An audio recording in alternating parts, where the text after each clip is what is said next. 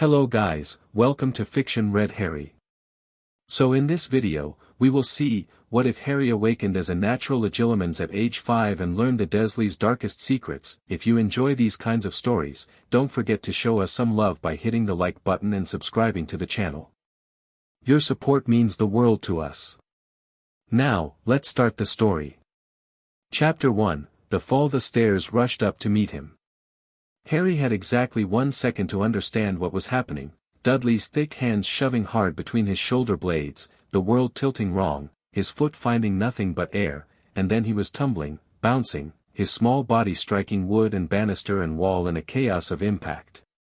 He hit the floor at the bottom like a discarded toy. Pain came first.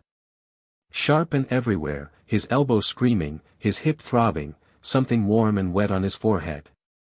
He lay crumpled against the wall where momentum had deposited him, lungs refusing to work, stars bursting across his vision.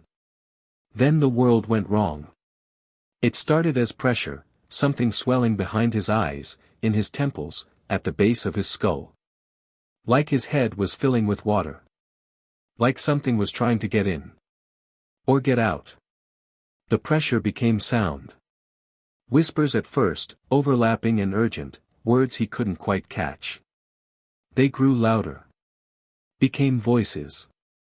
Became thoughts that weren't his own. Bloody hell, the freak better not be dead, can't explain that to the neighbors. What if someone heard? Just wanted him to stop looking at me with those creepy eyes. It's not my fault, it's not my fault. If there's blood on my clean floors I swear I'll. The boy probably fine, he's always fine. They're like cockroaches, you can't really. Why is he just lying there? Get up, you're scaring. Harry screamed. The voices crashed through him, wave after wave, 3 minds pouring their contents into his unprepared skull. He felt Vernon's indignation curdling into fear. He felt Dudley's guilt shape-shifting into defensive rage. He felt Petunia's irritation masking something colder, darker, a satisfaction she wouldn't admit to herself. He felt it all, and it was too much, far too much. Stop, he whimpered, hands clamping over his ears, but the voices weren't coming from outside. Stop, what's wrong with him? Vernon's actual voice cut through the mental noise, and Harry felt the echo of it, the same words repeating in thought a half-second before or after the speech. What's he playing at? If he's faking, I'll give him something real to cry about, Harry. Petunia's voice, sharp with something that could have been concern but wasn't, quite. Get up this instant. Why won't he stop making that sound? Someone will hear, someone will. The freak is ruining everything as usual. Harry curled into himself, trying to make himself smaller, trying to find some position where the thoughts wouldn't reach him. It didn't help. He could feel them pressing against his mind like fingers poking at a bruise. Dudley stood at the top of the stairs, his piggy face pale. Harry looked up at him and suddenly he was inside, seeing through Dudley's eyes, the crumpled figure below looking broken and weird, hands over his ears, making sounds like a stepped-on cat. Fear, but not sympathy. Fear of consequences. Dad's going to be so mad if Harry tells, he'll take away my second telly. I should have waited until no one was watching. Stupid, I didn't push him, Dudley said. His mouth moved and his mind projected the same words, but underneath, Harry felt the truth pulsing like a heartbeat. I pushed him and I don't care, he deserved it. Of course you didn't, Diddykins. Petunia's response was automatic, but her thoughts betrayed her. Boy probably tripped over his own feet, clumsy useless thing. Even if Dudley did push him, it's not as though. Harry squeezed his eyes shut. It didn't stop the voices. Vernon's heavy footsteps approached. Harry felt the impact of each step through the floor, but more than that, he felt Vernon's mind getting closer, the thoughts growing louder, more detailed, harder to escape. He could sense the shape of his uncle's emotions, annoyance and contempt, yes, but underneath, something that surprised him. Fear. Vernon Dursley was afraid of his 5-year-old nephew. The thought was wrapped in layers of denial and redirected rage, but Harry could feel it squirming at the core of Vernon's mind like something shameful. Fear of the boy's strangeness. Fear of what he might become. Fear of what had happened to his sister-in-law, and whether it might be contagious. Freak just like her, those eyes, the way he looks at you sometimes, it's not natural, got to stamp it out, got to make him normal. Vernon's meaty hand closed around Harry's arm and hauled him upright. The contact was like being struck by lightning. Suddenly Harry wasn't just hearing Vernon's surface thoughts, he was drowning in them. Images slammed through his mind. Vernon as a young man, sweating through a job interview, desperate to prove himself. Vernon meeting Petunia, grateful that someone finally thought he was impressive. Vernon the first time he'd seen Lily Potter do magic, the twist of fear and hatred that had never really gone away. And something else. Something Vernon kept carefully boxed away, examined only in the dark hours of the night. Numbers. Columns of figures. Money moving from one place to another. Harry didn't understand what he was seeing. He was 5 years old, but he felt the weight of it. The secrecy. The constant, gnawing fear of discovery. Vernon Dursley was stealing from someone, and he was terrified of being caught. The realization cut through the chaos like a blade. Harry latched onto it, onto the clarity of knowing something true, and suddenly the voices receded slightly. Still present, still pressing, but no longer drowning him. He opened his eyes. Vernon was staring down at him, that familiar expression of disgust twisting his mustache. But Harry saw it differently now. He saw the fear underneath. The smallness hiding behind the bluster. "Well?" Vernon demanded. "What have you got to say for yourself, boy?" Harry's mouth opened, closed. What could he say? "I can hear your thoughts. I know what you're stealing. I know you're afraid of me." Even at 5, he understood that would be a terrible mistake. "I fell," he whispered. "Damn right you fell." Clumsy little, Vernon cut himself off, glancing toward the kitchen where Petunia was hovering. "Get to your cupboard. No supper tonight." Harry didn't argue. He pulled free of Vernon's grip, feeling the brief flare of his uncle's surprise that he'd let go so easily, and stumbled toward the cupboard under the stairs. Every step took him slightly further from the Dursleys, and with every step, the mental noise decreased fractionally. He opened the cupboard door and crawled inside. The relief was immediate. The small space, enclosed on all sides by walls and coats and forgotten junk, muffled the thoughts from outside. They were still there, still audible if he focused, but no longer overwhelming. Harry curled up on his thin mattress, pulled his blanket over his head, and tried to breathe. His hands were shaking. His whole body was shaking. What was happening to him? The Dursleys had always called him a freak. He'd never really understood why. He couldn't remember doing anything particularly freakish, though sometimes strange things seemed to happen around him. A teacher's wig turning blue. A boring book at school suddenly becoming interesting. Somehow ending up on the school roof when Dudley and his gang were chasing him. But this was different. This was hearing thoughts. This was looking at someone and suddenly knowing their secrets. This was power. The word surfaced in Harry's mind and lodged there. He wasn't sure where it came from, possibly from one of the minds he'd accidentally touched, but it felt right. What had happened on the stairs was terrifying, but it was also. He'd seen inside Vernon's head. He'd seen the fear. For the first time in his life, Harry had seen his uncle as something other than an all-powerful tyrant. Vernon Dursley was just a man. A scared man, with secrets he desperately wanted to keep hidden. Harry pressed his hands against his temples, trying to process. His head still ached. The voices were still there, murmuring at the edges of his awareness. But his mind was starting to settle, to adapt. He focused on the closest presence, Petunia, moving around in the kitchen just above him. At first there was nothing but vague emotional impressions, irritation, worry, that cold satisfaction she kept denying. But as he concentrated, words began to emerge from the murk. "Never should have taken him in, Dumbledore's letter said we had no choice, but there's always a choice, should have left him on a doorstep somewhere, let someone else deal with the freak." Harry's breath caught. Dumbledore's letter. He didn't know who Dumbledore was, but the name carried weight in Petunia's mind. She feared it. Resented it. The letter, whatever it had contained, was the reason Harry lived in a cupboard at number 4, Privet Drive. He pushed deeper, chasing the memory. It came in fragments. A cold November morning.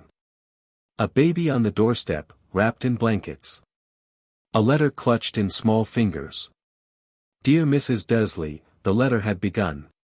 Harry couldn't see the whole thing through Petunia's jumbled recollections, but pieces emerged. Your sister Lily and her husband James, murdered, dark wizard, only you can protect him now, ancient magic, blood protection, must stay with family. Murdered. His parents had been murdered. Harry lay very still in the darkness of his cupboard. All his life, he'd been told his parents died in a car crash. Drunks, the Dursleys said. Good-for-nothings. Got what they deserved. Murdered by a dark wizard. He didn't know what a wizard was, but he knew the Dursleys had lied. About everything, apparently. The knowledge should have been devastating. In a way, it was. His parents hadn't been drunks or criminals or any of the other things the Dursleys implied. They'd been murdered. Someone had killed them.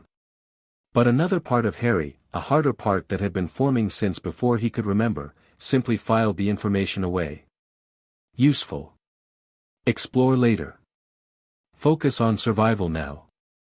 He had so many questions. Who killed his parents? Why? What was a dark wizard? What was this, blood protection, the letter mentioned? What else were the Dursleys hiding? But he couldn't ask those questions. Not yet.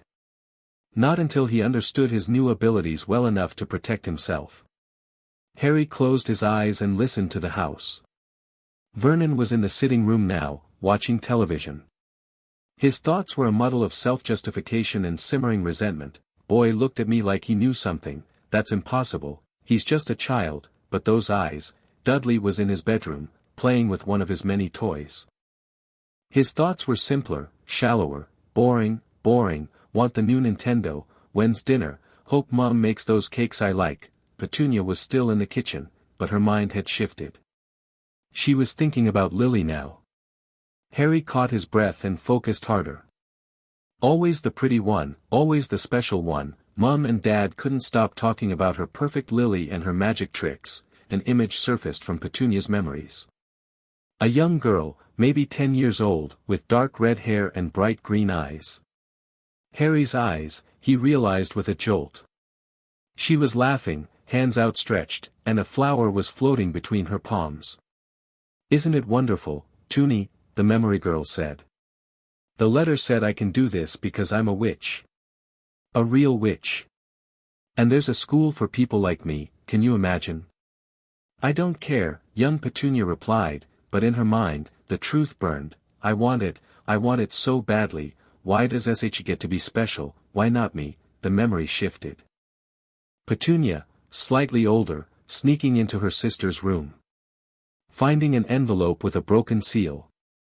Reading a letter that wasn't meant for her. Dear Miss Evans, we are delighted to inform you that you have been accepted to Hogwarts School of Witchcraft and Wizardry. Another shift. Petunia at a writing desk, hand shaking as she penned her own letter. Dear Headmaster Dumbledore, I know I'm not a witch like my sister, but I wondered if perhaps there might be some way, if I studied very hard, if there was ever an exception. Please, I want to come too, I want to be special too. The reply had come quickly. Polite. Regretful. Final. Dear Miss Petunia, I am sorry to say that Hogwarts is only for those born with magical abilities. Harry withdrew from the memory, shaken. Petunia had wanted to be magical. She'd begged for it. And when she was rejected, when she was told she could never have what her sister had been given. The hatred made a horrible kind of sense now. Harry lay in his cupboard, surrounded by darkness and the muffled hum of his relatives' minds, and tried to fit the pieces together. His mother had been a witch. His father, presumably, had been a wizard. They'd been murdered by a dark wizard when Harry was a baby. Someone named Dumbledore had placed Harry with the Dursleys for protection, and the Dursleys had hated him for it ever since. And Harry himself was, what? He could hear thoughts. He'd always been able to do strange things. Maybe he was a wizard too. The word felt strange, applied to himself. But it was better than freak. Over the next several hours, Harry experimented. He discovered that distance mattered. The farther away someone was, the harder it was to hear them. The walls of his cupboard helped muffle things, but didn't block them entirely. Direct eye contact made the connection stronger. So did touch. He discovered that emotions were easier to read than specific thoughts. He could tell that Petunia was angry without focusing, but to catch her actual words, he had to concentrate. He discovered that some minds were harder to access than others. Vernon's thoughts came through clearly, probably because his emotions were always so strong. Dudley was almost too easy, his mind was like a shallow pool, everything visible at a glance. Petunia was more complicated, her surface thoughts often contradicting the feelings underneath. He discovered that pushing too hard gave him a headache. There seemed to be a limit to how much information he could absorb at once. Most importantly, he discovered that he could control it. The thoughts didn't have to overwhelm him. He could push them back, build walls against them. It took practice. A lot of practice, there in the dark of his cupboard while the Dursleys went about their evening. But by the time the house fell silent and the adults went to bed, Harry had achieved something like equilibrium. He could still feel the three minds around him, sleeping now, their thoughts fragmented and strange, but they weren't crushing him anymore. For the first time since the fall, he felt something other than fear. He felt curious. The house was silent. The Dursleys were asleep. Harry eased open his cupboard door. The hallway was dark, but a little moonlight filtered through the frosted glass of the front door. Harry crept out on silent feet, he'd learned long ago how to move without making sound, and stood in the entryway, listening with his strange new sense. Upstairs, Vernon and Petunia slept in their bedroom. Vernon's dreams were a jumbled mess of work anxiety and half-remembered frustrations. Petunia's mind was quieter, sunk into the deeper waters of sleep. Harry climbed the stairs. He moved carefully, avoiding the steps he knew creaked. At the top, he paused outside the master bedroom door. The proximity intensified the connection, and he could feel Vernon's sleeping mind more clearly now. Dreams, he was learning, were different from waking thoughts. Less controlled. More honest. Vernon was dreaming about money. Harry closed his eyes and focused. The dream came through in fragments, Vernon at his desk at Gringotts, the drill company where he worked. Papers spread before him. Columns of numbers. A sense of sick, thrilling guilt.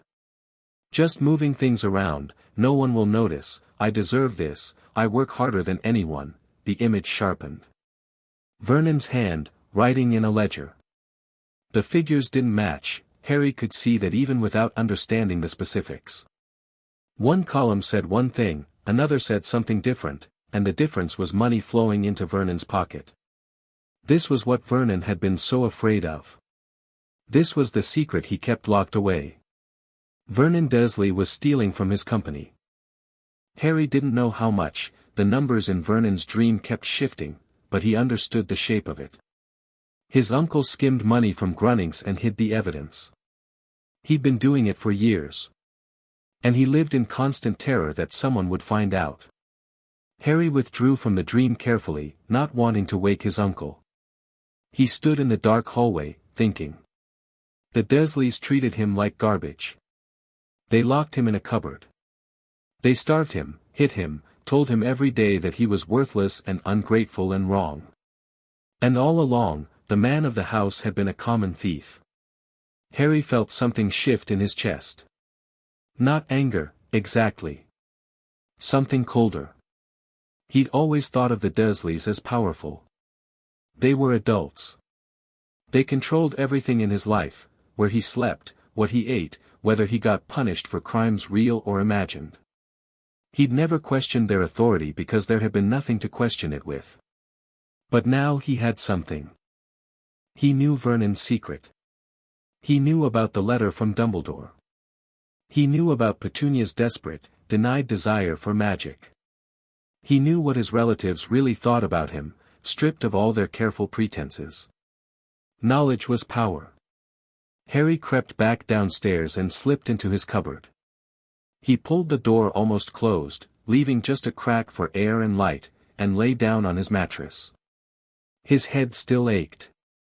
His body still throbbed from the fall. But his mind was clearer than it had ever been. The Dursleys thought they owned him.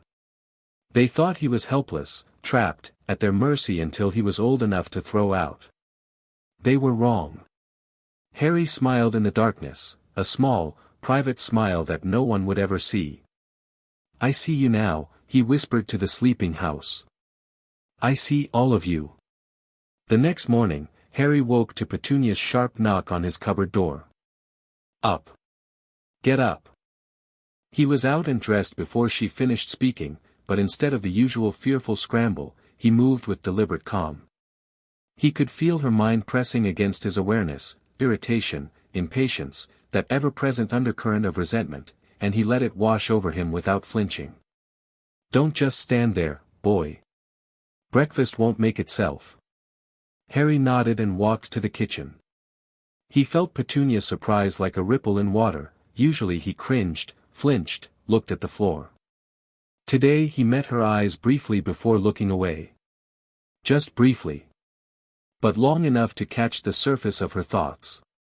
"Something different about him today. He looks, no, that's ridiculous, he's just a child, what could possibly, those eyes though, just like her." Harry began preparing breakfast. Bacon in the pan, eggs cracked into a bowl, toast sliced and ready. His hands remembered the routine, but his mind was elsewhere. Vernon came downstairs in a rush, already running late. He grabbed a piece of toast without looking at Harry, muttered something to Petunia about a meeting, and headed for the door. "Uncle Vernon." The words were out before Harry could stop them. Vernon froze, hand on the door handle. He turned slowly, his face already reddening. "What did you say?" Harry felt the spike of Vernon's thoughts, anger, yes, but also that familiar undercurrent of fear. The boy didn't usually speak unless spoken to. The boy certainly didn't address Vernon directly. "Have a good day at work," Harry said quietly. It was perfectly innocent. The kind of thing any child might say. But Vernon's face went from red to white in an instant. Because underneath the innocent words, both of them could hear the echo, "I know what you do at work." Harry didn't say that. He didn't even imply it, not really. But something in his eyes, something in his voice. Vernon left without another word. Petunia stared at Harry for a long moment. He could feel her trying to figure out what had just happened, why her husband had looked so shaken. "Stop gawping and finish the eggs," she finally said. "Dudley will be down any minute." Harry turned back to the stove. It was a small thing. A tiny shift in the balance of power. But it was a start. The next few weeks were an education. Harry went about his normal routine, cooking, cleaning, avoiding Dudley, staying out of sight, but everything was different now. Every interaction became an opportunity to learn. He learned the rhythms of each Dursley's mind. Vernon was loudest in the mornings, anxious about work, and quietest in the evenings when television dulled his thoughts. Petunia's mind was sharpest when she was cleaning, all her anxieties channeled into the ritual of scrubbing and polishing. Dudley barely thought at all in any focused way, his consciousness a stream of simple wants and immediate frustrations. He learned to distinguish between surface thoughts and deeper feelings. The surface was what people were thinking right now, moment to moment. Underneath were the emotions that drove those thoughts, fears, desires, memories, all the things people pretended not to feel. He learned that most people lied to themselves constantly. Vernon believed he was a good man unfairly burdened by his nephew. Petunia believed she was a victim of her sister's selfishness. Dudley believed he deserved everything he wanted because wanting it was enough. And Harry learned about himself. He wasn't just hearing thoughts, he was beginning to realize. He was reading minds. There was a word for it somewhere in Petunia's memories, buried under years of determined forgetting, legilimency. The magical art of navigating the mind. His mother had mentioned it once, apparently. Something about it being rare, difficult, dangerous. Petunia had barely been listening, she'd been too angry that Lily was sharing yet another magical secret she could never be part of. But Harry listened now, pulling fragments from that half-remembered conversation. Most wizards have to use a wand and a spell, Lily's voice echoed through Petunia's memory. But some people, very rare, are born with the ability. They call them natural Legilimens.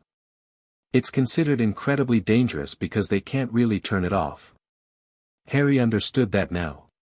The constant pressure of other minds, always pushing at his awareness.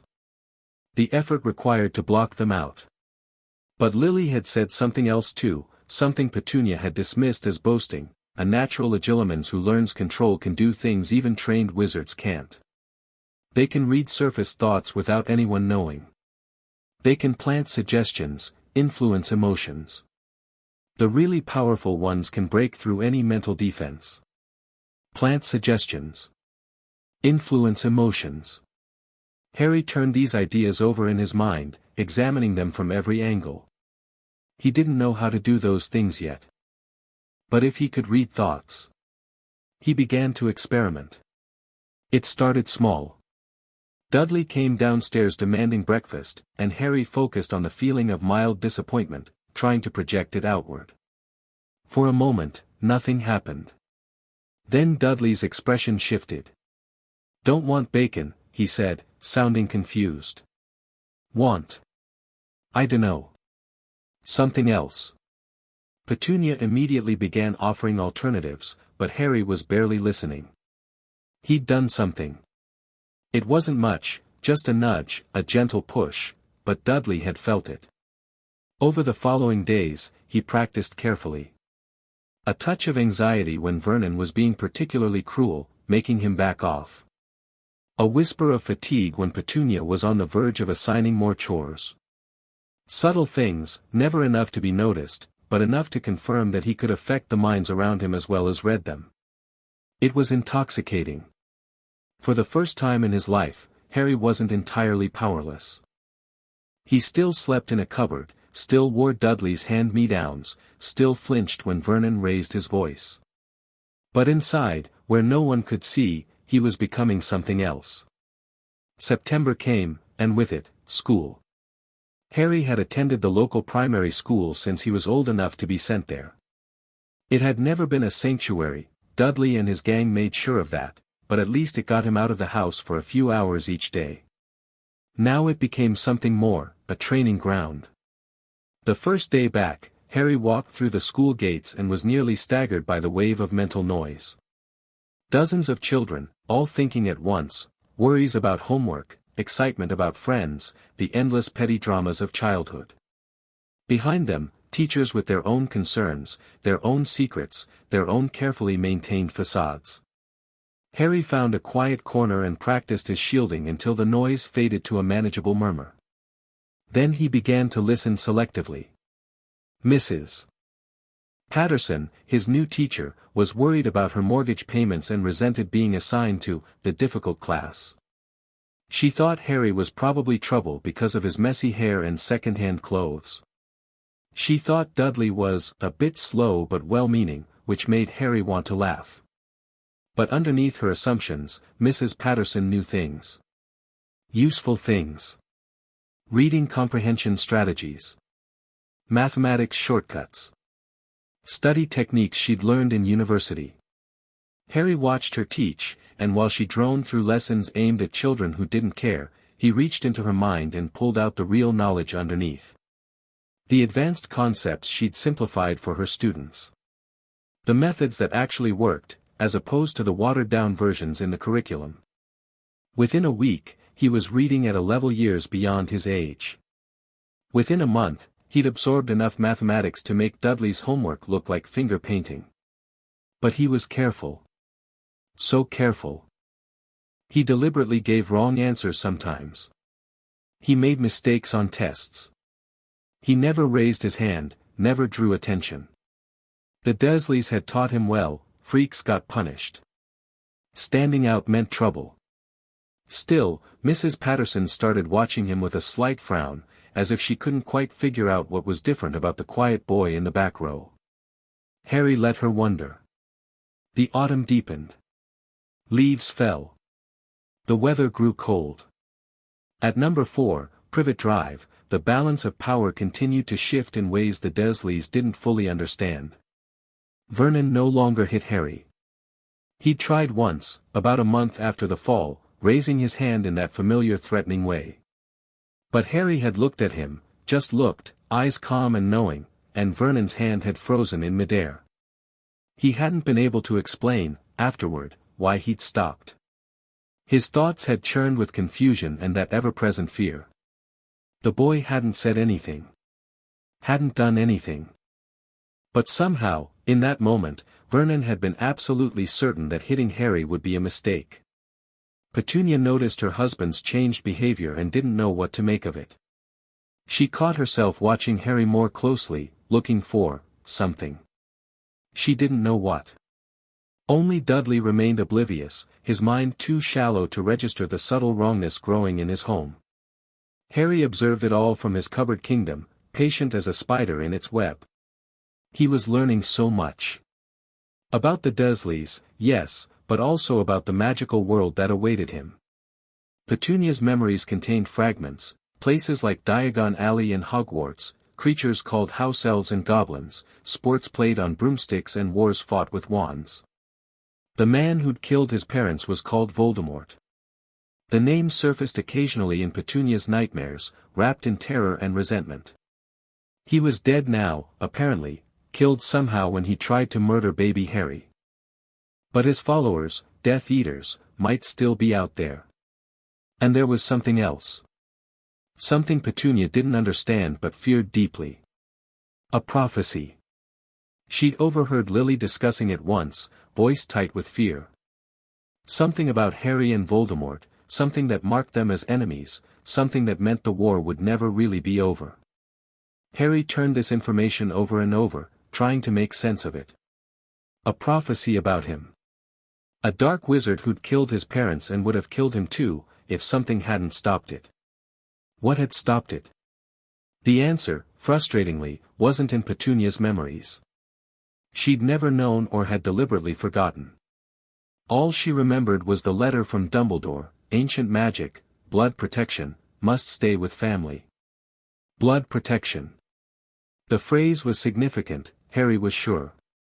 It connected somehow to why he was at Privet Drive, why Dumbledore had insisted he be raised by relatives who hated him. But the specifics remained maddeningly unclear. No matter. He had time. Years, probably, before whoever this Dumbledore was decided Harry was old enough for the magical world. Years to learn, to practice, to prepare.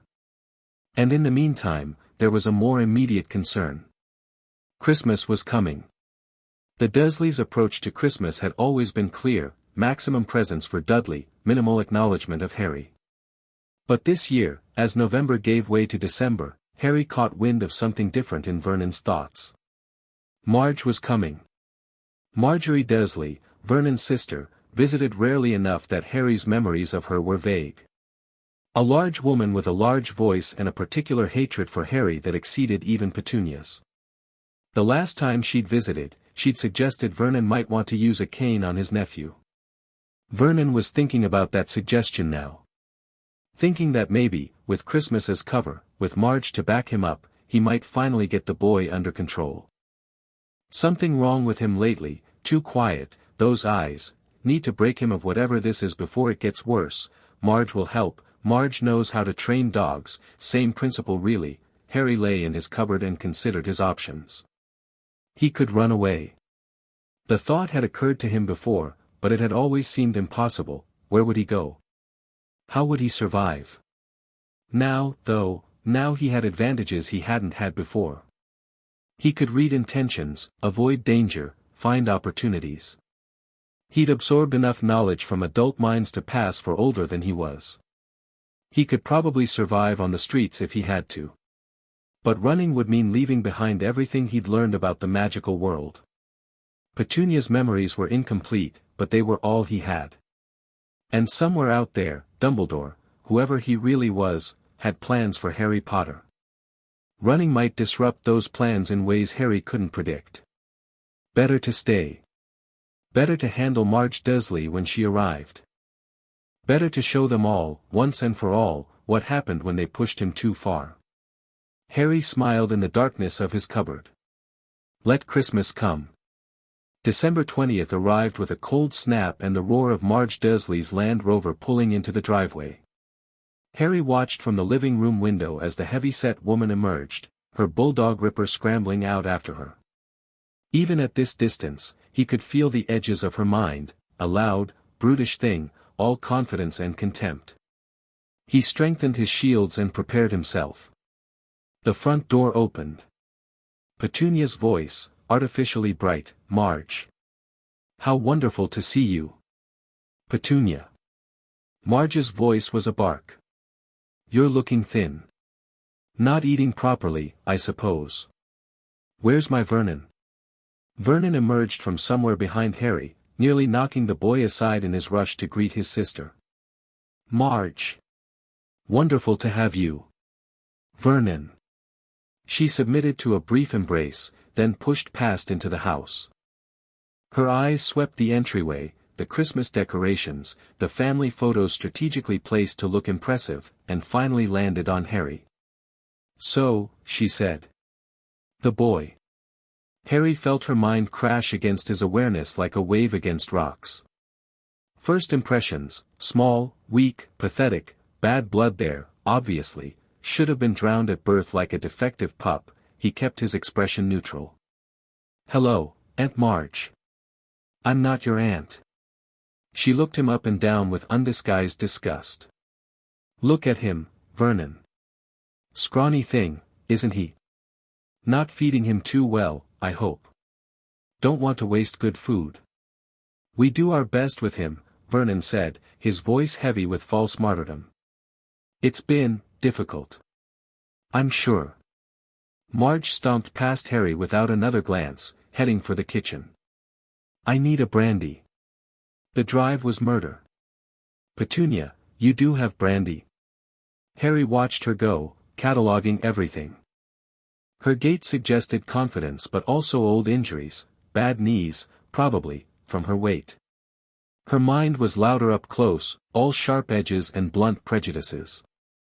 She thought of herself as a shrewd judge of character, when in reality she simply assumed the worst of everyone and felt vindicated whenever evidence confirmed it. Ripper, the bulldog, waddled after his mistress, but paused to snarl at Harry. Harry met the dog's eyes. He'd never tried to read an animal before. He reached out tentatively and found, not thoughts, exactly, but something simpler. Emotions. Instincts. A basic picture of the world, master, pack, threat, food, territory. Harry wasn't a threat, the dog's instinct said. He was small. He was prey. Gently, carefully, Harry pushed against those instincts. Not prey. Not pack. Not threat. Ignore. Ripper blinked, sneezed, and waddled past Harry as if he wasn't there. Harry filed the discovery away for later examination and followed the adults into the kitchen. Dinner that night was an exercise in endurance. Marge held forth on every topic under the sun, her dogs, her neighbors, the state of the country, the failure of modern youth. Every opinion was delivered as absolute fact. Every disagreement, not that anyone disagreed, was proof of foolishness. Harry sat at the end of the table, eating the meager portions he'd been allowed, and listened. Her mind was a gold mine, if you knew how to dig.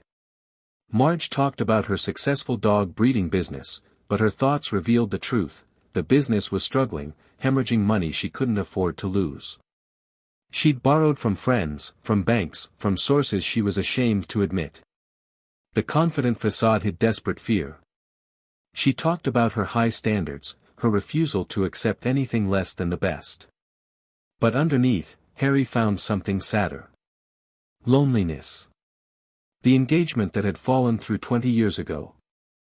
The realization that she'd built walls so high that no one could climb them, and now she sat alone in her fortress with only dogs for company. She talked about Harry's worthless parents, and there, finally, Harry found what he'd been looking for. Marge had met Lily once, briefly. The memory was buried deep, wrapped in resentment and deliberate distortion, but Harry teased it out piece by piece. A family gathering, years before Harry was born. Lily had come with Petunia and their parents, visiting the Dursley family. Young Marge had taken one look at the pretty, confident girl with her strange clothes and stranger manner, and hated her immediately.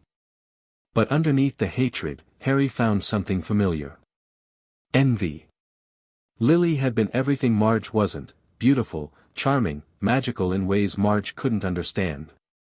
She'd walked into the Dursley house like she owned it, and everyone had gravitated toward her, leaving Marge standing alone with her dogs. Just like Petunia, Marge had wanted what Lily had. And just like Petunia, she transformed that wanting into hatred.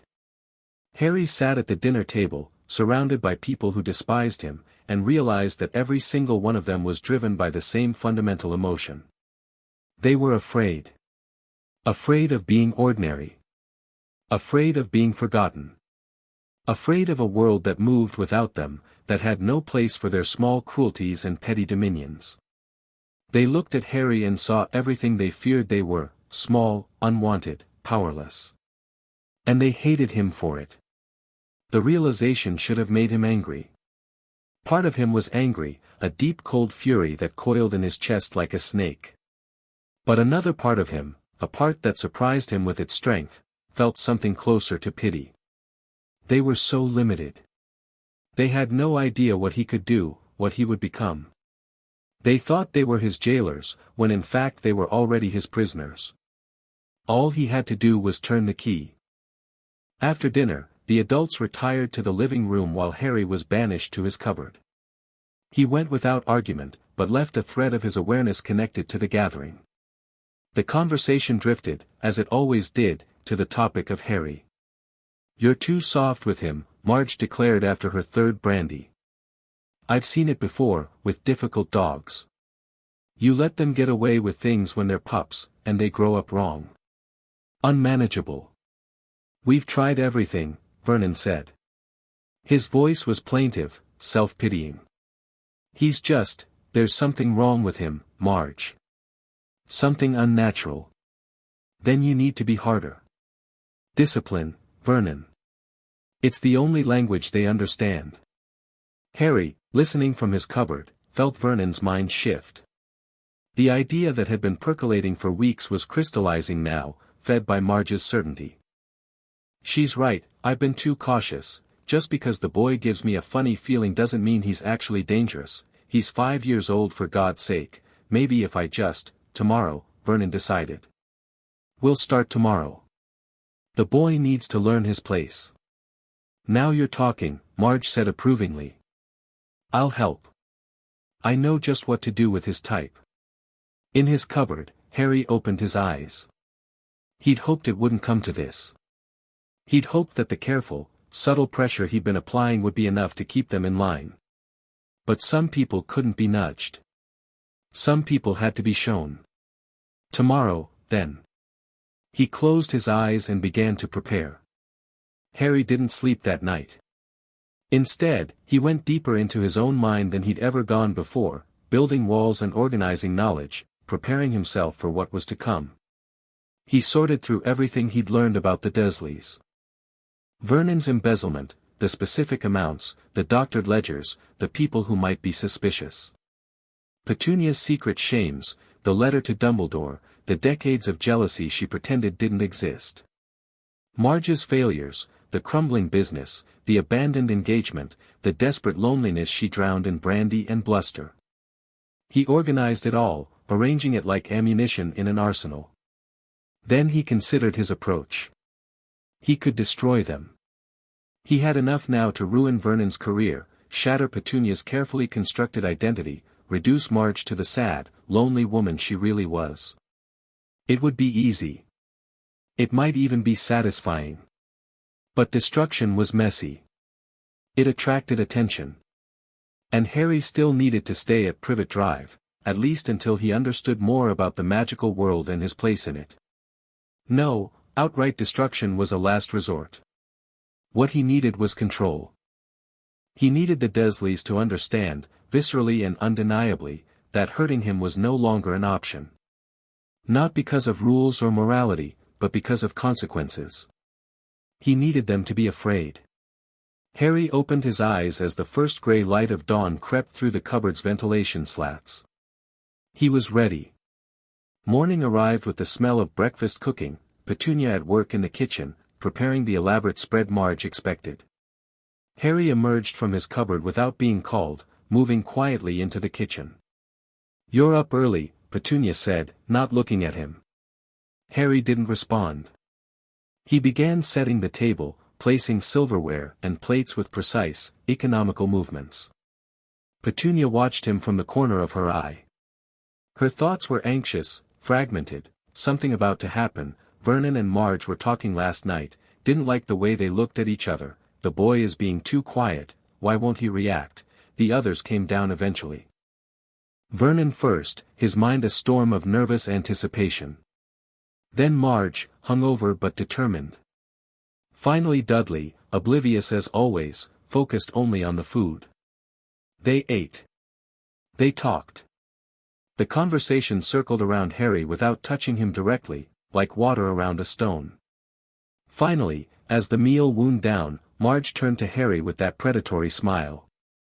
"So, boy. I hear you've been causing problems." Harry looked at her directly. "Have I, Aunt Marge?" "Don't call me that." She leaned forward. "Your uncle tells me you've been getting above yourself lately. Looking at people wrong. Speaking out of turn. I didn't mean to, don't interrupt." Her voice cracked like a whip. "This is exactly what I mean. No discipline. No respect. Well, that changes today." She stood, and so did Vernon. The two of them loomed over Harry, presenting a united front. "We're going to have a little chat," Marge continued. "About what happens to ungrateful little boys who don't know their place." Harry could feel their emotions washing over him, Marge's righteous cruelty, Vernon's nervous excitement, Petunia's uncomfortable anticipation. Dudley was watching with the eager attention of someone who expected entertainment. This was the moment. Harry stood up from his chair. He was so small compared to them, barely reaching Vernon's waist, but he met their eyes without flinching. "Before we chat," he said quietly, "there are some things you should know." Vernon's face reddened. "Now listen here, 3,427 pounds. Vernon stopped. His mouth hung open. "That's what you've stolen from Gringotts this year," Harry continued in the same quiet voice. "You've been doing it since 1981. The total is, quite large." The color drained from Vernon's face. Beside him, Petunia stared at her husband with dawning horror. "Vernon?" Her voice cracked. "What is he talking about?" The boy is lying, he can't possibly, the money goes into an account at Barclays," Harry continued. "Under a false name. You've been very clever about it. But there are discrepancies in the Gringotts records. Sooner or later, someone will notice." Vernon's mind was screaming now, a chaos of denial and terror and the desperate question, how does he know how? Harry turned to Marge. "Your breeding business is failing," he said. "You've borrowed £12,000 from Colonel Fubster, and you can't pay it back. If he calls in the debt, you'll lose everything." Marge's bulldog confidence evaporated. She stared at Harry as if seeing a stranger. "And Aunt Petunia?" Harry's voice softened slightly. "I know about the letter you wrote to Dumbledore when you were 11. I know you begged to go to Hogwarts with your sister. I know what you really feel, underneath all the anger." Petunia's hand flew to her mouth. Tears welled in her eyes, not from grief, but from the shock of exposure. Her deepest secret, the one she'd spent decades burying, laid bare by a 5-year-old boy. Harry looked at each of them in turn. "I know everything," he said simply. "I see everything. Every secret. Every lie. Every shameful thing you've ever done or thought about doing." Silence. Total, crystalline silence. Then Vernon lunged. Harry had been expecting it. He stepped back, and at the same moment, he pushed. Not physically. With his mind. He'd practiced subtle influences before, gentle nudges that slipped beneath awareness. This was different. This was a battering ram of pure fear, Vernon's own terror amplified and reflected back at him. Vernon stumbled. His reaching hands faltered. He stared at Harry with wide, uncomprehending eyes. "Don't," Harry said quietly. Vernon backed away. His legs hit his chair, and he sat down heavily. Marge was frozen, her mind a whirl of superstitious terror. The boy had he couldn't have, but she'd felt something cold and wrong, and suddenly every story about witches and demons she'd ever dismissed as nonsense seemed very, very real. Petunia stood with her hands still pressed against her face, tears tracking down her cheeks. She alone understood what was happening. Her sister had been a witch. The boy was a wizard. And he was so much more dangerous than she'd ever imagined. Harry looked at them all, the broken, frightened adults who had made his life miserable, and felt something unexpected. Not triumph. Not satisfaction. Weariness. They were just people. Small, scared people, driven by petty fears and smaller desires. He'd spent his whole life being afraid of them, and now he saw them clearly. And clarity was its own kind of loss.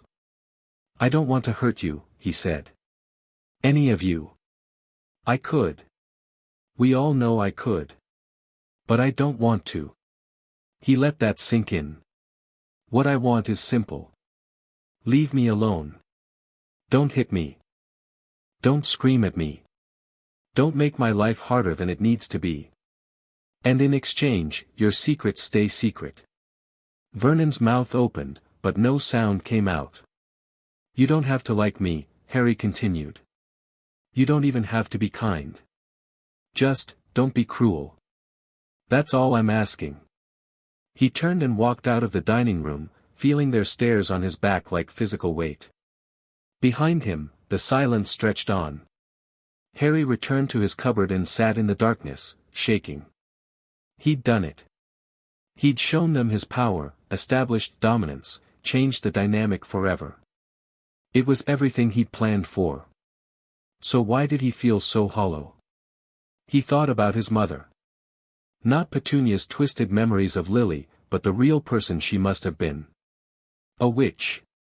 Someone who'd had powers like his, maybe even the same ability to read minds. Would she be proud of him? Or horrified? He didn't know. He couldn't know. Lily Potter was dead, murdered by a dark wizard, and all Harry had were scraps and fragments and second-hand memories. But he knew what he wanted her to feel. He wanted her to understand that he'd done what he had to do. That survival required hard choices. That power was the only protection in a world full of people who wanted to hurt you. And maybe, just maybe, she would have understood. Harry lay down on his thin mattress and listened to the house. The Dursleys were still in the dining room, talking in hushed, shaken voices. Their thoughts were chaos, but one theme emerged clearly: they were afraid of him now. It wasn't an ideal solution. Fear was brittle, it bred resentment and eventual rebellion. But it would hold for now. Long enough for Harry to grow, to learn, to prepare for whatever came next. The magical world was out there, waiting. Dumbledore was out there, with his plans and his prophecies and his mysterious blood protection. And somewhere in the shadows, the Death Eaters who had followed Voldemort might still be lurking. Harry had a lot of work to do. But for the first time in his life, he felt like he might actually be ready. That night, Harry crept out of his cupboard one more time. The house was silent. The Dursleys had retreated to their rooms early, seeking escape in sleep. Even Marge had gone to bed without her customary nightcap. Harry climbed the stairs and stood outside the master bedroom. Vernon's dreams were nightmares now, visions of police cars and courtrooms, of his secrets exposed, of Harry's eyes staring at him with cold knowledge. Petunia's sleep was restless, filled with memories of Lily. The old jealousy was still there, but something else was emerging alongside it. Something that might, in time, grow into acceptance. And in the guest room, Marge lay awake in the darkness, Ripper snoring at her feet. She was thinking about the boy. About what he'd said. About the terrifying moment when she'd felt something push against her mind. She was going to leave early in the morning, Harry realized. She was going to make an excuse and flee back to her kennel, and she wouldn't be coming back anytime soon.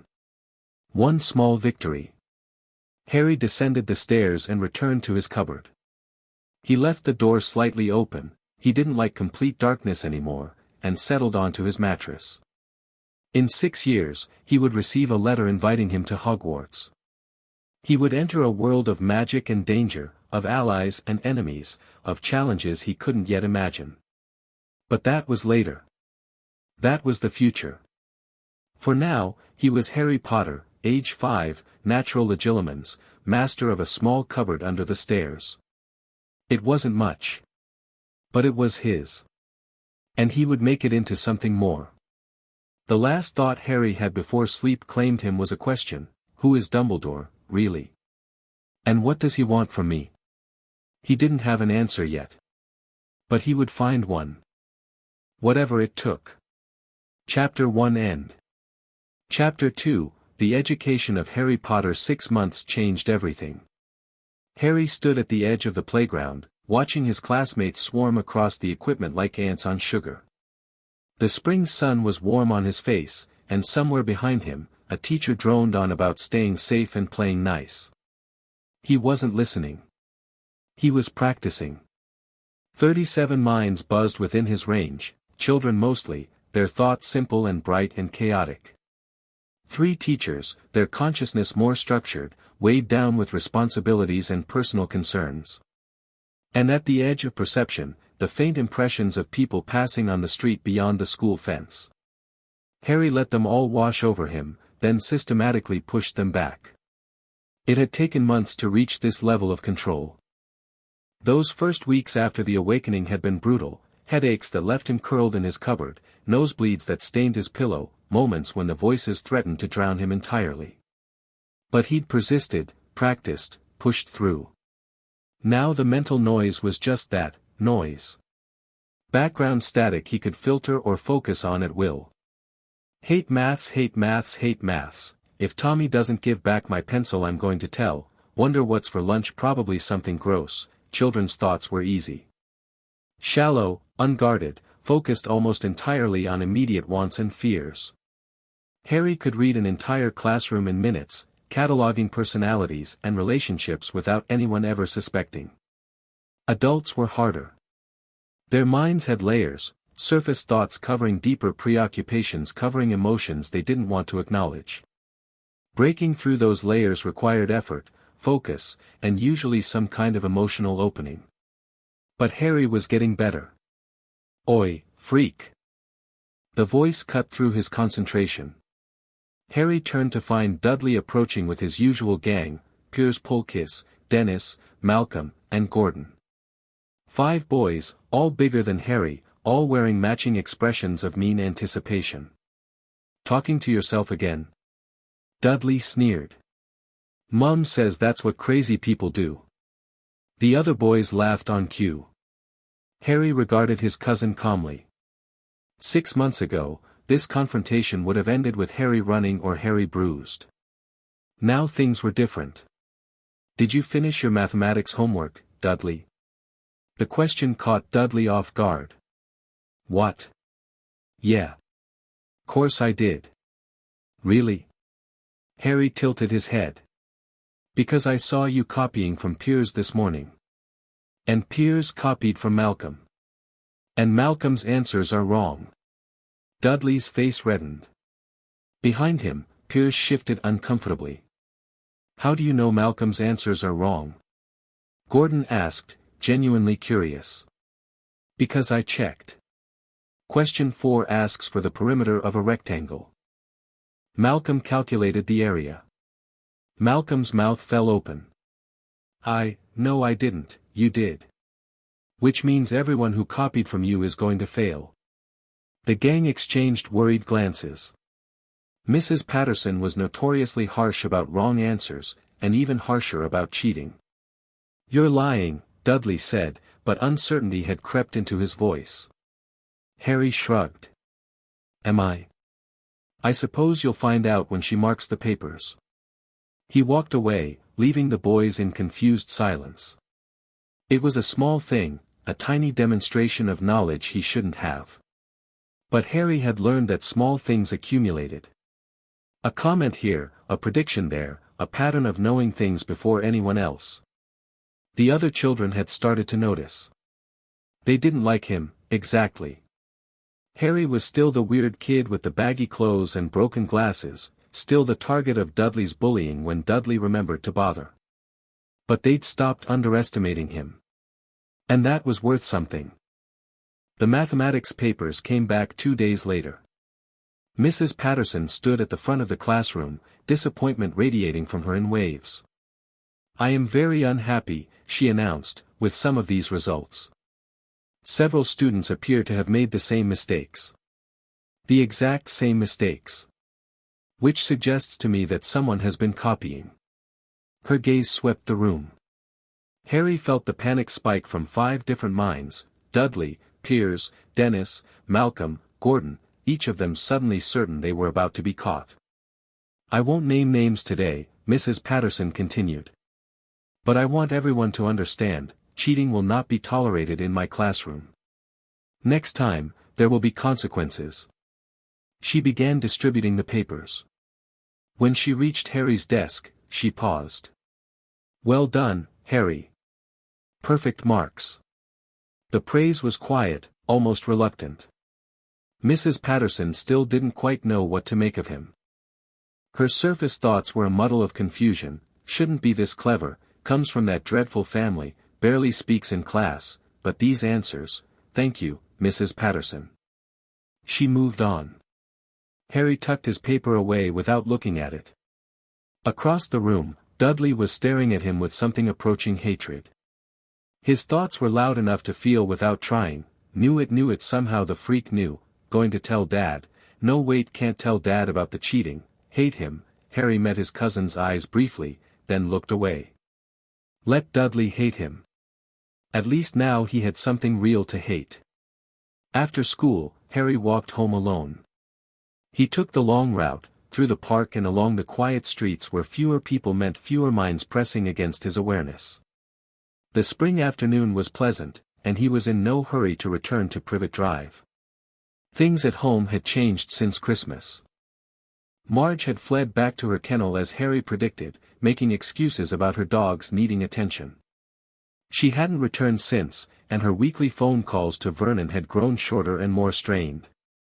In her absence, Vernon himself had become a different creature, quiet, watchful, flinching whenever Harry entered a room. It should have felt like victory. Instead, it felt like living with a ghost. Petunia was more complicated. The confrontation had cracked something open in her, and what emerged was strange and shifting. Some days she looked at Harry with the old contempt. Other days she stared at him like she was seeing someone else, her sister, perhaps, or the child she herself had never been. She'd started leaving food out for him. Not much, an extra sandwich, a piece of fruit, but more than he'd ever received before. She never mentioned it directly, and Harry never thanked her. But something between them had changed. Only Dudley remained constant, though even his bullying had grown more cautious. He no longer attacked Harry directly, preferring to operate through his gang when Harry was alone at school. Even that was becoming less frequent as the other boys picked up on the strange dynamic. Harry was no longer prey. He wasn't sure what he was instead. He reached number 4 just as the sun was beginning to set. The house looked exactly as it always did, painfully normal, aggressively ordinary, the perfect suburban mask hiding everything inside. Harry went in through the back door, as always. Petunia was in the kitchen, stirring something on the stove. Her mind was preoccupied, roast probably overdone, Vernon will complain, need to pick up Dudley's medication tomorrow, the boys home, wash up for dinner, she said without turning. It's almost ready. Harry paused. This was new, Petunia acknowledging his presence without hostility, giving instructions that assumed he'd be eating with the family rather than scrounging leftovers later.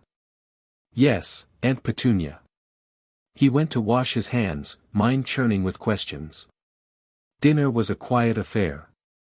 Vernon sat at the head of the table, eating mechanically, eyes fixed on his plate.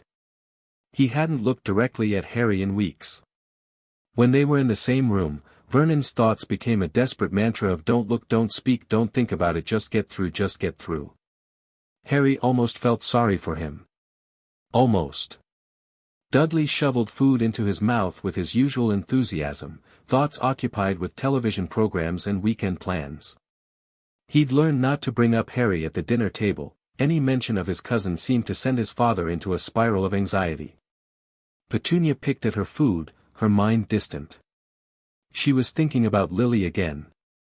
She did that more and more lately, memories surfacing unbidden at odd moments. Harry ate quietly, listening. Wonder if she's watching somehow, ridiculous, there's no such thing as ghosts, but the boy can read minds, so what do I know about what's possible? She'd hate what I've become, no, she'd understand, she always understood, that was the problem, she understood everything and I understood nothing. Harry looks like her when he's quiet like this. No, he looks like the father, James, with his messy hair and glasses. But the eyes, those are Lily's eyes. Harry looked up and caught Petunia watching him. For a moment, their eyes met, and he felt the full weight of her tangled emotions, guilt and grief and resentment and something that might have been longing, all wound together so tightly she probably couldn't separate them herself. Then she looked away. Finish your vegetables, Dudley, she said. The moment passed. That night, Harry lay in his cupboard and planned. 6 months of observation had given him a comprehensive picture of the Dursley household.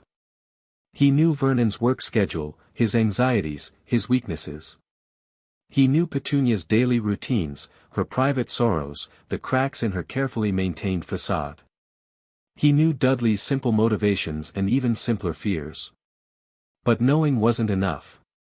He needed to understand. Why had Dumbledore placed him here? The letter Petunia remembered mentioned blood protection, but what did that mean? How did forcing a child to live with relatives who hated him provide any kind of protection? There had to be more to the story. More than Petunia knew or remembered. Harry closed his eyes and reached out with his mind, touching the sleeping consciousness of his aunt. Her dreams were easier to navigate than her waking thoughts. Less guarded, more honest. He'd been visiting them regularly, piecing together memories she'd forgotten or suppressed. Tonight, he went looking for Dumbledore. The dream shifted and reformed around him. Petunia was standing in the entrance hall of number 4, years younger, her face pale with shock. In her hands, she held a letter, thick parchment, green ink, an old-fashioned wax seal. Your sister Lily and her husband James were murdered last night by the dark wizard known as Lord Voldemort. The words swam across the page. Harry pushed deeper, trying to see the rest. Harry is the only survivor. By ancient magic tied to his mother's sacrifice, he carries a protection that can only be maintained while he lives with someone of Lily's blood. You are the only living relative who qualifies. The letter continued, but the memory grew fuzzy. Petunia hadn't read carefully, she'd been too upset, too angry, too overwhelmed by the baby crying on her doorstep. Harry searched for more context. He found fragments, Dumbledore's signature at the bottom of the letter. A postscript about someone named Hagrid who would check in occasionally.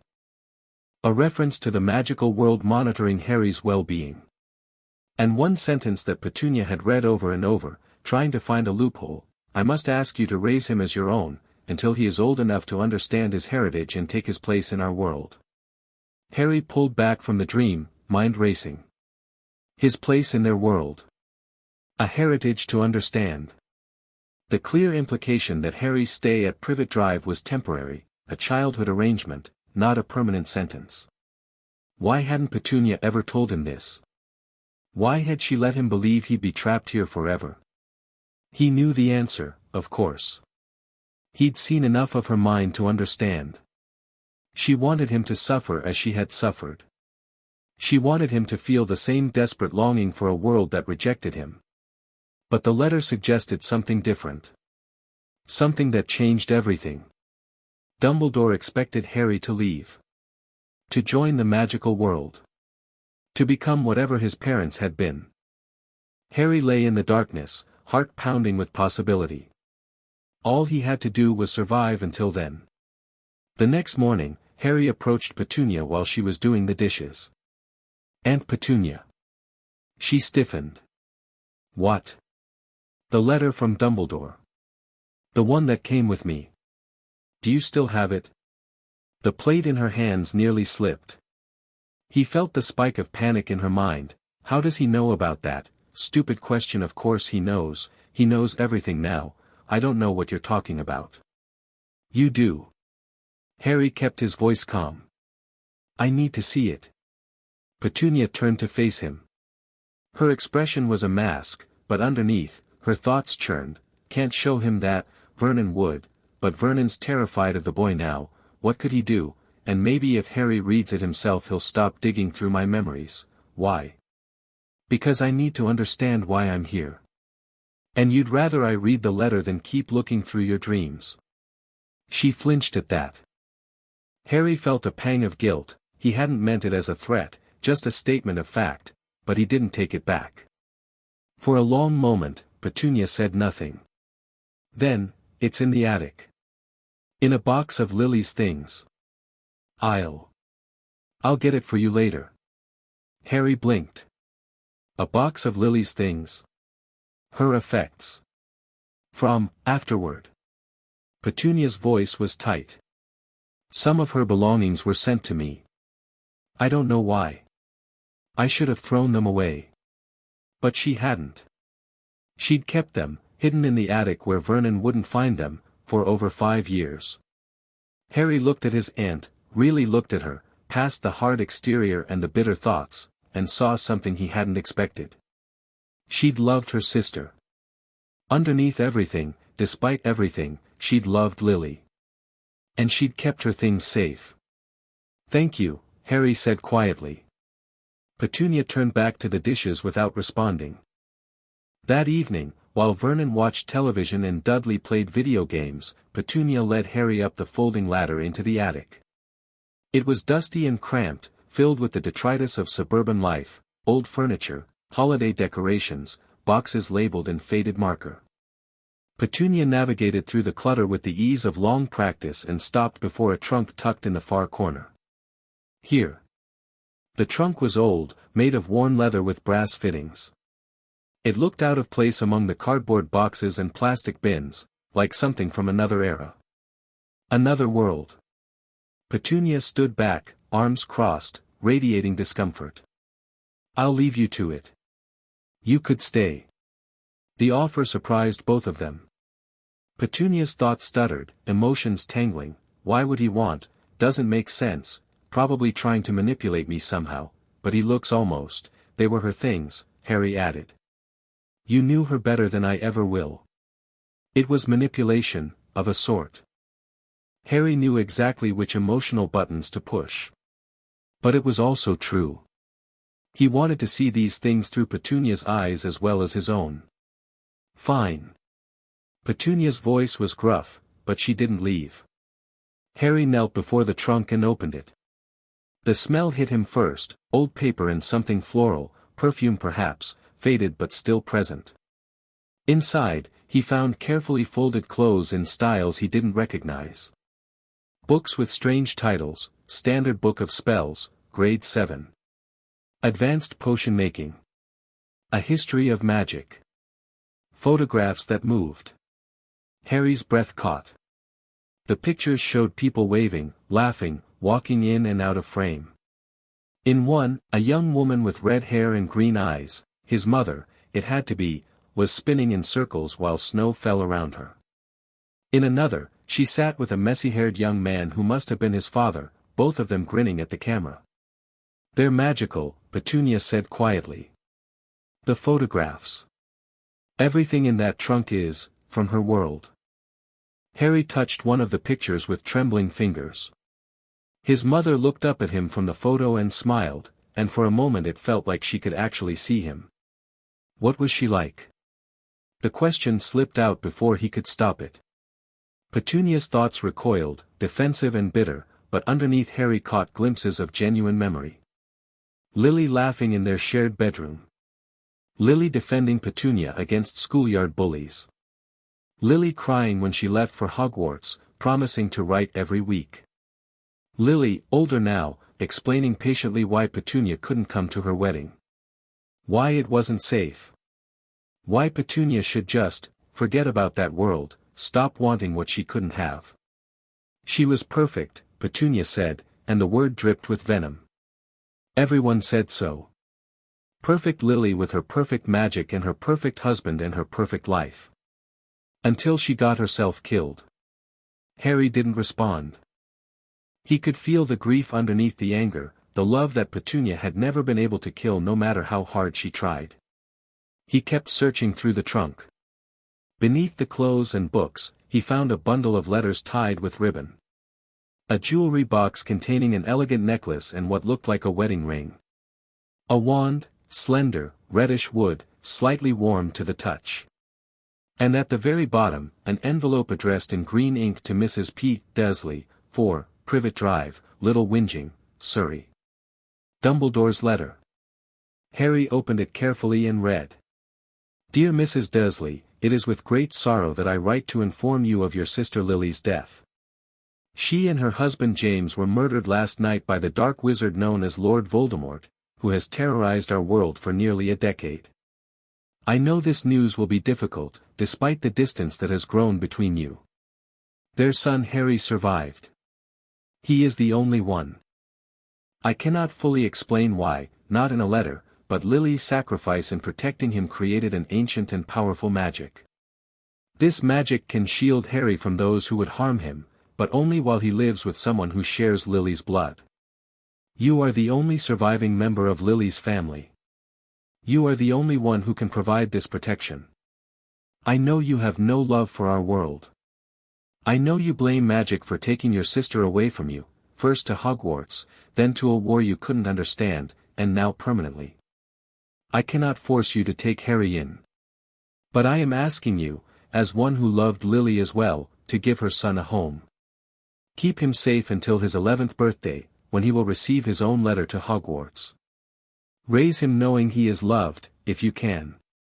Raise him in ignorance of his heritage, if you must. But raise him, I beg you. It is what Lily would have wanted.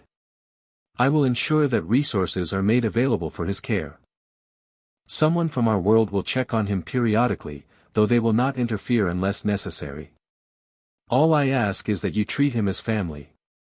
In profound gratitude, Albus Dumbledore Headmaster, Hogwarts School of Witchcraft and Wizardry. Harry read the letter twice, then a third time. Raise him knowing he is loved, if you can. Dumbledore had asked Petunia to love him. She'd refused. Raise him in ignorance of his heritage, if you must. She'd certainly done that. Harry had learned nothing of the magical world except what he'd stolen from her dreams. But raise him, I beg you. It is what Lily would have wanted. And here Harry was. Raised, after a fashion. Surviving, despite everything. He expected more from you, Harry said quietly. Petunia's face was pale. What? Dumbledore. He asked you to treat me as family. He wanted you to tell me about my parents, about magic, about everything. And you decided not to. You don't understand. Her voice cracked. You don't understand what it was like. Having to look at you every day, seeing her in your face.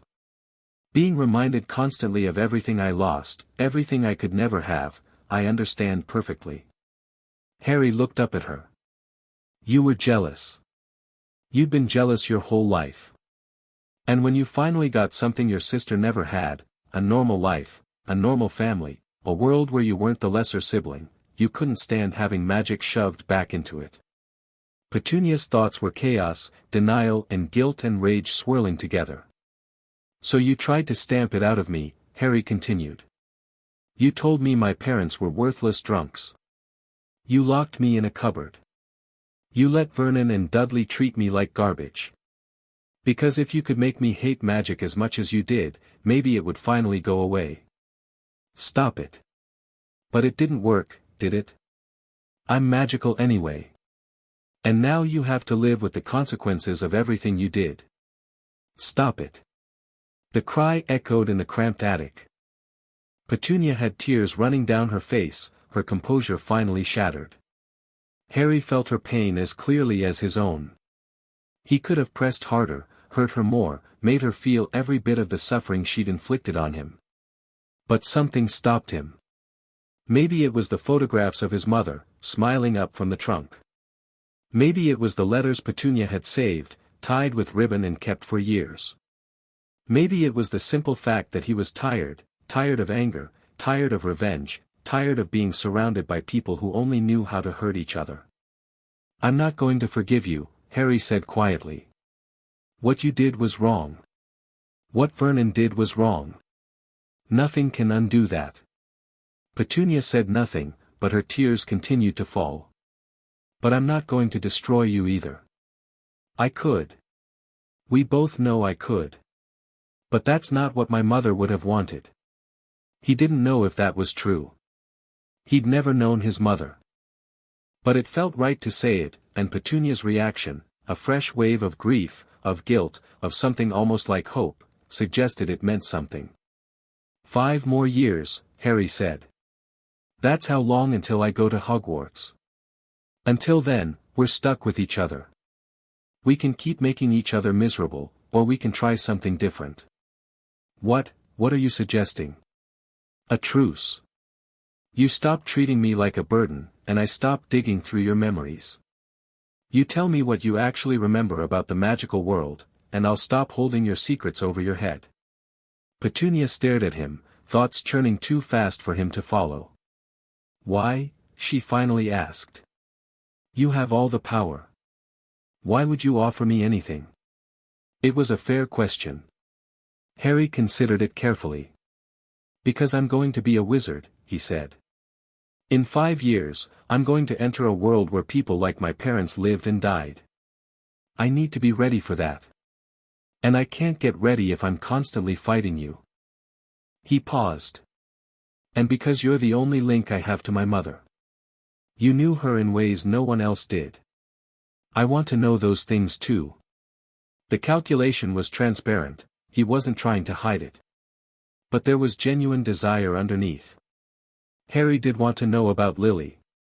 He wanted to understand the woman who died to save him, whose sacrifice still protected him, whose ghost haunted this family like an accusation. Petunia was silent for a long moment. Then, slowly, she nodded. 5 years, she said. And then you're gone. That's the deal. Petunia wiped her eyes with the back of her hand. When she spoke again, her voice was steadier. There are things I should probably tell you. About Lily. About that world. Things I remember, even though I tried to forget. I'd like to hear them. Not tonight. I need time to think.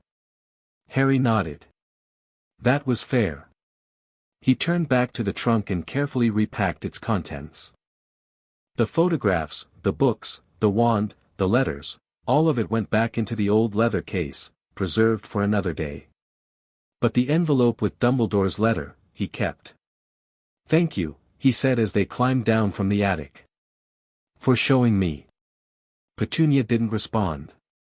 But her thoughts, for once, weren't hostile. It was a beginning. The weeks that followed were strange. The household dynamic shifted again, this time in ways that were less dramatic but more profound. Petunia started including Harry in family meals regularly. Vernon continued avoiding him but stopped the active hostility. Dudley, confused by his parents' changed behavior, settled into wary neutrality. And Petunia started talking. Not often, and not easily. She would approach Harry at odd moments, while he was doing chores, or reading in his cupboard, or sitting alone in the garden, and offer fragments of memory. Lily used to make the flowers bloom early. When we were girls.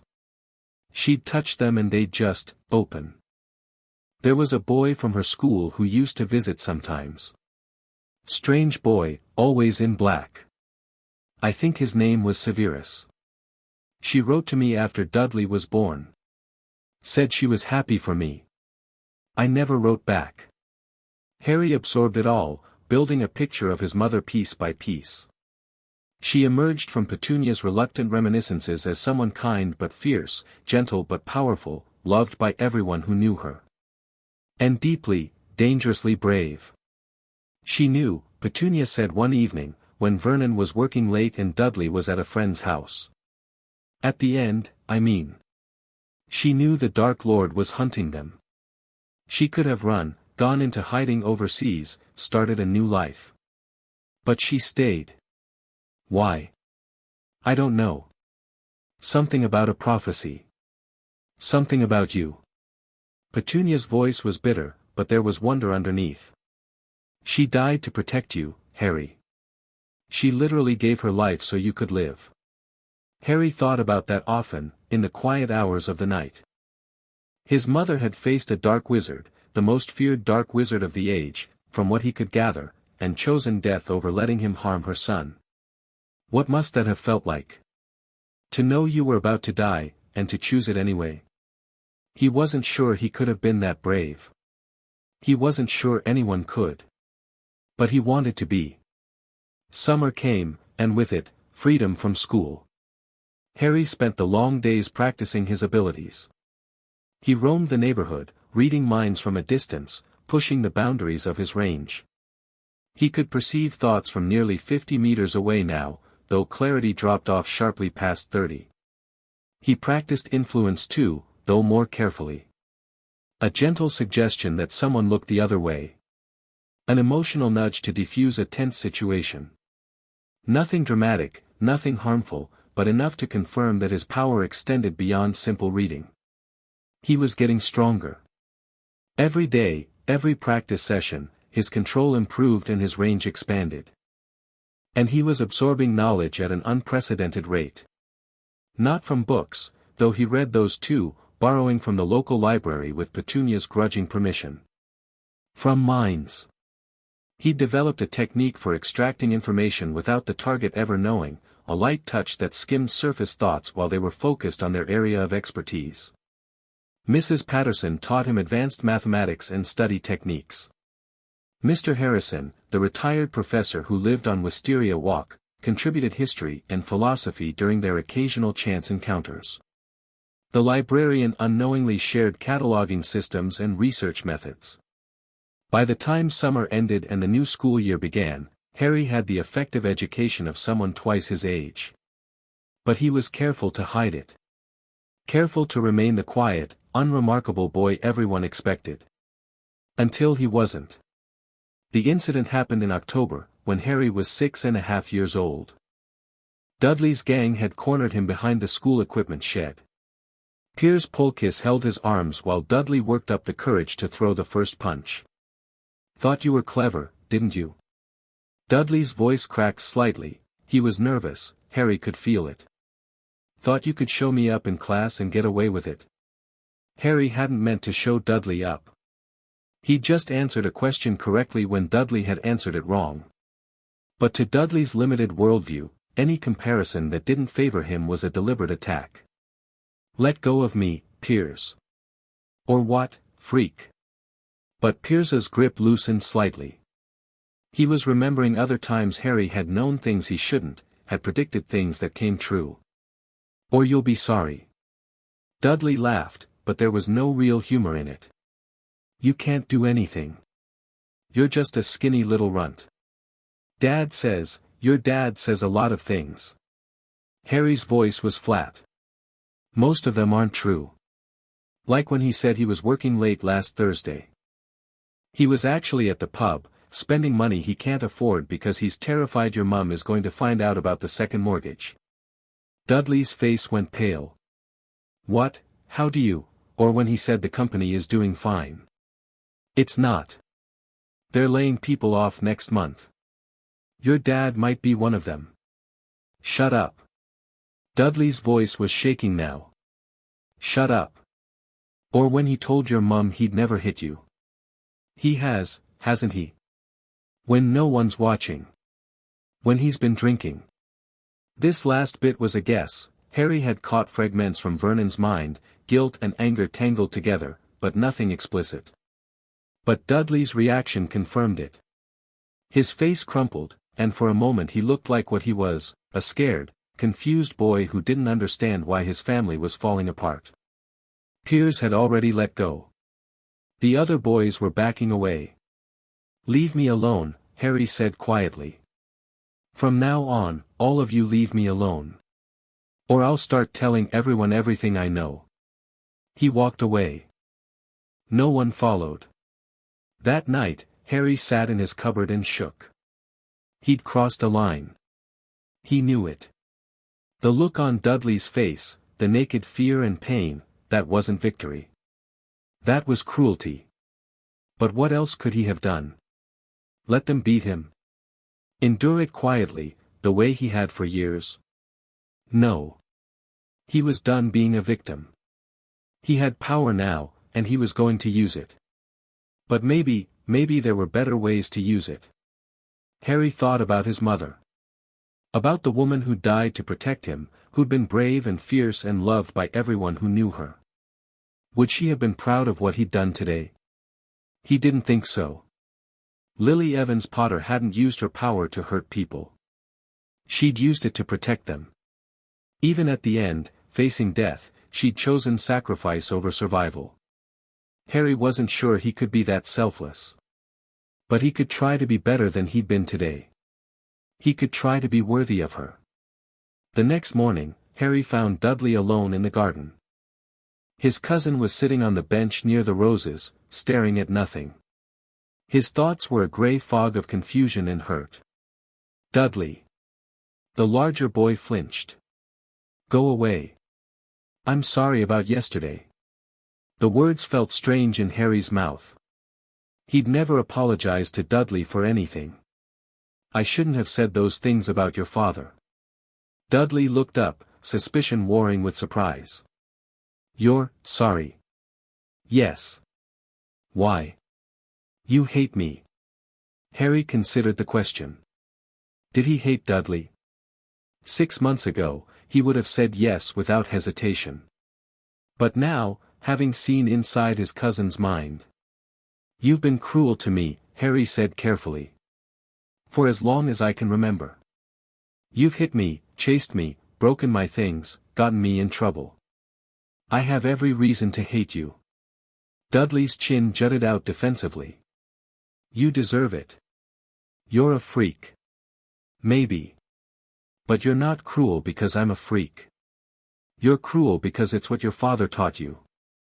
It's the only way you know how to deal with things you don't understand. Don't talk about my dad. I'm not attacking him. I'm just telling you what I see. Harry sat down on the bench, keeping distance between them. Your dad is scared. He's been scared for as long as you've been alive. Scared of losing his job, scared of looking weak, scared of magic because it reminds him of everything he can't control. And when he's scared, he gets angry. And he takes that anger out on the people around him. Dudley was silent. You're the same way, Harry continued. When something confuses you or frightens you, you get angry. You lash out. It makes you feel powerful for a minute, but then the fear comes back, and you have to do it again. Shut up. But there was no heat in it. I'm not going to be your punching bag anymore, Dudley. That's over. But I'm also not going to keep attacking you, as long as you leave me alone. Why should I? Because we're stuck with each other for the next 5 years. And because, believe it or not, I don't actually want to hurt you. Harry stood up. Your father isn't a bad person, he said quietly. He's just scared. Maybe, if things go right, he'll figure out how to stop being scared. Maybe you will too. He walked away, leaving Dudley alone with his thoughts. The truce with Dudley held. It wasn't friendship, Harry doubted they would ever be friends. But the active hostility faded, replaced by a kind of careful neutrality. Dudley stopped tormenting Harry at home, and gradually, his gang followed suit at school. Harry used the peace to continue his education. By his 7th birthday, he'd worked his way through most of the local library's collection. Mathematics, science, history, literature, he absorbed it all, building a foundation of knowledge that would serve him well in any world. But it was the magical knowledge that consumed him most. The trunk in the attic became his secret treasure. He'd visit it late at night, when the house was asleep, and pore over his mother's old textbooks. A history of magic gave him context, the rise and fall of dark wizards, the structure of magical government, the hidden world that existed alongside the mundane one. Standard Book of Spells showed him what was possible, even if he couldn't perform the spells himself yet. And the wand. Lily's wand was a mystery and a temptation. Harry had tried holding it, focusing on it, willing it to do something. Occasionally, very occasionally, he felt a response, a warmth, a faint tingle, but nothing visible ever happened. Petunia, when he asked, said that children couldn't do proper magic until they'd been trained. There was something called the Trace that monitored underage magic, and rules about not performing spells outside school. But natural abilities were different, apparently. Legilimency wasn't something you did with a wand. It was something you were. Harry wondered what else he might be. What other talents might be waiting to emerge. He practiced, and read, and waited. The autumn of Harry's 7th year brought an unexpected development. Vernon lost his job. Not due to layoffs, as Harry had once suggested, but because of the embezzlement. Someone at Grunnings had finally noticed the discrepancies in the accounts. An investigation had followed. Vernon had been quietly asked to resign rather than face criminal charges. The company wanted to avoid scandal, but the damage was done. Harry watched Vernon come home that evening, saw the defeat in the slump of his shoulders, felt the mixture of shame and terror radiating from his mind. It's over, all over, how will I tell Petunia, what will the neighbors think, my reputation, my career? Petunia took the news with remarkable composure. Harry, listening from his cupboard, felt her thoughts cycle through anger, fear, and finally a cold pragmatism. Knew this was coming, ever since the boy showed us what he knew. We have savings, we can manage for a while, need to find another job quickly, before anyone finds out why he really left. The household became tense in new ways. Vernon, stripped of his professional identity, retreated into sullen silence. He spent most days in the sitting room, staring at the television, thoughts circling endlessly around his failure. Harry might have felt vindicated. He'd known about the embezzlement for 2 years, had held it over Vernon's head as leverage. The man was finally facing consequences for his actions. But watching Vernon deteriorate, Harry felt something unexpected, pity. Vernon Dursley was a small man who tried to make himself feel big by stealing and bullying. Now that his empire of petty dominance was crumbling, there was nothing left underneath. No inner resources, no genuine strength, no real sense of self. It was pathetic. And Harry found he couldn't enjoy it. He needs help. Harry said it to Petunia one evening, while Vernon slumped in front of the television and Dudley played quietly in his room. Petunia's thoughts flickered with surprise. What? Uncle Vernon. He needs professional help. Counseling, maybe. He's falling apart. Why do you care? It was a fair question. Harry had spent most of his life being abused by Vernon Dursley. He had every right to enjoy watching the man suffer. I don't know, Harry admitted. But I've been in his head. I've seen what he's really like underneath all the bluster. He's not evil, Aunt Petunia. He's just broken. And broken things can sometimes be fixed. Petunia was quiet for a long moment. Her thoughts were complicated, anger at Vernon for putting them in this position, fear for the future, and something like wonder at the strange child sitting across from her. "You're not what I expected," she finally said. "When you were a baby, I thought you'd be like your mother. Charming everyone, making me feel ordinary by comparison. But you're not like that at all." "What am I like?" "You're careful. Thoughtful. You see things no one else sees, and you actually think about what to do with what you know." She shook her head. "It's unsettling." "I'm sorry." "No, you're not." But there was almost a smile on her face. I'll talk to Vernon. About getting help. No promises." "Thank you." Vernon started therapy in November. Harry had mixed feelings about it. On one hand, he genuinely hoped his uncle could become a better person. On the other hand, he knew that Vernon's problems ran deep, and a few sessions with a counselor weren't going to magically transform him. But it was a start. And in the Dursley household, starts were precious things. December arrived cold and grey. Harry was 7.5 years old, and stronger than he'd ever been. His range with Legilimency had extended to nearly 100 meters. He could read multiple minds simultaneously without strain. He could plant subtle suggestions with enough finesse that the target never realized they'd been influenced. And he'd discovered something new: he could see memories. It had happened by accident, during one of his late-night practice sessions. He'd been touching Petunia's dreaming mind, looking for more information about the magical world, when suddenly he'd gone deeper, past the surface, past the emotions, into the actual stored experiences of her life. He'd seen Lily as a child, laughing and spinning with flowers blooming around her. He'd seen Petunia receiving her rejection letter from Hogwarts, and the moment something had broken inside her. He'd seen the wedding Petunia hadn't been invited to, and the funeral she'd attended with dry eyes and a burning heart. The experience had left him shaken. He'd pulled back immediately, overwhelmed by the intensity of it. But the ability was there, waiting to be explored. It frightened him a little. Reading thoughts was one thing, everyone thought all the time, and catching some of those thoughts felt almost natural.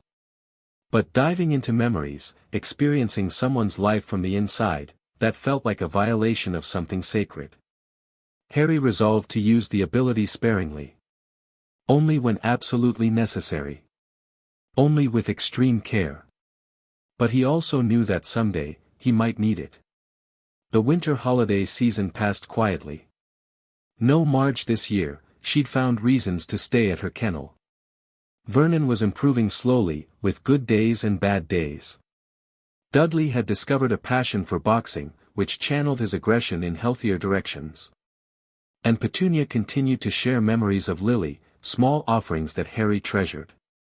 On Christmas morning, Harry found an unexpected package beside his cupboard door. Inside was a photograph, not a magical one, just an ordinary Muggle photograph, of Lily and Petunia as young girls, arms around each other, smiling at the camera. No note. Just the picture. Harry looked at it for a long time, memorizing every detail. His mother's eyes, his own eyes, bright with joy he'd never known. Petunia beside her, younger and softer than he'd ever seen, before jealousy and resentment had twisted her. They'd been sisters once. They'd been happy once. He added the photograph to his collection in the trunk, next to the letters and the wand and the moving pictures. Someday, he would know more about who his mother had been. Someday, he would understand the world that had shaped her and killed her. But for now, this was enough. Spring came, and with it, an unexpected visitor. Harry felt the mind before he saw the person, a presence at the edge of his range, sharp and disciplined and somehow familiar. Not anyone from the neighborhood. Not anyone he recognized. He was in the back garden, practicing levitation with a small stone.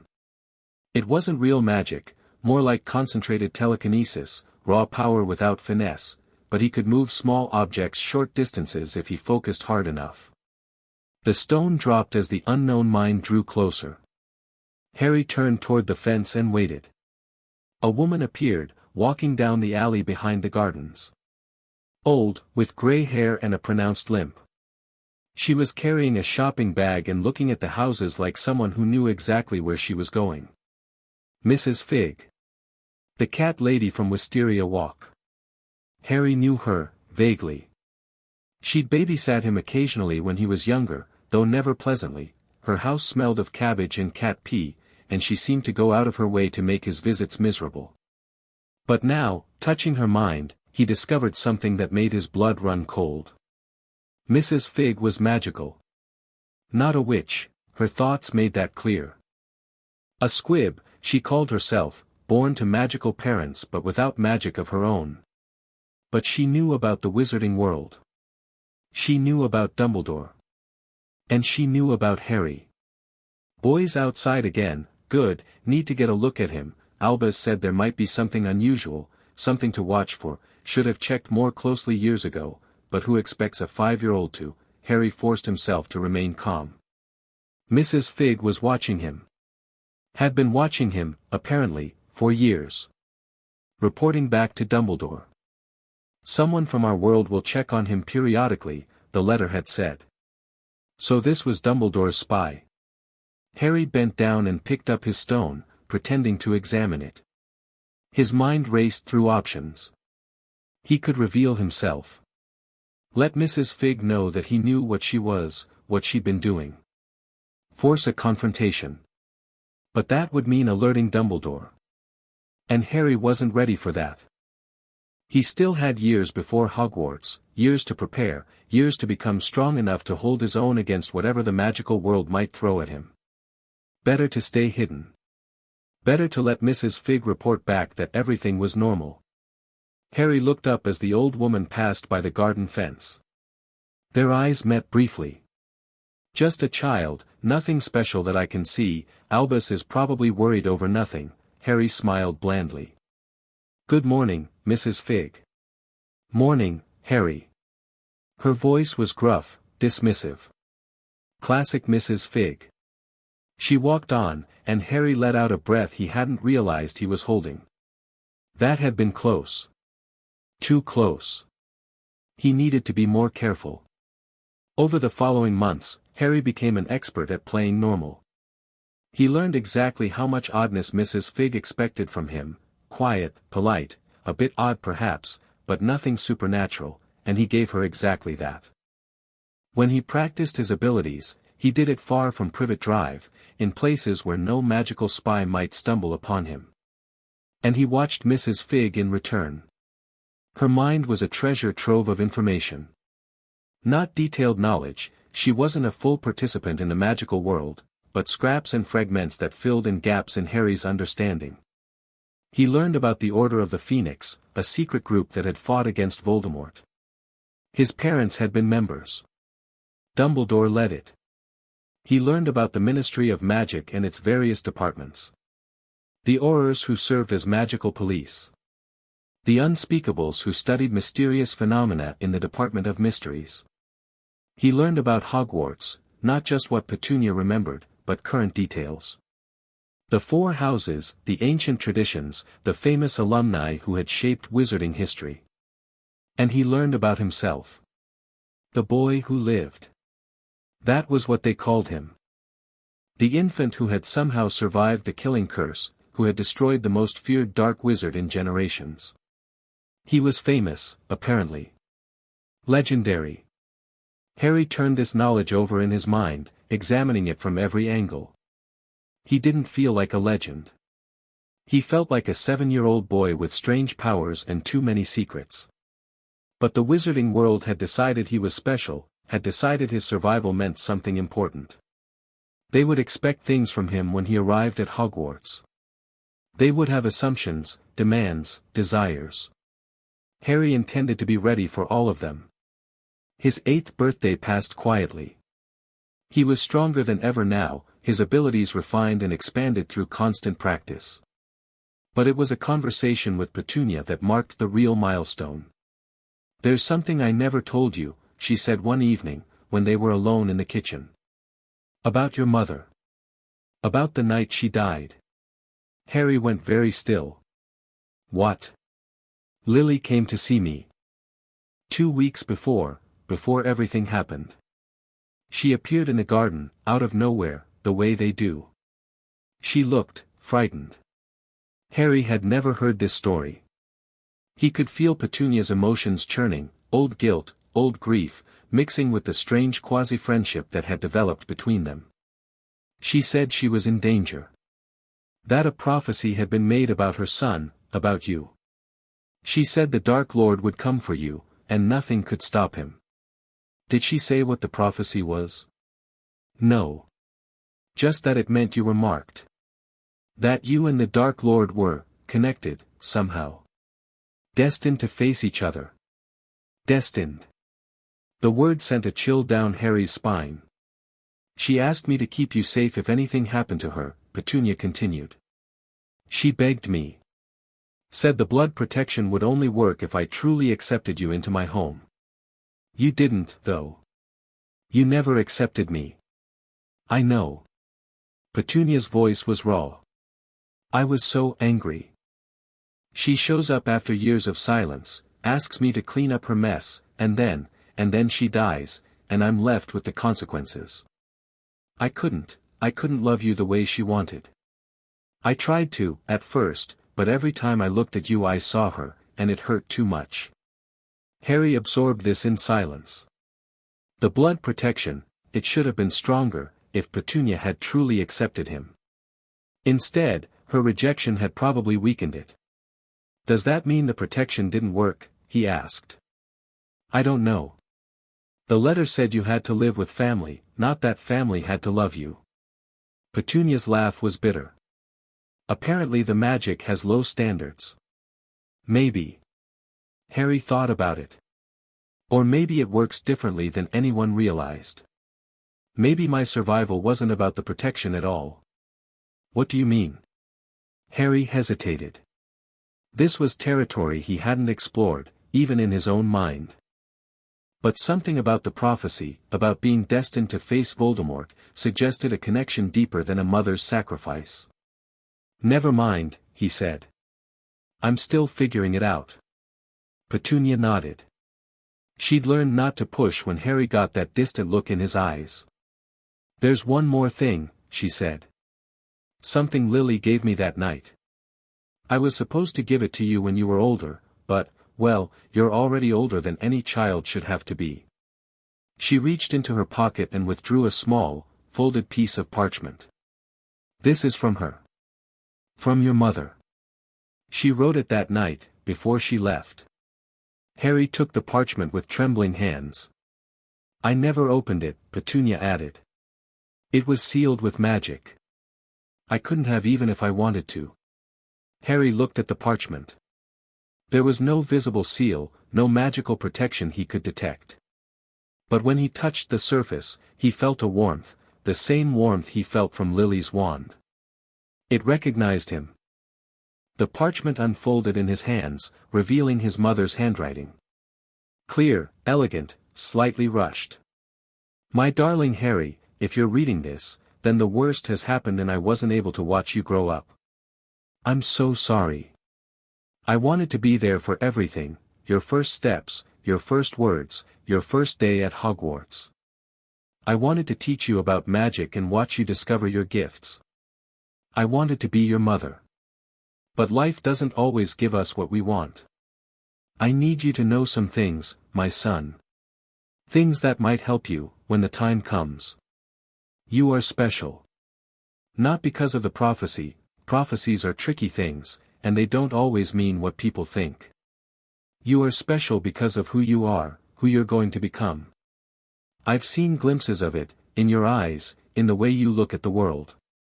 There's a power in you that goes beyond spells and wands. Dumbledore will try to guide you. He's a good man, but he sees you as a piece in a larger game. Be careful with him. Trust your own instincts. Severus Snape was my friend once, before things went wrong between us. There's good in him, even if he's buried it deep. He may hate your father's memory, but he won't harm you. I made him promise. And Harry, my sweet, brave boy, remember that love is the strongest magic of all. Not romantic love, though that has its place, but the love that makes you willing to die for someone else. That's what I'm about to do. That's what will protect you when I'm gone. Never forget that you are loved. By me, always, no matter where I am or what happens. You carry my love with you, in your blood, in your soul. Nothing can take that away. Be brave. Be kind. Be true to yourself. And when the darkness comes, because it will come, remember that you are not alone. You never have been. All my love, forever, Mum. Harry read the letter 3 times, tears streaming down his face. He'd never cried over his parents before. He'd never had enough of a connection to them to feel the loss. But this letter, these words, written by a mother who knew she was about to die, changed something. She'd known. She'd known about his power, somehow, even before it manifested. She'd seen glimpses of something special in him. And she'd warned him about Dumbledore. Harry folded the letter carefully and tucked it into his pocket. He would read it again, many times, in the days to come. He would memorize every word. But for now, he had something more immediate to deal with. He looked up at Petunia, who was watching him with an expression he'd never seen before. Something like tenderness. "Thank you," he said. "For keeping this safe. For giving it to me." Petunia nodded. "She was my sister. Whatever else happened between us, she was my sister." They sat in silence for a moment, 2 people bound together by a woman neither of them would ever see again. Then Petunia stood up. "It's late. You should get some sleep." "Yes, Aunt Petunia." He went to his cupboard. It was still his cupboard, though it was larger now, and he had more than just a thin mattress, and lay down in the darkness. His mother had loved him. Had known he was special. Had warned him and guided him from beyond the grave. Be brave. Be kind. Be true to yourself. Harry closed his eyes and made a promise to the mother he'd never known. He would be worthy of her sacrifice. Whatever it took. The summer between his 8th and 9th birthdays passed in a blur of growth and preparation. Harry's abilities continued to expand. He could now read minds at nearly 200 meters, could influence emotions with surgical precision, could dive into memories with increasing control. He practiced constantly, pushing his limits, learning the shape of his power. But he also practiced something else, restraint. His mother's letter had changed something in him. The cold, calculating part of his mind, the part that catalogued weaknesses and planned contingencies, was still there. But it was balanced now by something warmer, something more human.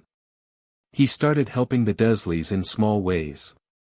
Not obvious, showy help that would make them uncomfortable, but subtle assistance that made their lives easier. A whispered suggestion that helped Vernon nail a job interview. An emotional nudge that helped Dudley stand up to a bully without using his fists. A quiet word of support when Petunia was struggling with her own complicated feelings. They didn't know he was doing it. That was the point. Harry didn't want gratitude or recognition. He just wanted to prove to himself that his power could be used for good. Be kind, his mother had written. He was trying. Vernon got a new job. It was a step down from Grunnings, less money, less prestige, less everything, but it was honest work, and Vernon seemed almost relieved to have it. The therapy was helping too, slowly. He still flinched when Harry entered a room, still avoided looking directly at him, but the raw fear had faded into something more manageable. Harry didn't expect forgiveness from Vernon. He didn't expect love or even affection. But coexistence was possible, and that was enough. On the morning of his 9th birthday, Harry woke to find a letter sitting outside his cupboard door. Not a birthday card, though there was one of those too, awkward and obviously picked out by Petunia. This was something else. A small envelope, cream-colored, with green ink on the front. To Mr. H. Potter, it read. Harry's heart began to pound. This was it. This was the magical world, finally reaching out to him. But as he examined the envelope more closely, he realized something was wrong. The handwriting wasn't the ornate script he'd seen in Dumbledore's letter to Petunia. It was simpler, more modern. And there was no address. No magical seal. Just his name. Harry opened the envelope carefully. Inside was a single sheet of parchment, with a message that made his blood run cold. Mr. Potter, we are aware of your unusual abilities. We have been monitoring your development for some time.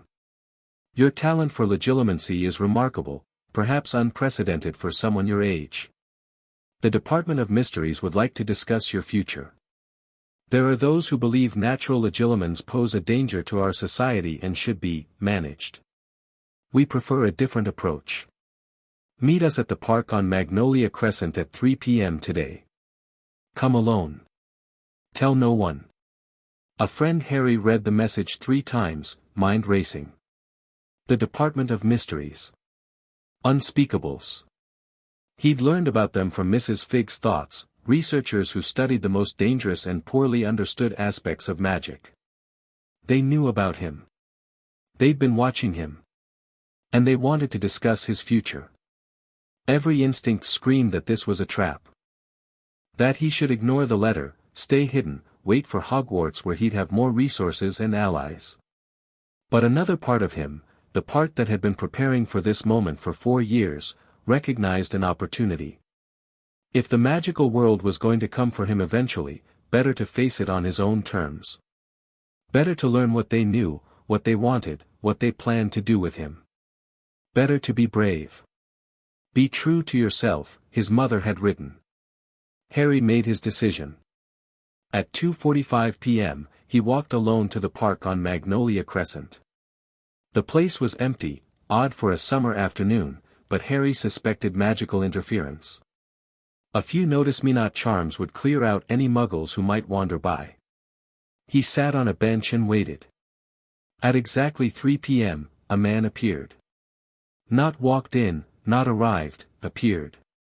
One moment the bench across from Harry was empty, the next, someone was sitting on it. The man was unremarkable in every way. Middle-aged, average height, brown hair going gray at the temples. He wore simple robes that looked almost muggle if you didn't know what to look for. But his mind. Harry reached out and felt nothing. Absolute silence where a consciousness should be.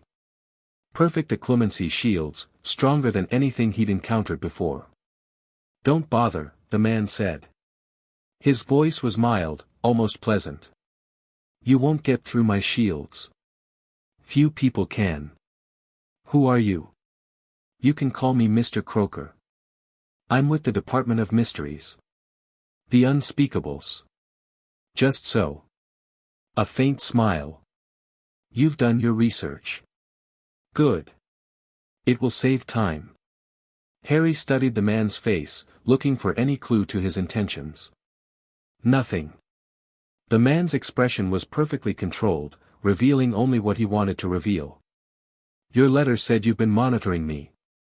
For 3 years now. Ever since your awakening.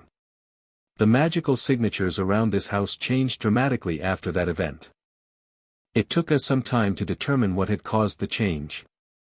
And now you know. Now we know. Natural legilimens are rare, Mr. Potter. Extraordinarily rare. Most never develop significant ability, they might catch stray thoughts occasionally, experience unusually vivid dreams, nothing more. But you. Croaker's eyes gleamed with something that might have been admiration.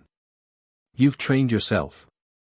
Systematically, methodically, without any instruction or guidance. At 9 years old, your abilities rival adult wizards with decades of practice. Is that why you're here? To tell me how impressed you are? Partly. But also to warn you.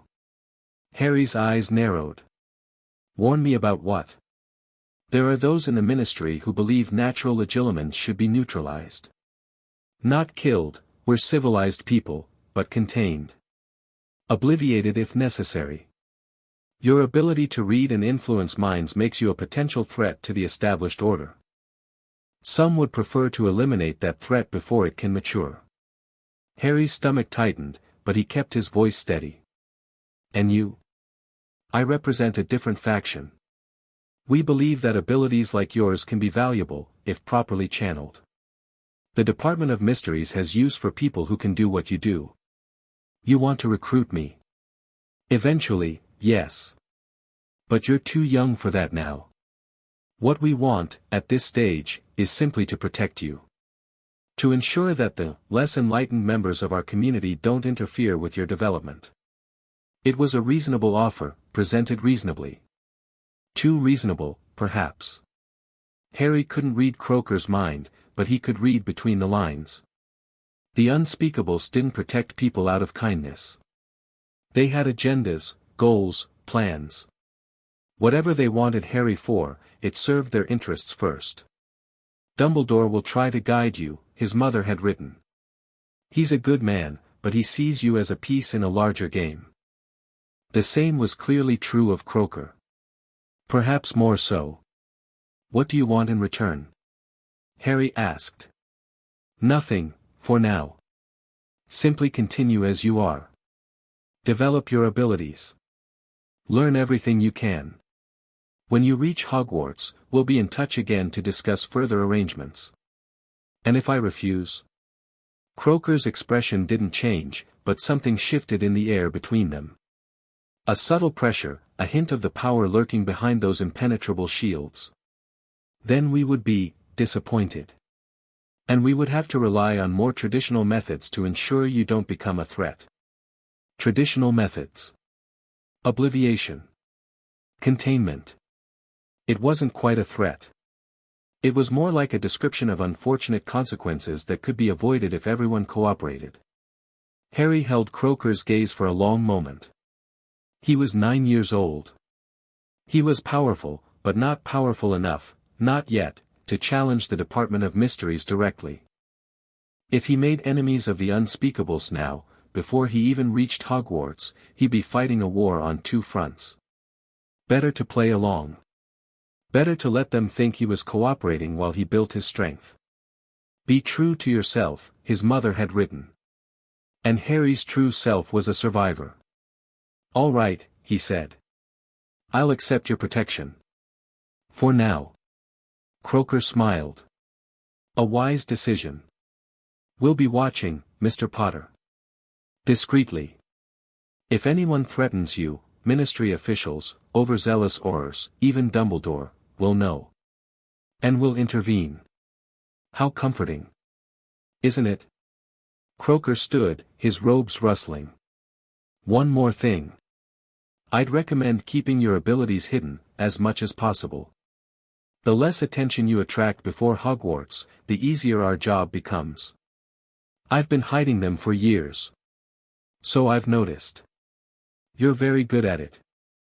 Another smile, this one almost genuine. We'll speak again, Mr. Potter. Until then, happy birthday. He vanished, disappearing as suddenly as he'd arrived. Harry sat alone in the empty park, processing everything that had just happened. The magical world knew about him. They were watching him, not just Mrs. Fig and Dumbledore, but deeper powers, shadowy organizations with agendas he couldn't fully understand. He was a piece on a board, being moved by hands he couldn't see. But he was also a player. And players learn the game. Harry stood up and began the walk home. 2 more years until Hogwarts. 2 more years to prepare, to grow, to become strong enough to play on equal terms. He would be ready. Whatever it took. The summer faded into autumn. The leaves changed color and fell. Harry turned 9.5, then 10, each birthday marked by quiet celebrations and continued training. Croaker's warning stayed with him. Harry became even more careful about displaying his abilities, even more skilled at playing the normal child. Mrs. Fig continued her surveillance without ever suspecting that she was being watched in return. The Department of Mysteries stayed silent, presumably satisfied that their investment was developing appropriately. And Harry grew. Not just in power, though his abilities continued to expand, but in understanding. He read everything he could find about psychology, about manipulation, about the ways people thought and felt and made decisions. He practiced social skills as diligently as he practiced legilimency, learning to be charming, to be likable, to make people trust him. When he arrived at Hogwarts, he would need allies. Friends. People who would stand with him when the forces arrayed against him finally made their move. He couldn't afford to be the weird, isolated boy anymore. He had to become something more. The letter came in July. Not from the Department of Mysteries this time. This letter was exactly what Harry had been expecting for 11 years. Heavy parchment, emerald ink, the Hogwarts crest pressed into red wax. Mr. H., Potter, the cupboard under the stairs 4, Privet Drive, Little Whinging Surrey. Harry stared at the address, the cupboard under the stairs, and felt a complex mix of emotions. They'd known. All along, they'd known exactly where he slept, exactly how he was treated, and they'd done nothing. But he pushed the anger aside. There would be time for reckoning later. For now, he had a letter to read. Hogwarts School of Witchcraft and Wizardry Headmaster, Albus Dumbledore, Order of Merlin, First Class, Grand Source, CHF, Warlock, Supreme Mugwump, International Confeed, of Wizards. Dear Mr. Potter, we are pleased to inform you that you have been accepted at Hogwarts School of Witchcraft and Wizardry. Please find enclosed a list of all necessary books and equipment. Term begins on September 1st. We await your owl by no later than July 31st. Yours sincerely, Minerva McGonagall. Deputy Headmistress. Harry read the letter twice, then examined the supply list. Wands, cauldrons, robes, books, the equipment for a magical education. His mother's wand sat upstairs in the trunk. He wouldn't need to buy a new one. Petunia found him reading the letter in the kitchen. Her face went pale when she saw the Hogwarts crest. It's time, then, she said quietly. It's time. They stood in silence for a moment, two people who had hated each other, then tolerated each other, and now, understood each other, perhaps, in a way neither had expected. I have money set aside, Petunia said. From your parents. Dumbledore's letter mentioned a vault at a wizarding bank. I was supposed to tell you about it when you were older. Gringotts. I know. Harry had learned about the Goblin Bank from Mrs. Fig's thoughts. I'll need to access it for school supplies. I can take you to wherever you need to go. The offer was unexpected. Petunia, willingly venturing into the magical world she'd spent her whole life resenting. But when Harry touched her thoughts, he understood. This was Petunia's way of saying goodbye. Her way of closing a chapter that had begun when her sister left for Hogwarts decades ago. Thank you, Harry said. I'd like that. Petunia nodded, her eyes bright with unshed tears. You'll do well there, she said. You're stronger than Lily ever was. You'll do well. Harry walked up to his room, it was his room now, had been for years, the cupboard days long behind him, and sat on his bed. The Hogwarts letter lay in his hands. The future he'd been preparing for had finally arrived. In 2 months, he would enter a world of magic and danger. He would meet Dumbledore, who saw him as a piece in a larger game. He would encounter the legacy of Voldemort, the dark wizard who'd murdered his parents. He would face expectations, assumptions, and enemies he couldn't yet imagine. But he would also find allies. Friends. Perhaps even a place where he truly belonged. Harry closed his eyes and reached out with his mind, one last time, to touch the familiar presences around him. Vernon, downstairs, his thoughts still anxious but no longer hateful. Therapy was working, slowly. Dudley, in his room, thinking about boxing practice and the girl he'd been too shy to talk to. Petunia, in the kitchen, her mind a whirlpool of memory and regret and something that might have been pride. This strange, broken family that had been his prison and then his training ground. He would leave them soon, probably forever. And despite everything, all the cruelty, all the suffering, all the years of misery, he found he would miss them. Not the people they'd been. The people they were becoming. Be brave. Be kind. Be true to yourself. Harry opened his eyes. I'm ready, he said to the empty room. And for the first time in his life, it was true. That night, Harry dreamed of his mother. She stood in a garden filled with flowers that bloomed in impossible colors, her red hair streaming in an unfelt wind, her green eyes, his eyes, bright with love. You've done well, she said. Better than I ever imagined. Harry wanted to run to her, to hold her, to feel the embrace of a mother he'd never known. But something held him back. Is this real? He asked. Or am I just dreaming what I want to see? Lily smiled. Does it matter? Some things are true whether we can prove them or not. Love is like that. Magic is like that. I'm going to Hogwarts. I'm going to the world where you died. Yes. And you'll face challenges there that will make everything you've experienced so far seem simple. But you're ready, Harry. You've been ready for years. I don't know what I'm supposed to do. The prophecy, Voldemort, Dumbledore's plans, it's all so complicated. Then simplify it. Lily's voice was gentle but firm. Forget what everyone expects you to do. Forget who everyone wants you to be. Ask yourself, what kind of person do you want to become? And then become that person, regardless of anything else. What if I fail? Then you fail trying. That's all anyone can do. She reached out, and even though he knew this was a dream, he felt the warmth of her hand on his cheek. I'm proud of you, Harry. I've been proud of you since the moment you were born. Nothing you do will ever change that. Harry's eyes filled with tears. I miss you. I miss you and I never even knew you. You know me. I'm in your blood, your magic, your heart. I'm in every choice you make to be kind when you could be cruel, to be brave when you could be safe. I'm in you, Harry. And I always will be. The garden began to fade, the colors bleeding away into ordinary dream darkness. Remember, Lily's voice whispered, growing distant. Love is the strongest magic. Never forget. Harry woke to sunlight streaming through his window and tears wet on his cheeks. He lay still for a long moment, holding on to the fading wisps of the dream. Then he got up, washed his face, and went downstairs to breakfast.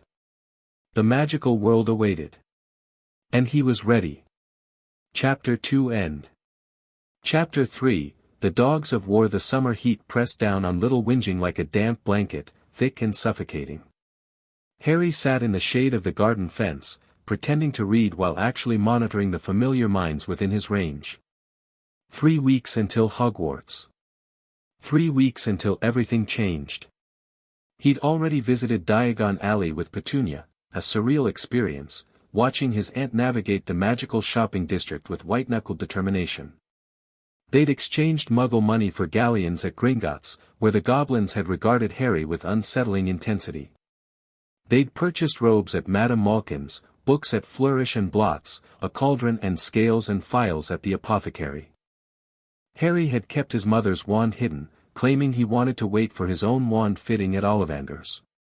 The truth was more complicated. He wasn't sure if Lily's wand would work for him, and he didn't want to reveal its existence until he understood more about wand lore. That visit was scheduled for next week. Petunia had been relieved to postpone it. One trip to Diagon Alley had exhausted her tolerance for magical spaces. Now Harry waited, practiced, and prepared. The sound of a car engine broke through his concentration. He looked up to see an unfamiliar vehicle pulling into the driveway of number 4, a battered Land Rover that he recognized with a sinking feeling. Marge Dursley had returned. Harry closed his book and reached out with his mind. Marge's consciousness hit him like a wall of noise, loud, aggressive, absolutely certain of everything. She hadn't changed in the years since their last encounter. If anything, she'd become more entrenched in her opinions. Vernon said the boy's been behaving, probably lying, can't trust freaks, need to see for myself, that business at Christmas was probably just a trick, I was drinking too much, so that was how she'd rationalized it. Too much brandy, not a terrifying display of impossible knowledge. Human minds were remarkably good at explaining away things they didn't want to believe. Harry watched as Marge heaved herself out of the car. She looked older, more worn, the breeding business had continued its decline, and the stress showed in the deep lines around her mouth. Ripper emerged behind her, the bulldog even more grizzled than before. Well, Marge announced to no one in particular, let's see what's become of this household. Harry didn't move from his spot in the garden. Let her come to him. Vernon emerged from the house, his face carefully arranged in welcoming lines that didn't quite reach his eyes. Marge. Wonderful to see you. Vernon. She submitted to a brief embrace. You're looking different. It was true. Vernon had lost weight over the past few years, not dramatically, but noticeably. The therapy had helped with more than just his mental state, his doctor had finally convinced him to address his blood pressure. Been taking better care of myself, Vernon said. Doctor's orders. Marge's tone suggested she didn't entirely approve. In her world, men were supposed to be large and imposing. Vernon's new, slightly diminished presence unsettled her. They went inside. Harry remained in the garden, listening. Something wrong here, house feels different, Petunia looks, what's that expression, and where's Dudley, he should have come to greet me, Dudley was at boxing practice. He'd started competing seriously this year, channeling all that bulk and aggression into something constructive. His coach said he had real talent. Harry smiled slightly. Dudley Dursley, future boxing champion. The universe had a sense of humor. Inside, Marge was demanding tea and updates. Petunia's voice responded with practiced hospitality, but Harry could feel his aunt's tension. She hadn't forgotten what happened last time Marge visited. Neither had anyone else in the household. Need to find the boy, need to see what he's become, Vernon claims he's settled down, but I know better, bad blood doesn't change, Harry sighed and stood up. Better to face this head-on than let Marge work herself into a righteous fury. He walked into the house through the back door, keeping his movements casual. In the sitting room, he found Marge enthroned in Vernon's favorite chair, a cup of tea balanced on her knee. Aunt Marge, he said politely. Welcome back. She turned to look at him, and he felt the impact of her attention like a physical force. Her mind crashed against his shields, all that certainty, all that prejudice, searching for weakness.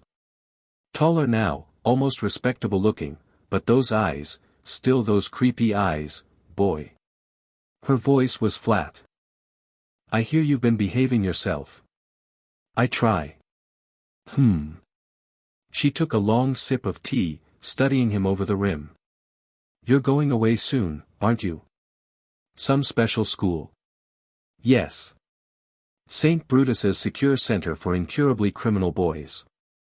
The lie had been agreed upon years ago, a cover story for the neighbors, an explanation for Harry's impending absence. It painted him as a delinquent being shipped off to reform school, which suited the Dursleys' narrative perfectly. But Marge's eyes narrowed. Is that so?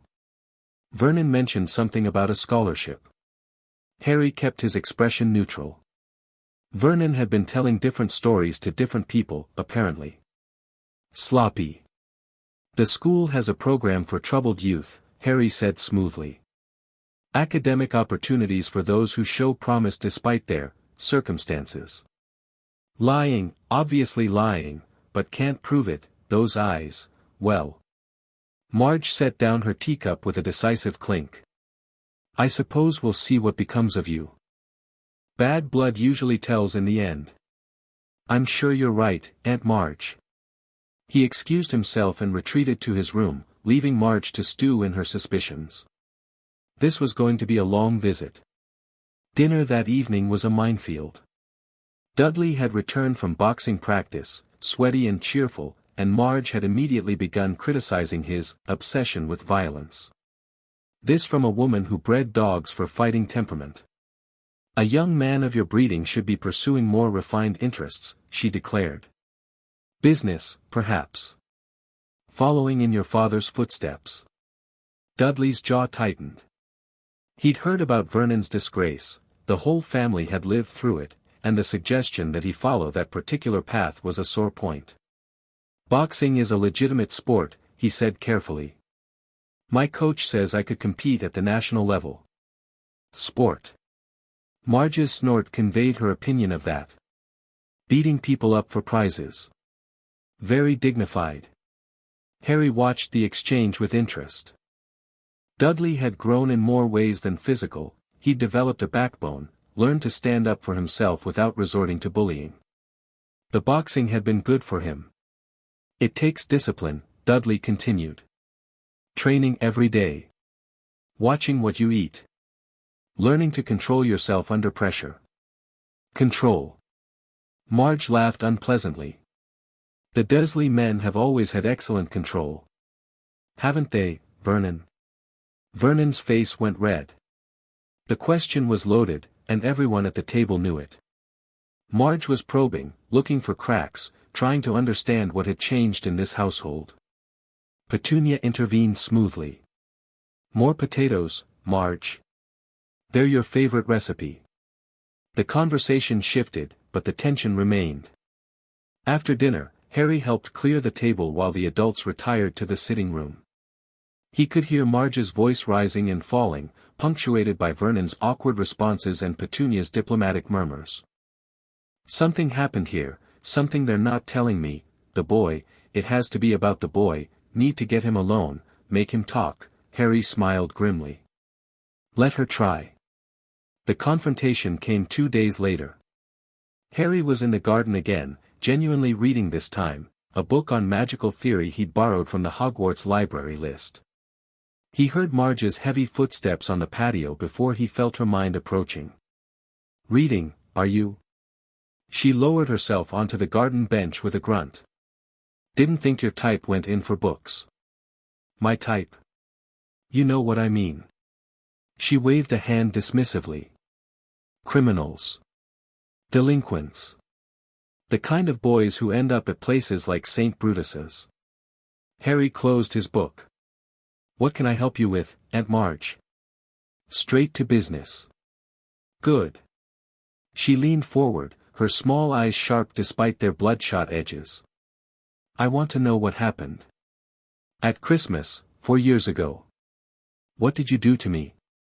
So she hadn't forgotten. Hadn't fully convinced herself it was the brandy. I don't know what you mean. Don't play games with me, boy. Her voice dropped to a harsh whisper. You said things. Things you couldn't have known. About my finances, my personal history. And then something happened. I felt it. Like a cold hand reaching into my mind. Harry regarded her steadily. He could lie, deflect, pretend innocence. But something in Marge's expression told him she wouldn't accept that. She was scared, genuinely scared, and scared people did unpredictable things. Better to give her a version of the truth. A version she could live with. You're right, he said quietly. Something did happen that night. I'm not entirely sure what. But I've always been different. Able to sense things about people. Know things I shouldn't know. Marge's face went pale. You're saying you're some kind of, what, a psychic? Like those charlatans on television? Something like that. That's impossible. She stopped, swallowed. Your mother. Petunia's sister. There were always rumors about her. Strange things happening wherever she went. Unnatural things. Harry said nothing. Let Marge draw her own conclusions. So it's hereditary. Marge's voice was barely audible now. The freakishness. It passed to you. Apparently. For a long moment, Marge just stared at him. Harry could feel her mind churning, fear and revulsion and something else, something that surprised him. Fascination. Can you do it now? She asked. Read my mind? If I wanted to. And you're not. Right now. I'm trying not to. It's impolite. Marge barked a laugh, but there was no humor in it. Impolite. The boy can read minds, and he's worried about being impolite. She fell silent again, processing. Harry waited. The things you said, she finally continued. About my business. About Colonel Fubster. Were they true? Yes. How bad is it? Really? Harry hesitated. This was unexpected, Marge asking for honest assessment instead of attacking him. Maybe the years had changed her too. Bad, he admitted. But not hopeless. You're still breaking even, mostly. The debt to Colonel Fubster is manageable if you restructure your payment schedule. The real problem is your breeding strategy. You're optimizing for show standards that the market has moved away from. Marge blinked.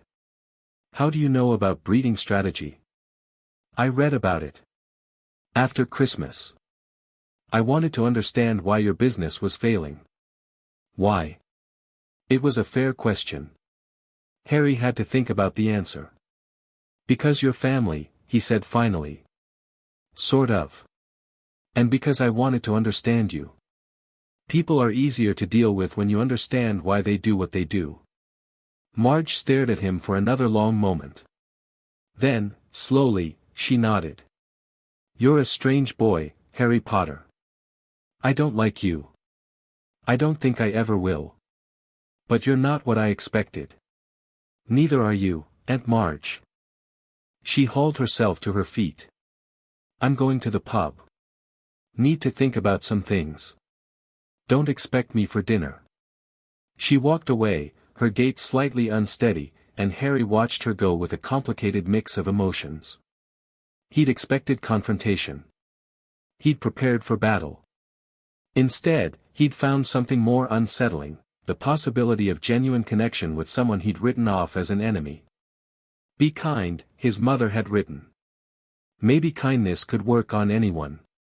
Even Marge Dursley. Marge returned from the pub late that night, but she wasn't drunk. Harry felt her mind approaching, surprisingly clear and focused. She didn't seek him out. Instead, she went straight to the guest room and closed the door. But the next morning, something had changed. At breakfast, Marge was quieter than usual. She didn't criticize Dudley's boxing or make snide comments about Harry's criminal school. She ate her eggs and toast in contemplative silence, occasionally glancing at Harry with an expression he couldn't quite read. Petunia noticed too. Her thoughts were cautious, uncertain. What's gotten into her? She's never this quiet. Did something happen? After breakfast, Marge asked Vernon to walk with her in the garden. Harry felt them circling the perimeter, Marge's mind churning with things she wanted to say. Need to tell him about the business, swore I'd never admit failure, but the boy was right, I need help, she was going to confide in Vernon. Ask for advice, maybe even assistance. It was a massive step for a woman whose entire identity was built on independence and self-sufficiency. Harry retreated to his room and tried not to eavesdrop. The visit continued for another week, and with each passing day, the household dynamics shifted further. Marge and Vernon had long conversations, real conversations, not the usual competitive posturing. Vernon, drawing on his therapy experience, actually listened to his sister's problems instead of dismissing them or trying to one-up her with his own. Marge, in turn, became less abrasive. Not friendly, exactly, that would be too much to expect, but tolerable. She even managed a few civil exchanges with Harry, though they carefully avoided any mention of mind-reading or unnatural abilities. She's different, Dudley observed one afternoon, watching his aunt through the kitchen window. Less horrible. People can change, Harry said. Since when do you believe that? It was a perceptive question. Harry considered it. I didn't used to, he admitted. I thought people were fixed. That they made their choices and were stuck with them forever. But watching your dad, and your mum, and even Marge. I think I was wrong. Huh. Dudley turned to look at Harry directly. You've changed too, you know. You used to be scary. Now you're just weird. Thanks, I think. I mean it as a compliment. Mostly. Dudley grinned, a genuine grin, not the cruel smirk Harry remembered from childhood. You're all right, Potter. For a freak. You're all right too, Dursley. For a bully. They shared a moment of understanding, two boys who'd grown up hating each other and somehow come out the other side as something like friends. Then Dudley went back to his protein shake, and Harry went back to his book, and the moment passed. But it meant something. Harry filed it away with all the other small victories of the past few years. The day before Marge was scheduled to leave, Harry found her alone in the garden. She was sitting on the same bench where they'd had their confrontation, staring at the roses with an expression of deep thought. Ripper lay at her feet, snoring peacefully. May I join you? Marge looked up, startled. It's your garden. Harry sat down at the other end of the bench, maintaining a respectful distance. For a while, neither of them spoke. I've been thinking, Marge finally said. About what you told me. About being able to sense things. And I don't understand it. Don't think I ever will. But I've decided I don't need to understand it to accept that it's real. Harry nodded slowly. That's more than most people can manage. I'm not most people. There was a flash of the old Marge in that statement, the arrogance, the absolute certainty. But it was tempered now with something more thoughtful. No, Harry agreed. You're not. Marge was quiet for another moment. Then, the things I said about your parents. Over the years. I was wrong. I didn't know them, either of them. I just assumed, well, you know what I assumed. I do. I'm not going to apologize. Her voice was gruff. Not my style. But I want you to know that I recognize I was wrong. That's something, isn't it? It was something. Coming from Marge Dursley, it was practically a miracle. Thank you, Harry said. For saying that. Marge nodded briskly, as if embarrassed by her own moment of vulnerability. Right. Well. I should go pack. Early start tomorrow. She stood up, and Ripper stirred, yawning. But before she walked away, she paused. That school you're going to. The real one, I mean. Not this St. Brutus's nonsense. She looked at him sidelong. It's a magic school, isn't it? Like where your mother went? Harry hesitated, then nodded. I thought so. Vernon let something slip, when we were talking. Marge's expression was complicated, fear and fascination and resignation all mixed together. You're going to learn to do things. Unnatural things. Powerful things. Probably. Then do me a favor. She met his eyes directly. Whatever you learn there, whatever you become, don't lose the part of you that sat here and talked to me like I was a person. That's worth more than any magic. Before Harry could respond, she walked away, Ripper waddling behind her. Harry sat alone in the garden, processing what had just happened. Marge Dursley, of all people, had just given him advice worth taking. The world never stopped surprising him. Marge left the next morning, and the household settled into its final pre-Hogwarts routine. Harry spent his days preparing, reviewing his textbooks, practicing mental exercises, planning for every contingency he could imagine. The Hogwarts letter sat on his desk, a constant reminder of what awaited. 1 week until September 1st. 1 week until everything changed. He visited Diagon Alley again, this time alone. Petunia had given him enough Muggle money to convert, and instructions to be careful and don't talk to strangers, which he found oddly touching. The alley was crowded with last-minute shoppers, students and parents loading up on supplies. Harry moved through the crowds with practiced ease, his shields tight against the mental noise. His first stop was Ollivander's. The wand shop was exactly as he'd imagined from descriptions, dusty, cluttered, filled with stacks of narrow boxes reaching to the ceiling. An old man emerged from the back as Harry entered, his pale eyes immediately finding him. "Ah! Harry Potter. I wondered when I'd be seeing you." Harry felt the probe, gentle, almost courteous, but unmistakably a Legilimency touch. Ollivander was testing him. He let the probe slide off his shields without responding. No need to reveal his abilities yet. "Mr. Ollivander. I need a wand." "Indeed you do." Ollivander circled him like a hawk examining prey. "Let me see, which is your wand arm?" "Right." Ollivander pulled a box from a nearby stack. "Try this. Maple and phoenix feather. 7 inches. Quite whippy." Harry took the wand and felt nothing. A mild warmth, perhaps, but no connection. No, definitely not." Ollivander snatched it back. "Perhaps something in ebony." They went through a dozen wands, then 2 dozen. None of them felt right.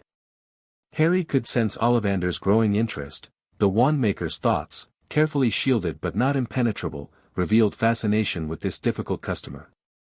Finally, Ollivander paused. His pale eyes went distant. "I wonder," he murmured. "Could it be?" He disappeared into the back of the shop. Harry heard rummaging, boxes being moved, dust being disturbed. When Ollivander returned, he carried a single box with the reverence of a priest bearing relics. "Try this. Holly and phoenix feather. 11 inches. Nice and supple." The moment Harry's fingers touched the wand, he knew. Power surged through him, warm and electric, resonating with something deep in his core. Sparks flew from the wand tip, golden and red. "Oh, bravo!" Ollivander clapped his hands.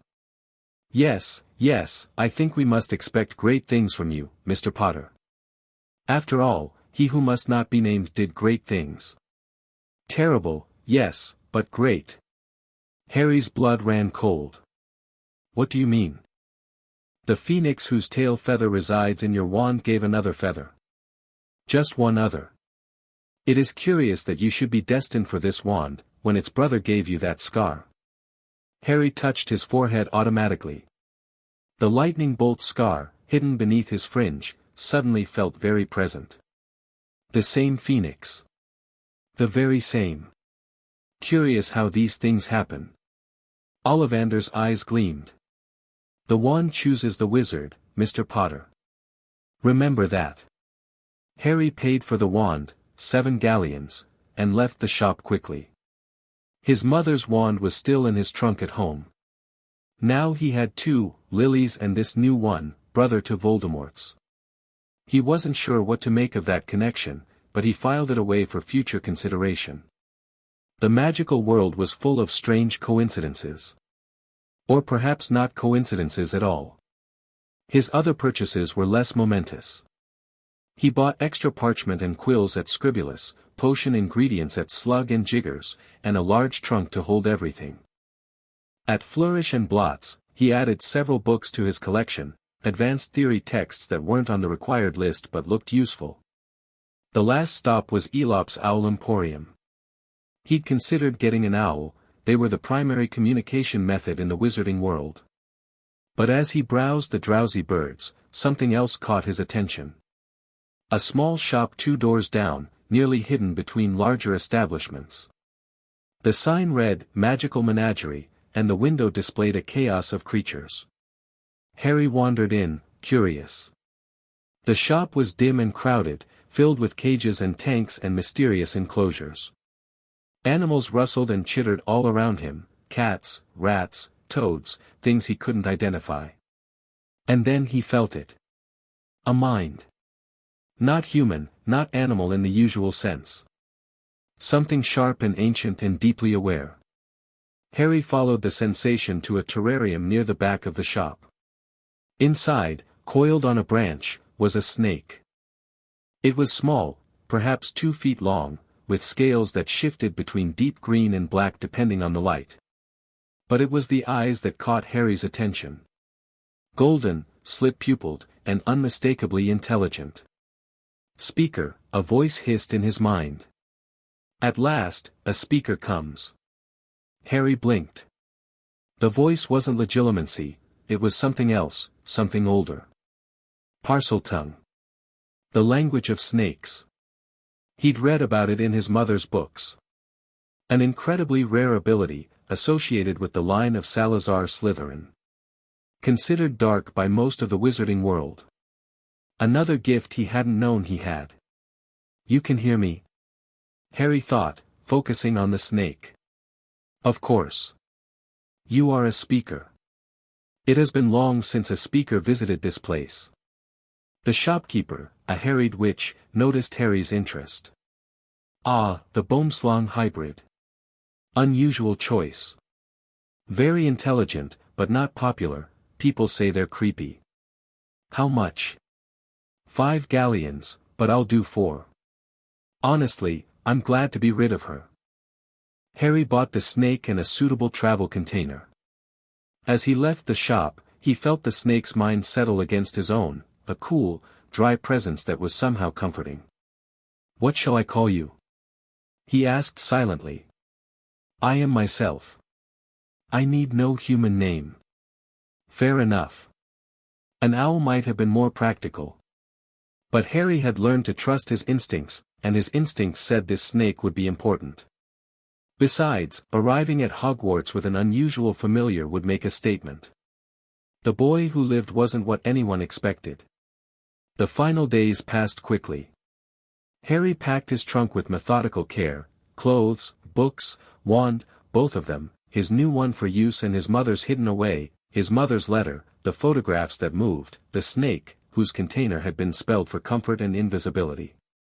On the night before September 1st, he sat with the Dursleys for what would be their last dinner together. It was strange.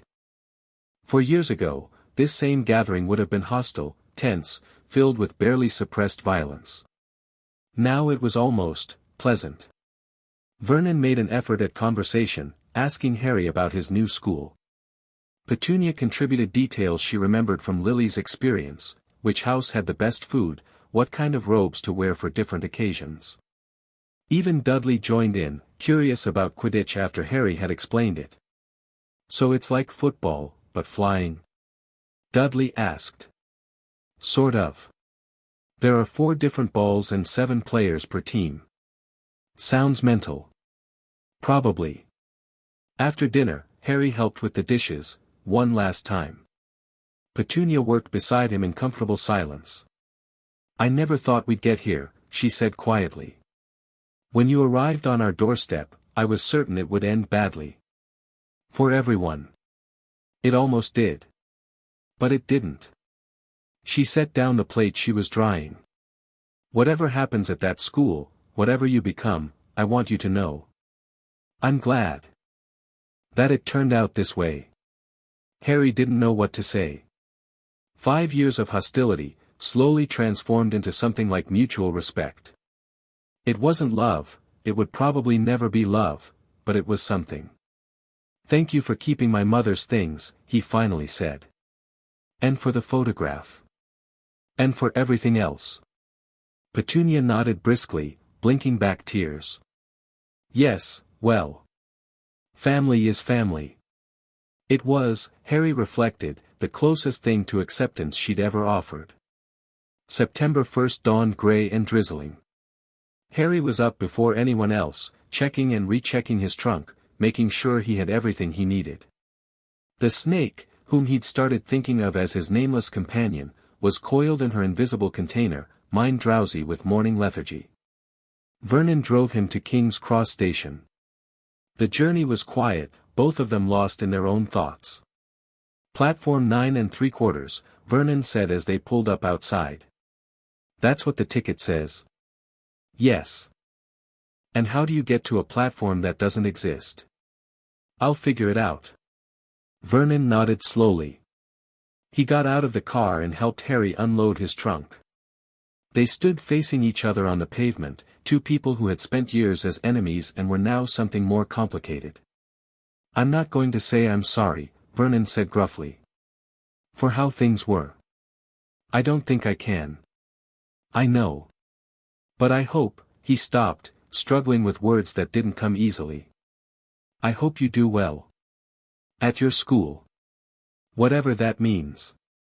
It was, coming from Vernon Dursley, practically a declaration of love. "Thank you, Uncle Vernon." They shook hands, the first time Harry could remember them doing so, and then Vernon got back in the car and drove away. Harry stood alone outside King's Cross Station, trunk beside him, a snake hidden in his pocket, and the entire magical world waiting through a barrier between platforms 9 and 10. He took a deep breath and walked inside. The station was crowded with muggles rushing to catch trains, completely unaware of the magical gateway hidden in their midst. Harry pushed his trolley through the crowds, searching for platform 9 3/4. He found the barrier easily enough, between platforms 9 and 10, just as the ticket said. But as he approached, he hesitated. What if it didn't work? What if the barrier rejected him somehow, recognized that he didn't belong? "Ridiculous," the snake's voice murmured in his mind. "You belong more than most. I can taste your magic on the air." Harry smiled slightly. His nameless companion had a gift for cutting through his doubts. He gripped his trolley firmly and walked straight at the barrier. The brick wall dissolved around him, and he emerged onto a platform filled with chaos. The Hogwarts Express gleamed scarlet against the grey morning, steam billowing from its engine. Families crowded the platform, parents saying goodbye, students reuniting with friends, owls hooting and cats yowling and children laughing. And the mines. Hundreds of them, pressing against Harry's shields like waves against a seawall. He strengthened his barriers and pushed through the sensory overload. "So many humans," the snake observed. "I had not realized there were so many young speakers." "They're not speakers. Just wizards. Pity. Your kind could use more sensible conversation." Harry found an empty compartment near the back of the train and stored his trunk. He settled into a seat by the window and watched the platform activity, cataloging faces and impressions. Most of the students were strangers, first years like himself or returning students he had no reason to recognize. But a few stood out. A family with bright red hair, 7 of them, clustered around a harried-looking mother. The children ranged from teenagers to a girl who looked about his age. They radiated warmth and chaos in equal measure. A blond boy with a pointed face and an expression of casual superiority, flanked by what appeared to be servants or bodyguards. His mind, when Harry touched it lightly, was a mess of arrogance and insecurity and family expectations. A bushy-haired girl struggling with a heavy trunk, her mind sharp and focused and anxious about fitting in. Harry filed them all away. Any of them might become allies or enemies. Best to know them as quickly as possible. The train whistle blew. Last-minute goodbyes echoed across the platform. Then, with a lurch and a hiss of steam, the Hogwarts Express began to move. Harry watched London slide past the window, giving way to suburbs and then countryside. The snake had emerged from her container and was exploring the compartment, tongue flicking curiously. "Where are we going, Speaker?" "To school. A place where humans learn magic." "Interesting. I have never been to such a place." "Neither have I." The compartment door slid open, and Harry looked up to find the bushy-haired girl standing in the entrance. Her expression was nervous but determined. "Sorry, everywhere else is full. Do you mind if I sit here?" Harry gestured to the empty seat across from him. Go ahead. She wrestled her trunk into the overhead rack and sat down, slightly out of breath. Thanks. I'm Hermione Granger, by the way. Harry Potter. The reaction was immediate. Her eyes went wide, darting to his forehead, searching for the famous scar. Harry felt her mind spike with excitement and curiosity. Oh my goodness, Harry Potter. I've read all about him in modern magical history and great wizarding events of the 20th century and, you're him, she breathed. You're really him. I've read so much about you. Most of it's probably wrong. Is it? She leaned forward, eager. What really happened? How did you survive the killing curse? No one's ever done that before. Harry studied her for a moment. Her mind was open, without guile, she genuinely just wanted to know, driven by an insatiable curiosity that seemed to be her defining trait. He could lie to her. Make up some dramatic story about that night, reinforcing whatever legend the wizarding world had constructed around him. Or he could tell the truth. I don't know, he said. I was a baby. I don't remember it. But surely you've researched it. I mean, if something that significant happened to me, I'd want to understand everything about it. I've looked into it a bit. But the truth is, no one really knows why I survived. There are theories, protection spells, ancient magic, just dumb luck, but nothing confirmed. Hermione absorbed this with visible disappointment. That's frustrating. Uncertainty is the worst. Agreed. She brightened slightly at finding common ground. Well, at least we'll be learning the fundamentals at Hogwarts. I've memorized all our textbooks already, of course. Do you know which house you'll be sorted into?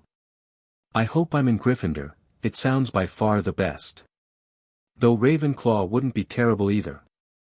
Harry listened to her rapid-fire monologue, amused despite himself. Hermione Granger was exhausting, but she was also clearly brilliant. Her surface thoughts revealed a pattern recognition ability almost equal to his own, applied to books rather than people. She could be useful. More importantly, she seemed genuinely kind underneath the nervous chatter. I don't know which house I'll be in, Harry said when she paused for breath. I suppose we'll find out tonight. Yes, I suppose we will. She studied him with renewed curiosity. You're not what I expected, Harry Potter. What did you expect? I don't know. Someone more, legendary, I suppose. You seem very normal. Harry smiled. If only she knew. I try to be. The compartment door opened again, and a red-haired boy poked his head in, one of the family Harry had seen on the platform. Mind if I sit here?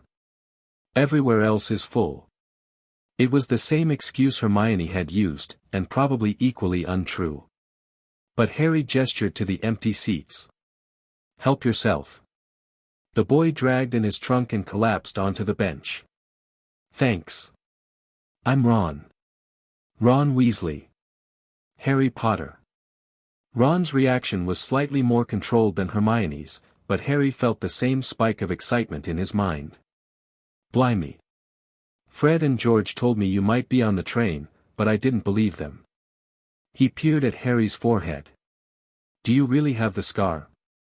Harry lifted his fringe briefly, revealing the lightning bolt. Wicked. Hermione made a sound of disapproval. It's not wicked, it's a mark of terrible trauma. You know who murdered his parents. I know that, Ron said, flushing. I was just saying, it's fine, Harry interrupted, wanting to defuse the tension. I don't mind people being curious. It's natural. The three of them settled into uneasy silence. Harry could feel their thoughts churning, Ron's anxiety about making a bad impression, Hermione's worry that she was being too bossy, both of them uncertain how to act around the famous Harry Potter. Humans are strange, the snake observed from her position by the window. They speak so much yet say so little. That's one way to put it. Harry decided to break the ice. So, Ron, what can you tell me about the houses? Hermione's read all the books, but I'd like to hear from someone who grew up in the wizarding world. Ron brightened immediately. Oh, well, everyone in my family's been in Gryffindor. My brothers Charlie, Bill, Percy, and the twins are all Gryffindors.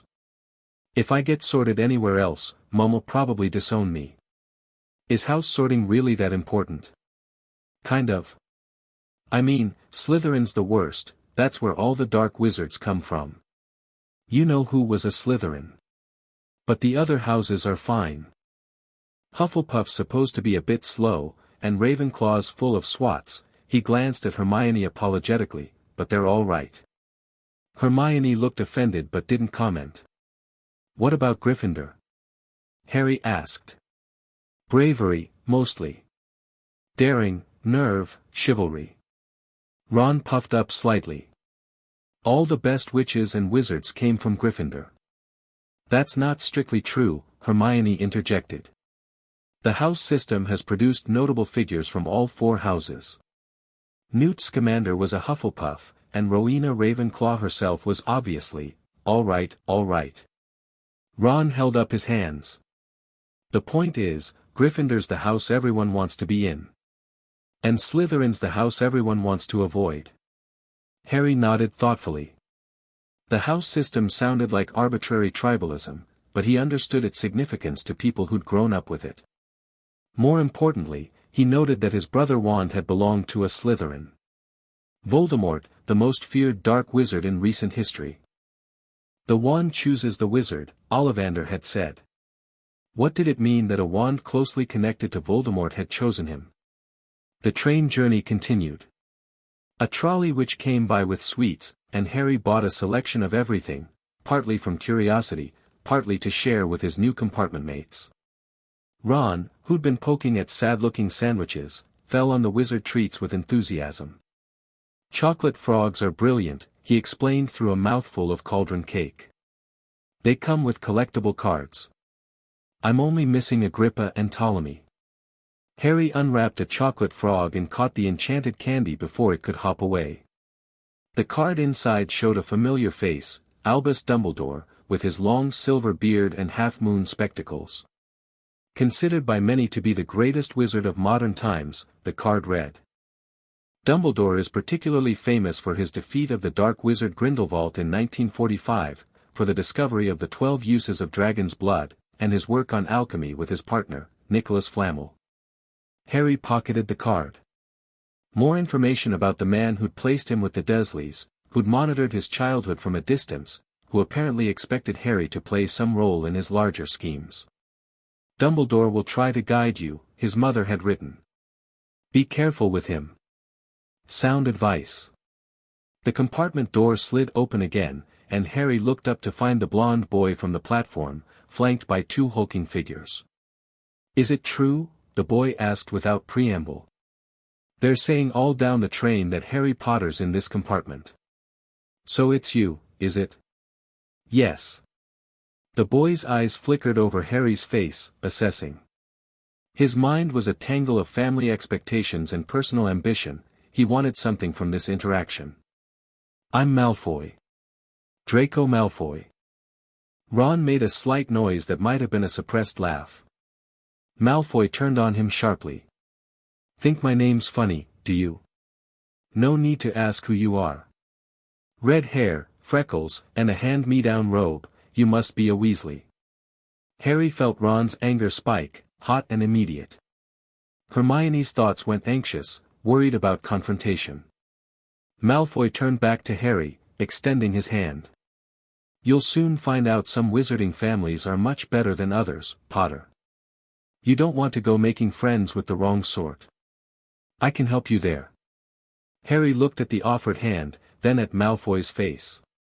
He could read the boy's surface thoughts easily. Father said to make friends with Potter, powerful family, famous name, but he's sitting with blood traitors and mudbloods, need to separate him from them. Underneath that, Harry found something more complex. Loneliness.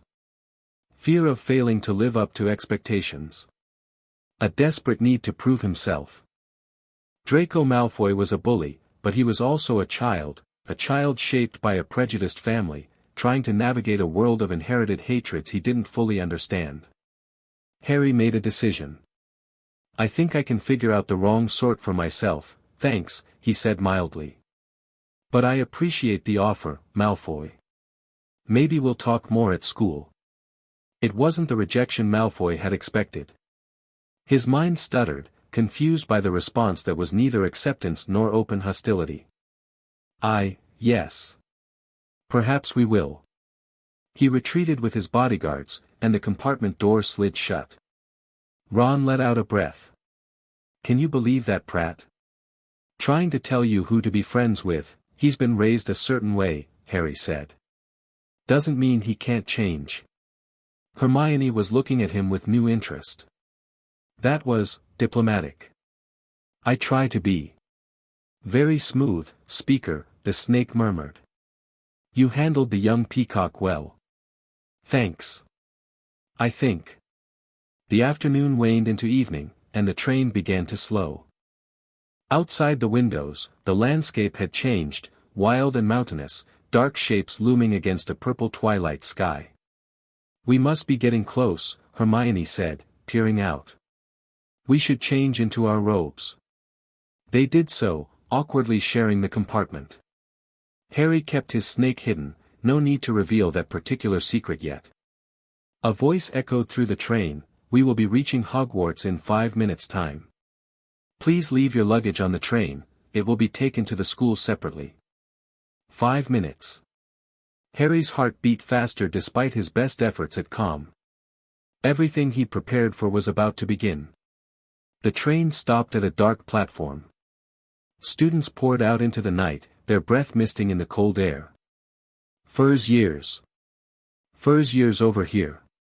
A massive figure loomed out of the darkness, easily twice the height of a normal man, with a wild beard and beetle-black eyes. Harry recognized him from Petunia's memories, Hagrid, the gamekeeper. The one who delivered baby Harry to Privet Drive. "Come on, follow me, any more Furs years?" "Mind your step, now." "Furs years follow me." They stumbled down a narrow path, slipping on the wet stones. Harry kept close to Ron and Hermione, filing away details, the quality of the darkness, the smell of pine and lake water, the nervous chatter of first years around him. "Yell get your furs sight Hogwarts in a sec," Hagrid called over his shoulder. Just round this bend here, the path opened onto the shore of a vast black lake. And there, across the water, rose Hogwarts. Harry had seen images of the castle in his mother's photographs, but nothing prepared him for the reality. Towers and turrets silhouetted against the stars, windows glowing with warm light, the whole structure seeming to grow from the mountain itself. It was magnificent. It was terrifying. It was home. "Impressive," the snake admitted. "Your kind builds well, when you put your minds to it." "I think so too." "No more N4 to a boat," Hagrid called, gesturing to a fleet of small vessels at the water's edge. Harry climbed into a boat with Ron, Hermione, and a round-faced boy who introduced himself nervously as Neville Longbottom. The boats moved on their own, gliding silently across the mirror-still lake. As they approached the castle, Harry felt something shift in the air, a massive presence, ancient and aware. The castle itself was magical, he realized. Not just built with magic, but alive with it. "This place is old," the snake observed. "I can taste centuries in the stone." 1,000 years, Harry thought. More or less. The boats passed through a curtain of ivy and into a dark tunnel beneath the castle. They emerged into an underground harbor, climbing out onto stone steps that led up into the depths of Hogwarts. Hagrid led them through corridors and up staircases until they reached an enormous oak door. He raised a massive fist and knocked 3 times. The door swung open, revealing a tall, stern-looking witch in emerald green robes. "The Furs years, Professor McGonagall," Hagrid said. "Thank you, Hagrid. I will take them from here." McGonagall led them through the entrance hall, huge, lit with torches, dominated by a magnificent marble staircase, and into a small chamber off the main corridor. "Welcome to Hogwarts," she said. "The start of term banquet will begin shortly, but before you take your seats in the Great Hall, you will be sorted into your houses. The sorting is a very important ceremony because, while you are here, your house will be something like your family within Hogwarts." She explained the house system, the 4 houses, the points, the competitions, while Harry listened with half an ear. Most of this he already knew. What he didn't know was how the sorting actually worked. "The sorting ceremony will take place in a few minutes in front of the rest of the school. I suggest you all smarten yourselves up as much as you can while you are waiting." She swept out. Immediately, the first years began whispering nervously. "How exactly do they sort us?" Harry asked Ron. Fred said it hurts a lot, but I think he was joking. Ron's face was pale under his freckles. "Some kind of test, I think. I hope I don't have to perform any magic. I only know a few spells, and they don't always work," Hermione was muttering under her breath, listing off spells she'd learned, clearly terrified of failure. Harry centered himself, strengthening his shields. Whatever the sorting was, he would face it prepared. The wait felt endless. Then McGonagall returned. "Form a line and follow me." They walked through the doors of the Great Hall, and Harry's breath caught. The hall was enormous, lit by thousands of floating candles, its ceiling enchanted to reflect the night sky outside. 4 long tables stretched its length, packed with students, and at the far end, a high table held the teachers. Harry recognized Dumbledore immediately, the silver beard, the half-moon spectacles, the twinkling eyes that seemed to see everything. Their gazes met for a moment, and Harry felt a gentle probe brush against his shields. He deflected it without reaction. Dumbledore's eyebrows rose slightly, but his expression remained genial. The first years gathered at the front of the hall, facing a stool on which sat a ragged, patched wizard's hat. Harry understood immediately, the sorting hat, mentioned in his textbooks. A magical artifact that could read minds. Another Legilimens, in a sense. Harry reinforced his shields once more. A rip near the brim of the hat opened like a mouth, and the hat began to sing. The song explained the houses and their values: Gryffindor's courage, Ravenclaw's wit, Hufflepuff's loyalty, Slytherin's ambition. Harry listened carefully, noting the hat's characterizations. The song ended to applause. McGonagall stepped forward with a roll of parchment. "When I call your name, you will put on the hat and sit on the stool to be sorted. Abbott, Hannah." A pink-faced girl stumbled forward and put on the hat. A moment's pause, then, Hufflepuff. The table on the right cheered. Hannah Abbott went to join them. The sorting continued. Bones, Susan, went to Hufflepuff. Boot, Terry, became a Ravenclaw. Brocklehurst, Mandy, joined him. Brown, Lavender, was the first Gryffindor, greeted with raucous cheers. Harry watched and waited, noting which students went where. Granger, Hermione, practically ran to the stool. The hat took a while but finally announced, Gryffindor. Ron groaned softly. Longbottom, Neville, was Gryffindor too, after a very long consideration. Malfoy, Draco. The blonde boy swaggered forward. The hat barely touched his head before screaming, Slytherin. More names. The crowd of unsorted students dwindled. Potter, Harry. The hall went silent. Then whispers erupted everywhere. Potter, did she say? The Harry Potter. Harry walked forward, face calm, shields tight. He sat on the stool, and McGonagall lowered the hat onto his head. Immediately, a voice spoke in his mind, not legilimency exactly, but something similar. Difficult. Very difficult. Plenty of courage, I see. Not a bad mind either. There's talent, oh my goodness, yes, and a nice thirst to prove yourself. Now that's interesting. What's interesting? Harry thought. Your shields, Mr. Potter. Very impressive for someone your age. But I've been reading minds for 1,000 years. I can see through them if I must. Can you? Oh yes. And what I see is complex. You could be great in any house, but you're shaped for power. Slytherin would help you on your way to greatness, no doubt about that. Slytherin. The House of Dark Wizards. The House of Voldemort. The House of Ambition, Harry thought. Of cunning. Of people who know how to achieve their goals. Exactly so. You understand. So shall it be. Wait. The hat paused. Harry gathered his thoughts. I have questions. Before you decide. Questions. Most students just argue. They never ask. I'm not most students. Tell me, what do you actually see? Not just traits, but potential paths. What would happen if you put me in each house? The hat was silent for a moment.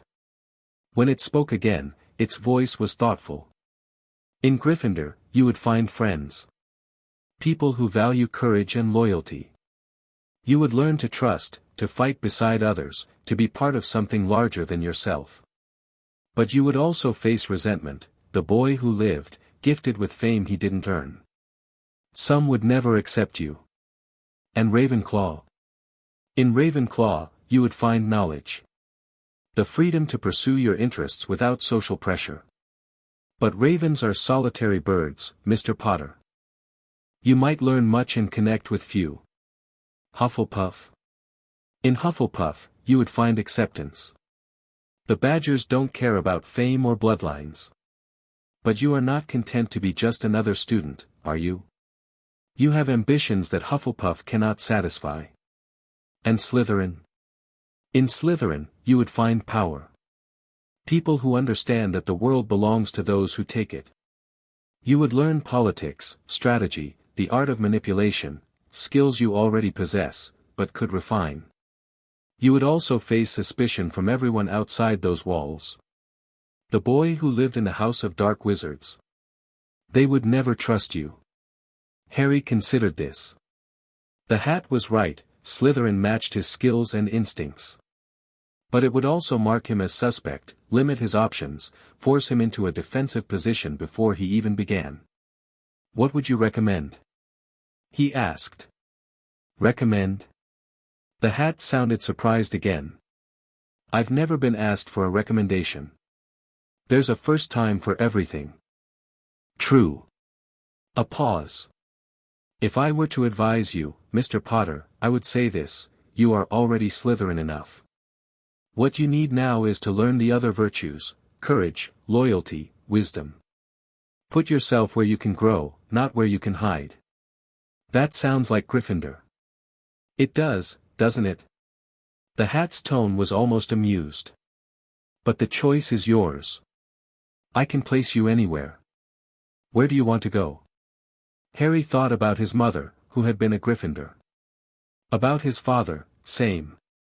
About the friends they'd made there, the alliances they'd built. He thought about Hermione, already sorted into Gryffindor. About Ron, who would almost certainly follow. About the red-haired family on the platform, radiating warmth. He thought about Dumbledore, watching from the high table, expecting Harry to be a certain kind of person. And he made his choice. Gryffindor, he thought. But not because anyone expects it. Because it's where I can learn what I'm missing. Well reasoned, Mr. Potter. Very well, Gryffindor. The last word was shouted to the hall.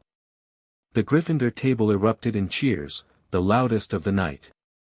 Harry removed the hat and walked to join his new house, his face calm despite the emotions churning beneath. He'd made his first move. Now the game truly began. The rest of the sorting passed quickly. Ron became a Gryffindor as expected, collapsing onto the bench next to Harry with visible relief. Thank Merlin. I thought I'd end up in Hufflepuff for sure. Dumbledore rose to speak, delivering brief and bizarre remarks: nitwit, blubber, oddment, tweak. Before food magically appeared on the tables. Harry ate mechanically, his attention on the people around him. The Gryffindor table was loud and boisterous. Percy Weasley, Ron's older brother and a prefect, held forth on school rules. The Weasley twins, Fred and George, were already plotting something involving Filch the caretaker. Hermione peppered anyone who would listen with questions about classes. At the high table, the teachers ate and conversed. Harry noted Hagrid, huge and friendly. A tiny man who must be Professor Flitwick. A woman draped in shawls who gave off an aura of manufactured mystery. And a man with greasy black hair, sallow skin, and a hooked nose, who was staring directly at Harry with an expression of intense dislike. Professor Snape. The name surfaced from Petunia's memories. His mother's childhood friend, turned bitter enemy of his father, now teaching potions at Hogwarts. Severus Snape was my friend once, his mother had written. There's good in him, even if he's buried it deep. Looking at the hatred in Snape's eyes, Harry found that hard to believe. But he filed it away for later investigation. Everyone could be understood, given enough time and access. The feast ended. Prefects led the first years to their dormitories, Gryffindor Tower, behind a portrait of a fat lady who demanded a password. Caput Draconis, Percy announced, and the portrait swung open. The common room was warm and welcoming, decorated in red and gold, dominated by a large fireplace. Spiral staircases led up to the dormitories, boys to the left, girls to the right. Harry climbed to his assigned dormitory and found 4 beds waiting. Ron took the one next to him, Neville Longbottom and 2 other boys, Dean Thomas and Seamus Finnegan, claimed the others. They talked for a while, the excited chatter of boys beginning a new adventure. Harry participated enough to seem normal, but his mind was elsewhere. Finally, the others fell asleep. Harry lay in his 4-poster bed, curtains drawn, and stared at the darkness. He'd made it. He was at Hogwarts. The first phase of his plan was complete. Tomorrow, he would begin the real work. Learning magic. Building alliances. Preparing for whatever challenges the future held. Rest now, Speaker, the snake advised from her spot near his pillow. Tomorrow brings new hunts. Good advice. Harry closed his eyes and, for the first time in weeks, slept peacefully. The dogs of war were gathering. But so was he. Chapter 3 End. Chapter 4, The Truth of Petunia Evans. The first week at Hogwarts passed in a blur of new experiences. Harry learned to navigate the shifting staircases and trick doors. He memorized the fastest routes between classes, the locations of secret passages, the schedules of ghosts and prefects and caretakers. He catalogued the minds around him, students, teachers, staff, building a mental map of the school's social landscape. The classes themselves were fascinating. Transfiguration with Professor McGonagall demanded precision and focus. Charms with tiny Professor Flitwick was all enthusiasm and encouragement. Herbology in the greenhouses, history of magic with the droning ghost Professor Binns, defense against the dark arts with the stuttering, garlic-scented Professor Quirrell. And potions. Professor Snape taught in the dungeons, and from the first moment Harry entered that cold classroom, he knew this would be different. Snape's opening speech was designed to intimidate, all dark promises about bottling fame and brewing glory, delivered in a silky whisper that demanded attention. Then his black eyes found Harry. Ah, yes. Harry Potter. Our new celebrity. The word dripped with contempt. Harry felt the probe immediately. Snape was a Legilimens, and not a subtle one. His attack was direct, aggressive, meant to crack Harry's shields through sheer force. Harry deflected it without visible reaction. Something flickered in Snape's expression, surprise, quickly hidden. Tell me, Potter, what would I get if I added powdered root of asphodel to an infusion of wormwood? Harry knew the answer. He'd read all his textbooks cover to cover, and quite a few beyond. But he also knew this was a trap. Snape wanted him to fail, or to succeed and seem arrogant. I believe that makes a sleeping potion known as the Draught of Living Death, sir. But I'd have to check my textbook to be certain of the details. Snape's eyes narrowed. Clearly, fame isn't everything. Let's try again. Where would you look if I told you to find me a bezoar? The stomach of a goat, sir. It's a stone that neutralizes most poisons. And what is the difference between monkshood and wolfsbane? They're the same plant, also known as aconite. The classroom had gone very quiet. Students on both sides, Gryffindor and Slytherin, paired for this class, were watching the exchange with held breath. Snape stared at Harry for a long moment. His thoughts, when Harry brushed against them, were a churning mess of old hatred and new confusion. He has her eyes, Lily's eyes, but he's Potter's son. How does he know those answers? First years never know those answers. Well, Snape said finally. It seems the boy who lived has bothered to open a book. Perhaps there's hope for you yet. It wasn't praise, but it wasn't the humiliation Snape had planned either. The class continued with Harry neither singled out for abuse nor allowed to fade into the background. After class, Hermione caught up with him in the corridor. That was brilliant, Harry. How did you know all those answers? I read the textbook. So did I, but, she frowned. Those questions were from different chapters. You'd have to have memorized the whole thing. Harry shrugged. I have a good memory. It wasn't a lie, exactly. He did have an excellent memory. But it was enhanced significantly by his ability to absorb information from every teacher who lectured, every student who studied nearby, every mind that contained knowledge he wanted. Hermione accepted the explanation, though he could feel her curiosity remained unsatisfied. She was too clever to be fooled for long. But for now, it was enough. The second week brought flying lessons. Harry had never been on a broomstick before, but he'd read about them extensively and absorbed techniques from several older students' memories. When Madame Hooch led them onto the grounds for their first lesson, he felt confident. The broomsticks were old and battered, prone to vibration and pulling to one side. Harry's responded sluggishly to his up command at first, but once he was in the air, it was freedom. The wind in his face, the ground falling away beneath him, the pure physical joy of movement in 3 dimensions. Harry had spent years cultivating mental disciplines, suppressing emotions, maintaining control. Flying was the opposite of all that. Flying was release. He soared higher than anyone else, faster than anyone else, weaving through maneuvers that had Madame Hooch shouting at him to be careful and the other students staring in amazement. Potter! Get down here this instant! Harry descended reluctantly, landing with a precision that impressed even him. That was incredibly reckless, Madame Hooch scolded. And incredibly talented. Have you flown before? No, ma'am. First time. Remarkable. She studied him with new interest. We'll have to speak with Professor McGonagall about this. That conversation led to another conversation, which led to Harry being introduced to Oliver Wood, captain of the Gryffindor Quidditch team.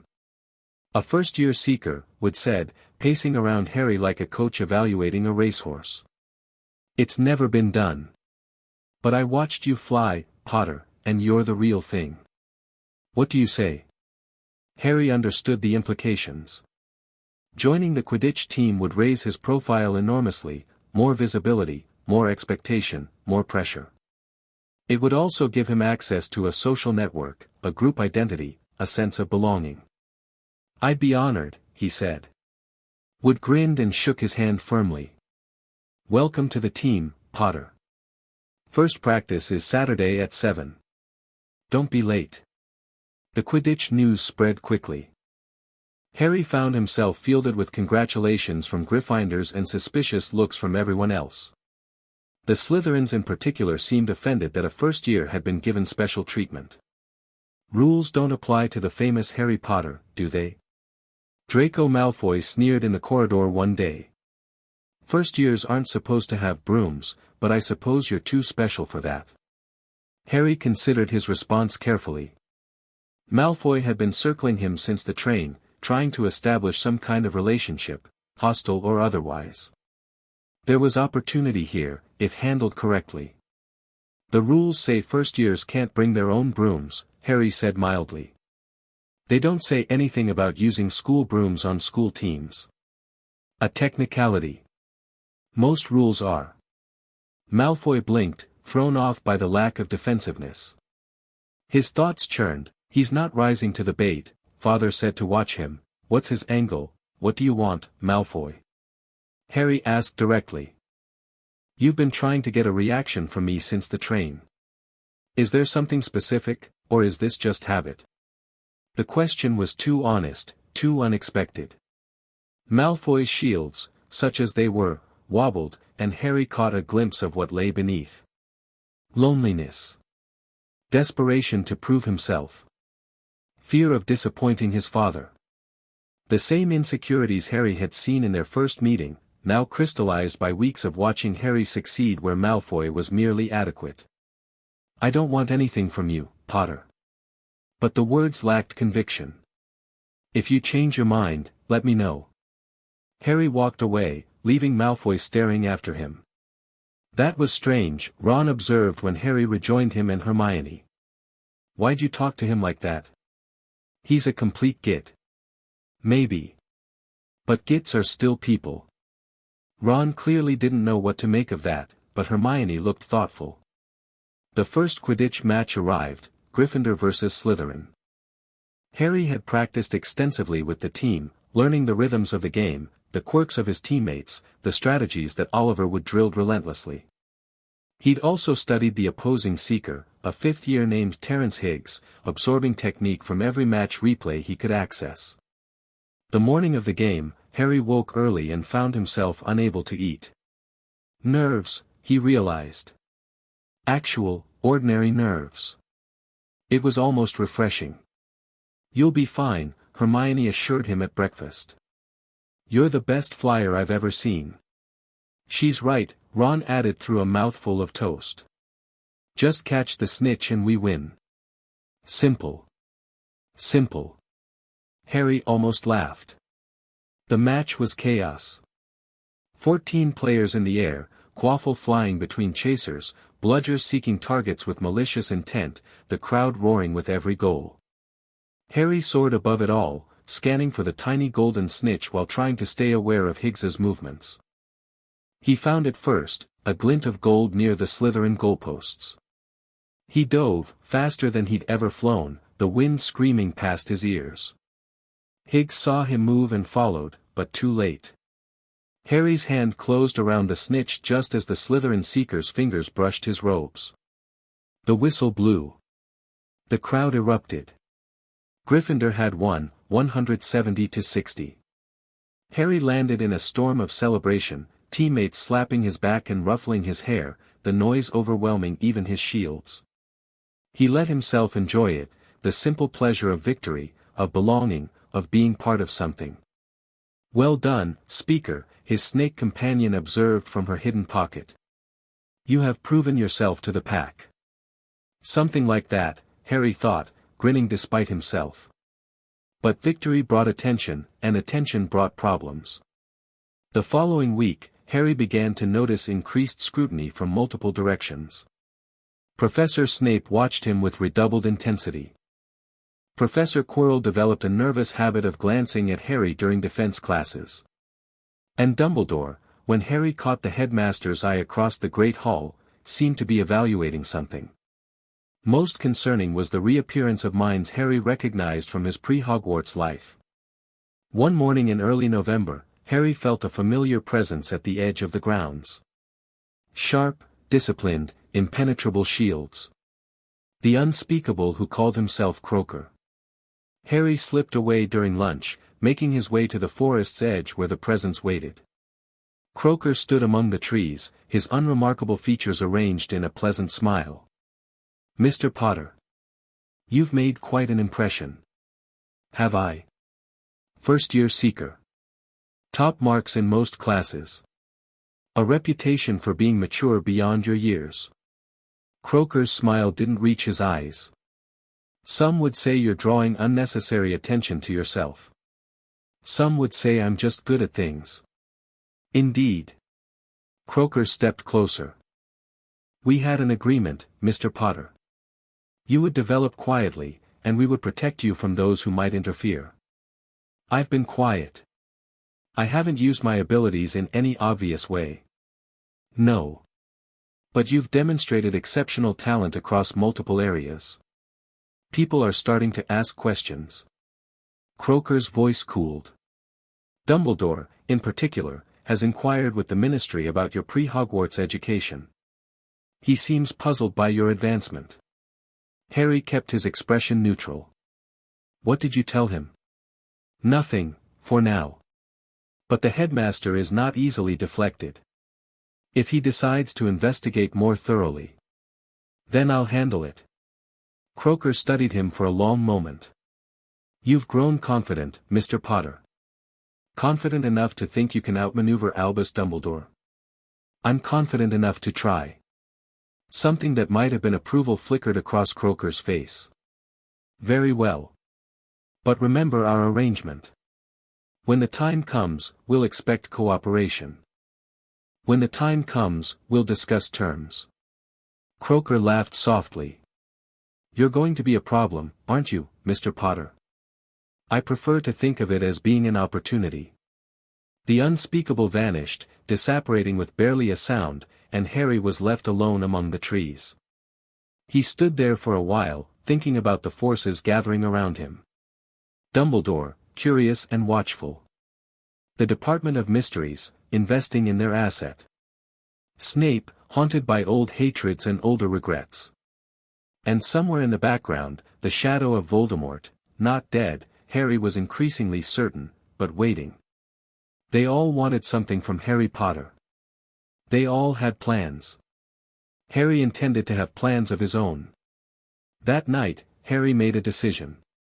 He'd been avoiding confrontation with Dumbledore, content to observe from a distance while building his position at Hogwarts. But Croaker's warning had changed the calculus. If Dumbledore was already investigating, better to engage on Harry's terms than wait to be cornered. He requested a meeting with the headmaster through Professor McGonagall. The response came the next day. Dumbledore would see him after dinner. Harry prepared carefully.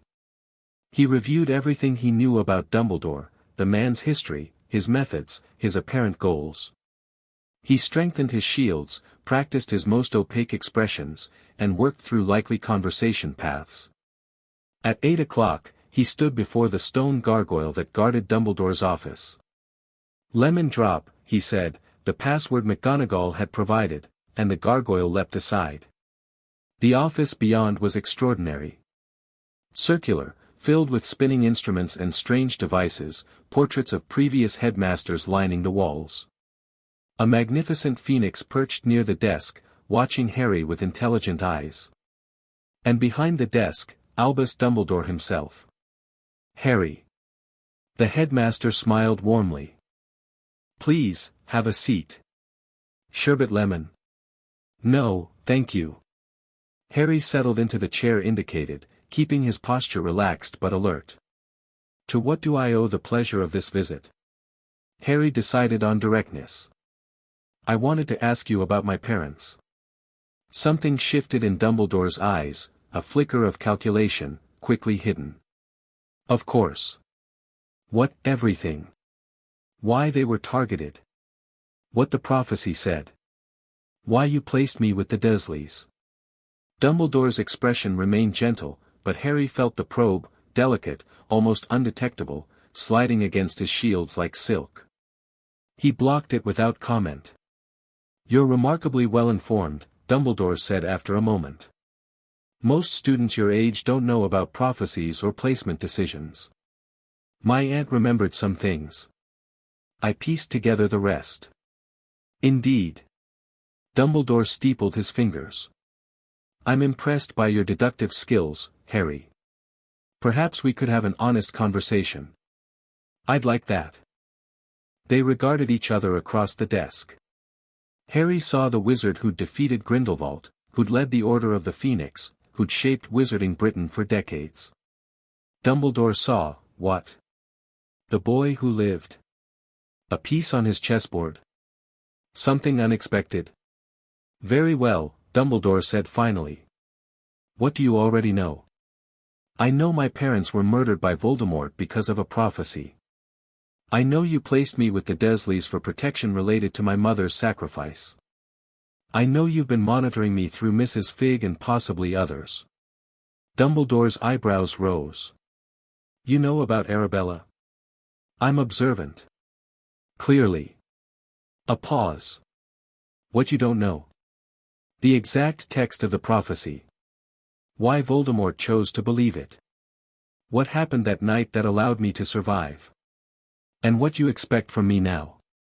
Dumbledore was silent for a long moment.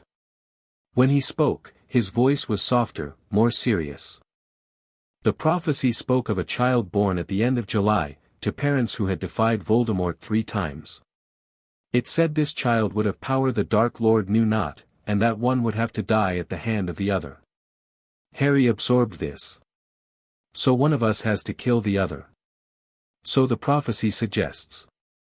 Though prophecies are tricky things, they often don't mean what they seem to mean. And Voldemort? He's not really dead, is he? Dumbledore's eyes sharpened. What makes you say that?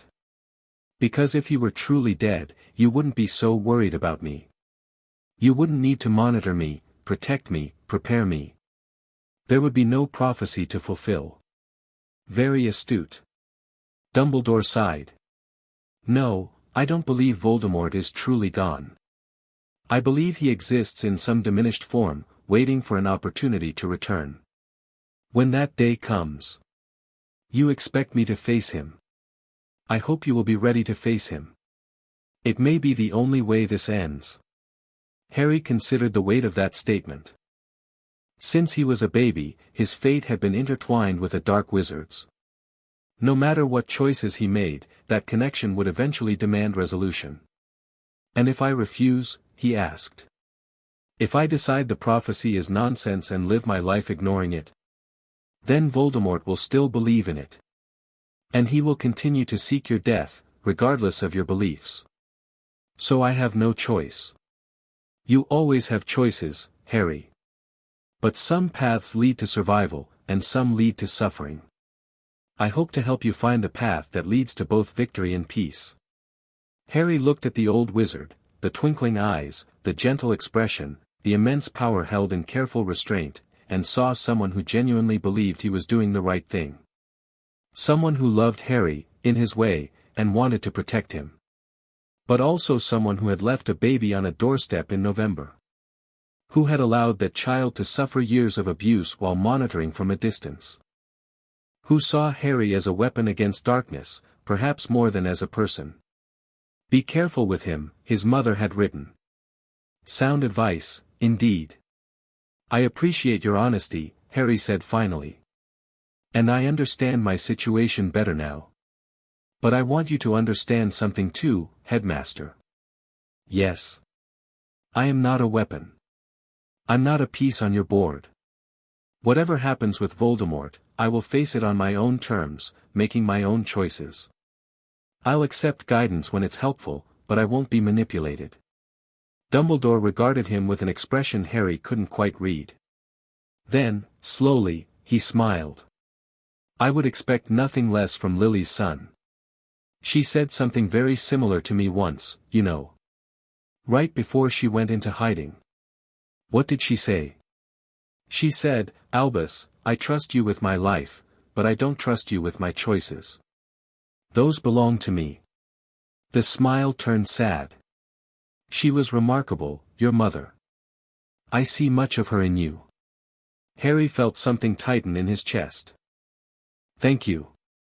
Thank you, Harry, for this conversation. It has been more illuminating than I expected. Dumbledore stood, signaling the end of the meeting. My door is always open to you. For questions, for guidance, or simply for a sherbet lemon. I'll remember that. Harry left the office with more information than he'd arrived with, and a clearer understanding of the game being played around him. He still didn't fully trust Dumbledore. But he understood him better now. And understanding was the first step toward strategy. The weeks after the meeting with Dumbledore brought new developments. Harry threw himself into his studies with renewed focus, determined to master every skill that might be useful against Voldemort. His transfiguration improved rapidly. His charms work drew McGonagall's praise. Even potions became less adversarial as Snape seemed to reach some sort of internal truce regarding Harry's existence. He also deepened his friendships. Ron was straightforward, loyal, brave, sometimes jealous but never malicious. They bonded over Quidditch strategy and wizard's chess, at which Ron was surprisingly brilliant. Hermione was more complex. Her need to prove herself through academic achievement masked deep insecurities about belonging in the magical world. Harry recognized the pattern, he'd seen similar dynamics in Petunia, and worked to make her feel valued for more than just her intelligence. "You know," he said one afternoon in the library, "you don't have to answer every question in class." Hermione looked up from her books, defensive. "I know the answers. Why shouldn't I share them?" "You should. But maybe let other people try first sometimes. Give them a chance to learn." "Are you saying I'm showing off?" "I'm saying you're so focused on proving you belong that you sometimes forget everyone else is trying to learn too." Hermione's expression flickered through several emotions: hurt, recognition, reluctant agreement. "I suppose I might, occasionally, get carried away." "Occasionally." Harry smiled. "You're brilliant, Hermione. You don't need to prove it every minute. People already know." She didn't entirely believe him, he could feel the doubt in her thoughts, but she seemed to appreciate the intention. From then on, she made an effort to hold back sometimes, and her relationships with other students improved noticeably. "You are gentle with your packmates," the snake observed one evening. "Why?" "Because gentleness is more effective than force, usually. And when it is not, then I have other options." December brought snow and the approaching Christmas holiday. Most students signed up to go home. Harry considered staying at Hogwarts, but ultimately decided to return to Privet Drive. He'd promised Petunia 5 years, and abandoning her at Christmas seemed wrong somehow. "You're mental," Ron said when Harry told him. "Your aunt and uncle are horrible." "They were horrible. Things are different now." Ron looked skeptical, but Harry didn't elaborate. Some things were too complicated to explain. The train journey home was quieter than the trip to Hogwarts. Harry shared a compartment with Hermione, who was excited about showing her parents her first-term marks, and Neville, who dreaded facing his formidable grandmother. "She's not bad, really," Neville said without conviction. "She just has high expectations." "Parents always do," Hermione agreed. "My mum wanted me to be a dentist like her." "She's still adjusting to the whole witch thing." Harry listened to their concerns about family and expectations, contributing little. His own situation was so unusual that comparison seemed pointless. King's Cross emerged from the winter fog, and students poured onto the platform. Harry collected his trunk, checked that his snake was secure in her hidden pocket, and went to find the Dursleys. Petunia was waiting alone. She looked different than he remembered, thinner, older, but also somehow lighter. The permanent pinch of disapproval that had defined her expression for years had softened into something more ambiguous. "Harry." She didn't smile, but she didn't frown either. "You look well." "So do you." They walked to the car in silence. Petunia drove. Vernon, she explained, was at work. Dudley was at a friend's house. "How was school?" she asked as they left London behind. "Interesting. I'm on the Quidditch team." "The flying sport?" Lily mentioned that once. She said it was dangerous. "It can be. I like it anyway." Petunia nodded slowly. "You would." She did too. They talked more than Harry expected, about his classes, about Hogwarts, about the magical world Petunia had spent decades trying to forget. She asked genuine questions and listened to the answers. By the time they reached Privet Drive, something had shifted between them. Not dramatically, but noticeably. A wall that had stood for years was developing cracks. Christmas at the Dursleys was surreal. Vernon made an effort at civility that was visibly painful. Dudley, home from boxing camp, was curious about Hogwarts in a way that surprised everyone. And Petunia. Petunia took Harry aside on Christmas Eve. "I have something for you," she said, leading him to the attic. "I should have given it to you years ago, but I wasn't ready." From the trunk of Lily's belongings, she withdrew a small wooden box Harry had never noticed before. It was carved with symbols he recognized from his studies: magical runes, protective wards, preservation charms. "What is it?" "I don't know exactly. It came with Lily's things, but I couldn't open it. I think it only opens for you." Harry took the box carefully. He could feel the magic in it, old and powerful, keyed to something specific. He pressed his thumb against a rune that seemed to pulse with recognition. The box opened. Inside, cushioned in faded velvet, lay a ring. It was simple in design, a gold band with a small red stone, but power radiated from it like heat from a fire. Harry picked it up carefully, and the moment his fingers touched it, knowledge flooded into his mind. This was the Potter family ring. A signet of ancient lineage, passed from head of house to head of house for centuries. By touching it, by being accepted by it, Harry had claimed his inheritance. He was Lord Potter now, at least in the eyes of magic. The ring resized itself to fit his finger, and Harry felt wards settling around him, protections woven into the metal, accumulated over generations. He was safer wearing this ring than he had ever been before. "Harry?" Petunia's voice was worried. "What happened? You went very still." "It's a family ring. My family's ring. It accepted me." Petunia's expression was complicated, wonder mixed with old resentment, long-buried jealousy stirring in its grave. "More magic," she said quietly. "Yes. But it was always mine. You kept it safe for me." The words seemed to help. Petunia nodded, straightening slightly. "Well. I suppose that's something. It's more than something. Thank you, Aunt Petunia. For everything." She didn't respond, but Harry felt the warmth of the moment in her thoughts, gratitude that she'd done something right, after so many years of doing things wrong. It wasn't redemption. But it was progress.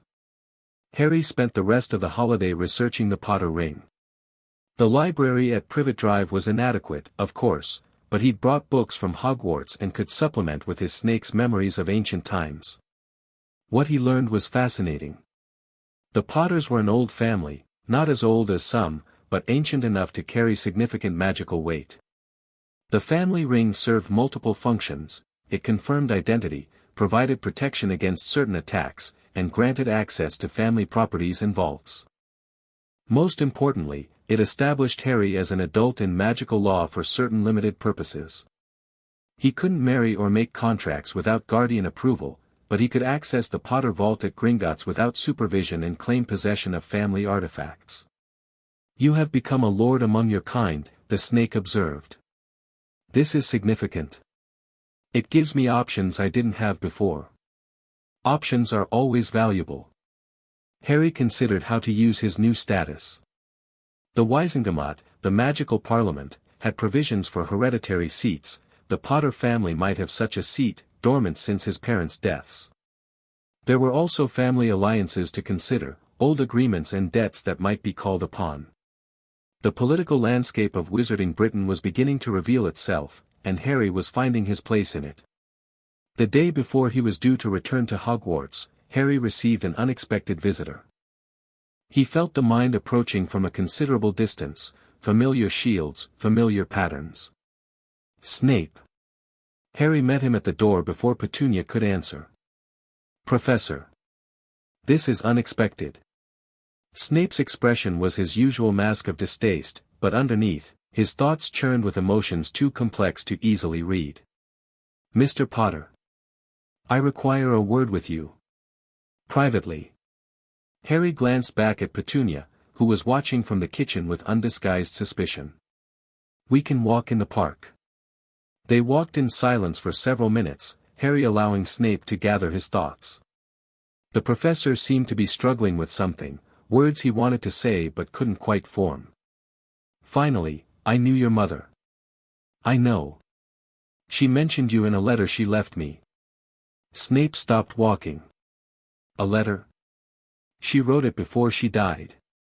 She said you were her friend once, and that there was good in you.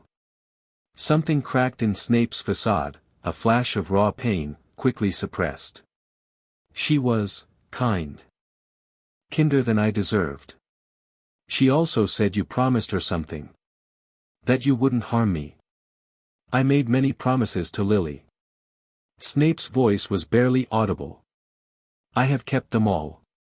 Harry considered the man before him, the bitter exterior, the old hatreds, the grief that had curdled into cruelty. He saw someone who had made terrible choices and spent years paying for them. Why do you hate me so much? The question hung in the cold air. Snape's face twisted. I don't hate you, Potter. I hate your father. And every time I look at you, I see him. The arrogance, the special treatment, the effortless success, that's not who I am. No. Snape's voice was strange. I'm beginning to realize that. They stood in silence, breath misting in the winter air. Why are you here, Professor? Really? To warn you. Snape's shields tightened, his expression hardening. There are forces moving in the shadows. The Dark Lord is not gone, you know this already, I suspect, and there are those who work toward his return. You are not safe, even at Hogwarts. I've never been safe. No. You haven't. Snape met his eyes directly. But you are also not without allies. The headmaster protects you in his way. And I. He stopped, seeming to wrestle with the words. You what? I will not allow Lily's son to come to harm. Whatever it costs. It was, Harry realized, as close to a declaration of loyalty as Severus Snape was capable of making. The man was twisted by decades of bitterness and bad choices, but underneath, just as Lily had written, there was something worth saving. Thank you, Harry said simply. Snape nodded stiffly. Return to school tomorrow. Be vigilant. And for Merlin's sake, try not to do anything unnecessarily heroic. He turned and walked away, disappearing around a corner before disapparating with a soft crack. Harry stood alone in the winter park, processing the encounter. Another piece on the board had revealed itself. Snape wasn't a friend, not exactly, but he wasn't an enemy either. He was something more complicated. Harry was beginning to realize that most people were. The return to Hogwarts brought new challenges. Harry's ring drew attention almost immediately. Dumbledore noticed it during the welcome-back feast, his eyes sharpening with recognition. McGonagall asked about it after Transfiguration. Even Malfoy, passing in the corridor, stopped to stare at the familiar Potter crest. The family ring, Draco said, his voice strange. I heard my father talk about it once. He said it was lost. It was kept safe. By family. Malfoy's expression flickered through several emotions, jealousy, respect, something that might have been envy of a different kind. My father would want to know about this. I'm sure he would. They stared at each other for a moment. Then Malfoy nodded, a small gesture of acknowledgement, and walked away. Harry watched him go, cataloging the encounter. The Potter ring had changed his status in ways both obvious and subtle. He was no longer just the boy who lived, he was Lord Potter, head of an ancient house, a player in games that had been running for centuries. Whether that was advantage or vulnerability remained to be seen.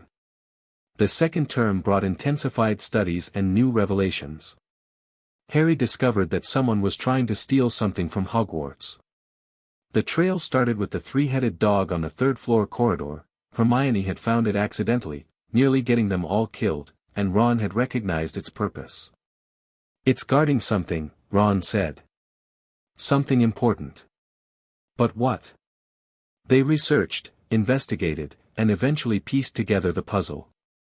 Nicholas Flamel, the alchemist mentioned on Dumbledore's chocolate frog card. The Philosopher's Stone, a legendary artifact that could produce the elixir of life. The stone was hidden at Hogwarts, protected by a series of enchantments. And someone was trying to get past those enchantments. Harry's suspicions initially focused on Snape. The professor's behavior was suspicious, and he'd been seen near the restricted corridor. But his conversation with Snape over Christmas had complicated that theory. Then there was Quirrell. The defense against the dark arts professor had seemed harmless at first, stuttering, timid, easily overlooked. But Harry had noticed things. The way Quirrell's presence made his scar ache. The impenetrable darkness he sometimes glimpsed behind the man's eyes. The garlic smell that masked something else, something wrong. One night, Harry followed Quirrell through the castle. It was risky, curfew violation, potential confrontation with an unknown threat, but Harry needed to know. He tracked the professor's mind through the corridors, staying far enough back to avoid detection. Quirrell went to the third-floor corridor. Harry watched from the shadows as the professor approached the door behind which the three-headed dog waited. Quirrell was muttering to himself, no, not to himself. He was talking to someone else. Harry strained to hear, reaching out with his abilities despite the risk. He caught fragments, "The boy knows too much," and "Patience, we must wait," and then something that made his blood freeze, "When I have the stone, I will deal with Potter myself." That last voice wasn't Quirrell's. It was something darker, something ancient, something that made Harry's scar burn with sudden, blinding pain. He stumbled, gasped, and Quirrell's head snapped toward his hiding spot. For a terrible moment, their eyes met. Harry saw behind Quirrell's fearful facade to the thing that lurked within, a parasitic presence, feeding on the professor's body and soul. Voldemort. Or what was left of him. Then Quirrell turned and fled, robes billowing, and Harry was left alone with the knowledge that the Dark Lord was already inside Hogwarts. Harry told Dumbledore everything. The headmaster listened without interruption, his expression growing more grave with each revelation.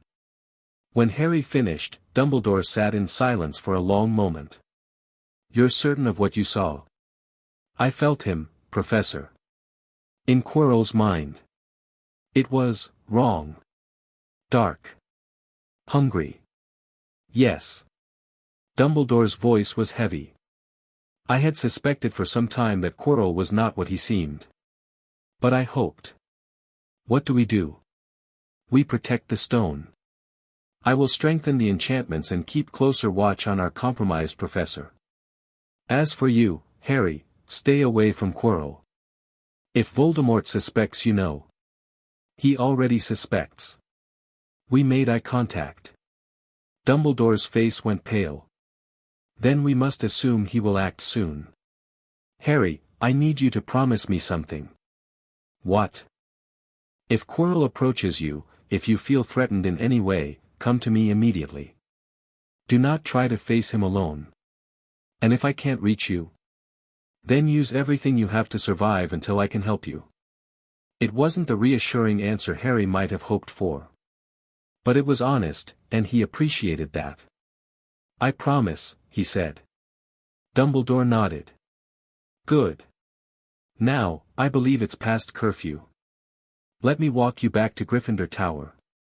They walked in silence through the castle, two figures bound by prophecy and circumstance, preparing for a confrontation that seemed inevitable. Harry's first year at Hogwarts had begun with wonder. It was ending with war. The confrontation came on the last night of the school year. Harry knew it was happening before anyone told him. He felt Quirrell's mind moving through the castle, purpose-driven, shields down in his urgency. The Dark Lord was making his move for the stone. Harry gathered Ron and Hermione. "We have to stop him," he said. "Dumbledore isn't here, I checked, and if Quirrell gets that stone, Then you know who comes back, Hermione finished, her face pale but determined. This is mental, Ron said. But he was already reaching for his wand. They went to the third-floor corridor. The enchantments tested them, the three-headed dog, lulled to sleep by a charmed harp, the devil's snare, burned away by Hermione's fire, the flying keys, caught by Harry's seeker instincts, the giant chess set, navigated by Ron's brilliant strategy at terrible cost. Ron fell at the chess game, knocked unconscious by the queen. Hermione stayed with him, sending Harry on alone. Be careful, she said, her voice breaking. I'll try. The final chamber held Quirrell. The professor stood before the Mirror of Erist, an enchanted mirror Harry had encountered earlier that year, one that showed the viewer's deepest desire. Quirrell was staring into it, frustration evident in his posture. The stone is in the mirror, he muttered. But how to get it out? Use the boy, a voice hissed. Harry's scar exploded with pain. Quirrell spun. His eyes found Harry, and a terrible smile spread across his face. Harry Potter. How kind of you to join us. What followed was not a battle. Harry was 11 years old, facing a grown wizard possessed by the darkest sorcerer in history. He had no chance in direct combat. But he had other advantages. You won't win, Harry said, circling slowly, keeping distance. Dumbledore will stop you. Dumbledore is not here. Quirrell's voice shifted, became something else. And when I have the stone, no one will stop me. The second voice was speaking through Quirrell now, the voice that had made Harry's scar burn. Voldemort. Let me see him, the voice commanded. Quirrell reached up and began to unwrap his turban. What lay beneath was horror, a face growing out of the back of Quirrell's head. Chalk-white skin, red eyes, slits for nostrils. The face of Lord Voldemort, twisted and terrible. Harry Potter, Voldemort whispered. We meet at last. Harry's scar was agony, but he forced himself to meet those red eyes. You killed my parents. Yes. And I would have killed you too, if not for that wretched protection. The red eyes narrowed. But that protection dies with distance from blood relatives. Here, now, you are merely a child. And children can be broken. Harry felt the attack, Legilimency assault of devastating power, far beyond anything he'd experienced. Voldemort's mind crashed against his shields like a tsunami. He held. Barely. Desperately. But he held. Voldemort's eyes widened fractionally. Interesting. You have some skill. But skill alone cannot save you. Maybe not. Harry was gasping, sweat pouring down his face. But I'm not alone. He reached, not outward, but inward. To the warmth in his blood, the protection his mother had died to give him, the love that Dumbledore claimed was the strongest magic of all. And he let it flow. The effect was immediate and dramatic. When Quirrell lunged forward to grab Harry, his hands began to burn. Smoke rose from his skin. He screamed, releasing Harry, staggering backward.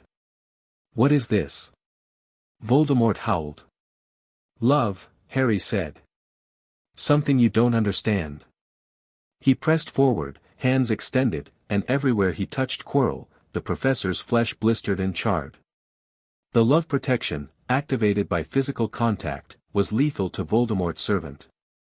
Quirrell collapsed, his body crumbling, and from the ruins rose something dark, a shadow, a spectre, the wraith of Voldemort escaping destruction. It passed through Harry with a shriek of rage, leaving frost in its wake, and then it was gone. Harry stood alone in the chamber, shaking, as footsteps thundered down the corridor behind him. Dumbledore had arrived. The aftermath was a blur. Harry spent 3 days in the hospital wing, recovering from the confrontation. The stone had been destroyed, Dumbledore's decision, made in consultation with Nicholas Flamel. Quirrell was dead. Voldemort had escaped, weakened but still existing somewhere in the world. When Harry was finally well enough for visitors, his friends came first. "You're an absolute nutter," Ron said, his arms still in a sling from the chess game. "Facing you-know-who alone. Mental. I had to." "Yeah, well, next time, take backup." Hermione was quieter, her eyes red from crying. "I thought you were dead. When Dumbledore carried you out, I thought, I'm not that easy to kill, apparently." She laughed weakly. "No. I suppose not. Dumbledore visited last. You did well, Harry. Better than anyone could have expected. Will he come back? Voldemort? Almost certainly. He has ways of clinging to life that I don't fully understand. But you've delayed him, denied him the stone. That's no small thing. And next time, you'll be stronger. More prepared. You're not alone in this fight, Harry. Remember that." Harry nodded, but his thoughts were elsewhere. He had faced Voldemort and survived. The prophecy was still in motion, the war still coming. But he had proven something, to himself, if no one else. He could stand against the darkness. And one day, when he was ready, he would end it. The end-of-year feast was subdued. Gryffindor won the House Cup, thanks in part to last-minute points awarded for the best-played game of chess Hogwarts has seen in many years, Ron, the use of cool logic in the face of fire, Hermione, and pure nerve and outstanding courage, Harry. The points felt hollow compared to what had happened. But Harry smiled and cheered with his housemates, playing the role expected of him. On the train home, he sat with Ron and Hermione and felt, for the first time, like he truly belonged somewhere. "Right this summer," Hermione demanded. "I want to hear about everything." "I will. And come stay at the Burrow if you can," Ron added. "Mum's dying to meet you." "I'll try." They parted at King's Cross, promises made, futures uncertain. Harry found the Dursleys waiting, all three of them, for once, and felt the strange mix of emotions that Privet Drive always evoked. "Ready?" Petunia asked. Harry looked back at the magical platform, then forward to the mundane world. "Ready," he said. Another year done. Another war begun. But Harry Potter had faced the truth of his heritage, the weight of prophecy, the burden of power, the cost of love, and he had not broken. Whatever came next, he would face it. That was, after all, what his mother would have wanted. Chapter 4 End. Chapter 5, The Watcher watched summer at Privet Drive had become something Harry never expected, tolerable. The Dursleys had settled into a careful détente with their magical nephew. Vernon nodded gruffly at breakfast. Dudley asked occasional questions about Hogwarts, genuinely curious rather than mocking. And Petunia had transformed from jailer to something approaching family. But Harry's second summer home was different from his first. He was being watched. The sensation had started within days of his return, a prickling awareness at the edges of his consciousness, minds he didn't recognize hovering at the periphery of his range. Professional observers, their thoughts carefully controlled, their presence nearly undetectable to anyone without Harry's gifts. He counted at least 3 different watchers in the first week alone. The Order of the Phoenix, he suspected. Dumbledore's organization, keeping tabs on the boy who lived after his confrontation with Voldemort. Mrs. Fig was still around, of course, but these new observers were more skilled, more serious. Harry let them watch. He had nothing to hide, nothing they could detect, anyway. But he watched them back. The watchers worked in shifts. Morning brought a tall witch with purple hair who thought constantly about someone named Tonks, her own name, Harry eventually realized. Afternoon was an older wizard whose mind was a fortress of discipline, impenetrable even to Harry's probes. Evening belonged to a rotating cast of others, their faces and thoughts blurring together. What they saw was a 12-year-old boy doing chores, reading books, practicing wandless exercises in his room. Normal enough for a young wizard. What they didn't see was the depth of his preparation. Harry had spent the past year refining his abilities to a razor's edge. His legilimency could now pierce casual shields without detection. His occlumency had been tested against Voldemort himself and held. And he'd discovered new applications, the ability to implant subtle suggestions, to redirect attention, to make people forget they'd seen something they shouldn't have. He was becoming something dangerous. The question was, dangerous to whom? July brought an unexpected development. Harry felt the mind approaching from blocks away, familiar shields, familiar patterns. But something was wrong. The thoughts behind those shields were panicked, desperate, afraid. Dobby. The house elf appeared in Harry's room with a crack of displaced air, enormous eyes swimming with tears. Harry Potter must not return to Hogwarts. Harry had encountered house elves in his reading but never met one. The creature's mind was fascinating, structured differently from human consciousness, bound by magical compulsions Harry could see like chains around its thoughts. Why not? There is a plot, Harry Potter. A terrible plot to make terrible things happen at Hogwarts School of Witchcraft and Wizardry this year. What kind of plot? Who's behind it? Dobby's face contorted. He clearly wanted to answer but couldn't, the magical bindings prevented him from revealing his master's secrets. Dobby cannot say. Dobby is bound. Tears streamed down his face. But Harry Potter must stay where it is safe. Harry considered the situation.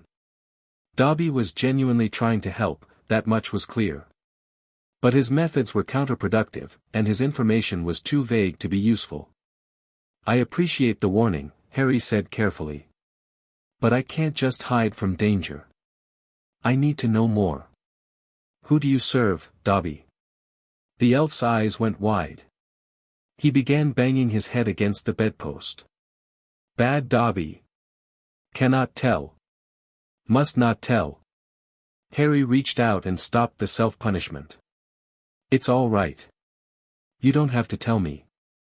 But he didn't need Dobby to tell him. The house elf's shields were strong against direct assault, but emotions leaked through, and with them, images. A grand manner. Platinum blonde hair. Cold gray eyes. Malfoy. Dobby served the Malfoy family, and something the Malfoys were planning had terrified him enough to risk severe punishment by warning Harry. Thank you for the warning, Harry said. I'll be careful. Harry Potter will not go to Hogwarts. I have to. But I'll watch for danger. Dobby looked devastated but seemed to accept that he couldn't change Harry's mind. He vanished with another crack, leaving Harry alone with new concerns. The Malfoys were planning something. Something connected to Hogwarts. Something dangerous enough to frighten their own house elf. Harry added it to his growing list of problems. The rest of July passed in preparation and surveillance. Harry monitored his watchers, learning their patterns and personalities. Tonks was cheerful and clumsy, her hair changing colors with her moods. The disciplined wizard, Kingsley Shacklebolt, Harry learned from overheard thoughts, was serious and professional. Others came and went, each with their own quirks and blind spots. He also received letters from Ron and Hermione, delivered by owls that the watchers carefully noted but didn't intercept. Ron's letters were excited rambles about Quidditch and family chaos. Hermione's were detailed accounts of her summer reading and questions about Harry's research. Neither knew about the danger Dobby had warned of, and Harry didn't tell them. Not yet. The Hogwarts letters arrived in late July, along with the school supply lists. Harry noted that the defense against the dark arts position had been filled by someone named Gilderoy Lockhart, an author whose books dominated the required reading list. Harry had never heard of him, which was unusual. His research into the magical world had been extensive. He remedied that gap quickly. An afternoon at Flourish and Blots, escorted by a resigned Petunia, gave him access to Lockhart's collected works. The books were adventure stories, supposedly autobiographical, detailing Lockhart's heroic encounters with dark creatures. But something was wrong. Harry read carefully, his trained mind noting inconsistencies. The writing style shifted between books, as if different people had contributed. Technical details were often incorrect or impossibly vague. And the heroic feats described were remarkably convenient, always occurring in remote locations with no surviving witnesses except Lockhart himself. Either Gilderoy Lockhart was the most accomplished wizard of the century, or he was a fraud. Harry strongly suspected the latter. He bought the books anyway. A teacher who was a fraud could be dangerous, but also potentially useful. Knowledge was power, and Lockhart clearly had secrets worth uncovering. September 1st arrived with its familiar chaos. King's Cross was crowded with families, muggles and wizards mixing unknowingly. Harry navigated through the crowds toward platform 9 3/4, his trunk trailing behind him. He felt the barrier before he reached it, and felt something wrong. The passage was blocked. Sealed by magic that felt deliberate, targeted. Harry probed carefully and found residue of house elf work. Dobby. Trying to stop him from reaching Hogwarts. Harry sighed. The elf's intentions were good, but his methods were infuriating. He considered his options. He could wait for the barrier to reopen, missing the train. He could alert the Watchers, Tonks was nearby, he could feel her, and let them handle it. Or he could find another way. The third option appealed to him. Harry slipped away from the main barrier, ducking into a maintenance corridor. He'd studied the station's layout during his first year, noting the various magical access points that existed alongside the main entrance. There, a service door that resonated with faint magical traces. Emergency access for ministry personnel, rarely used. Harry placed his palm against the door and pushed with his will. The lock clicked open. Beyond was a narrow passage leading to the platform. Harry emerged onto platform 9 3/4 just as the Hogwarts Express began its final boarding call. He found Ron and Hermione already aboard, worried expressions transforming to relief when they saw him. "Harry. We thought you'd missed the train." "Nearly did." The barrier was sealed. Sealed. Hermione's brow furrowed. "That shouldn't be possible." "Someone made it possible. I'll explain later." They found their usual compartment and settled in for the journey. Harry filled them in on Dobby's warning, the blocked barrier, and his suspicions about the Malfoys. "You think Draco's family is planning something at Hogwarts?" Ron's face darkened. "Figures. His dad was a Death Eater, everyone knows it." "We don't know anything for certain," Hermione cautioned. Dobby couldn't tell Harry what the plot actually is. No, but he was terrified. Whatever the Malfoys are planning, it's serious. They discussed possibilities for the rest of the journey, theories growing more elaborate as the train wound through the countryside. By the time Hogwarts appeared on the horizon, they had no answers but plenty of concerns. Harry watched the castle grow closer, its towers and spires silhouetted against the evening sky. Somewhere within those walls, danger waited. He intended to find it before it found him. The sorting feast brought the usual ceremony, but Harry barely paid attention to the new first years joining their houses. His focus was on the staff table. Gilderoy Lockhart sat in the seat reserved for the defense teacher, his golden curls gleaming, his smile blindingly white. He was exactly as his book covers depicted, handsome, confident, radiating self-satisfaction. And his mind was a carefully constructed maze of mirrors. Harry probed cautiously, expecting the shields of a powerful wizard. What he found was different. Lockhart's defenses weren't strong in the traditional sense, they were slippery, deflecting attention rather than blocking it. Surface thoughts were all brightness and charm, concealing whatever lay beneath. Interesting. The man was definitely hiding something. Snape sat at his usual place, expression sour as ever. When his eyes met Harry's, there was a flicker of something, acknowledgement, perhaps. Their strange truce continued. Dumbledore's speech was brief, his eyes twinkling with their usual benevolence. But Harry caught the headmaster's gaze lingering on him, assessing, concerned. Dumbledore knew something was coming too. The first defense against the dark arts class confirmed Harry's suspicions about Lockhart. The professor spent the entire period talking about himself. His adventures, his awards, his favorite color, his ideal birthday gift. He handed out a quiz that asked questions like, what is Gilderoy Lockhart's secret ambition, and, what is Gilderoy Lockhart's favorite color? Harry answered every question correctly, the information was all in the books, and watched Lockhart preen over the results. Excellent, Mr. Potter. Full marks. Clearly someone has been doing their reading. I found your books very educational. Lockhart beamed, missing the irony entirely. When the professor released a cage of Cornish pixies into the classroom and promptly lost control of them, Harry's assessment solidified. Gilderoy Lockhart was a fraud. He had no real defensive skills, no combat experience, nothing but charm and manufactured reputation. But he did have something, that slippery mental defense. After class, Harry lingered as the other students fled the pixie-damaged room. Professor Lockhart. Could I speak with you for a moment? Lockhart turned his megawatt smile on Harry. Of course, dear boy. Always time for a fan. I was curious about something. In Wandering with Werewolves, you describe using the Homorphous charm to cure a werewolf.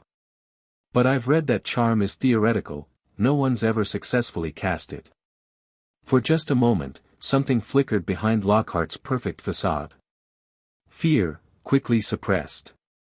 Ah, well, the books do simplify things a bit. Academic accuracy versus narrative flow, you understand. Of course. Harry smiled pleasantly. I was just curious how you actually did it. The real technique.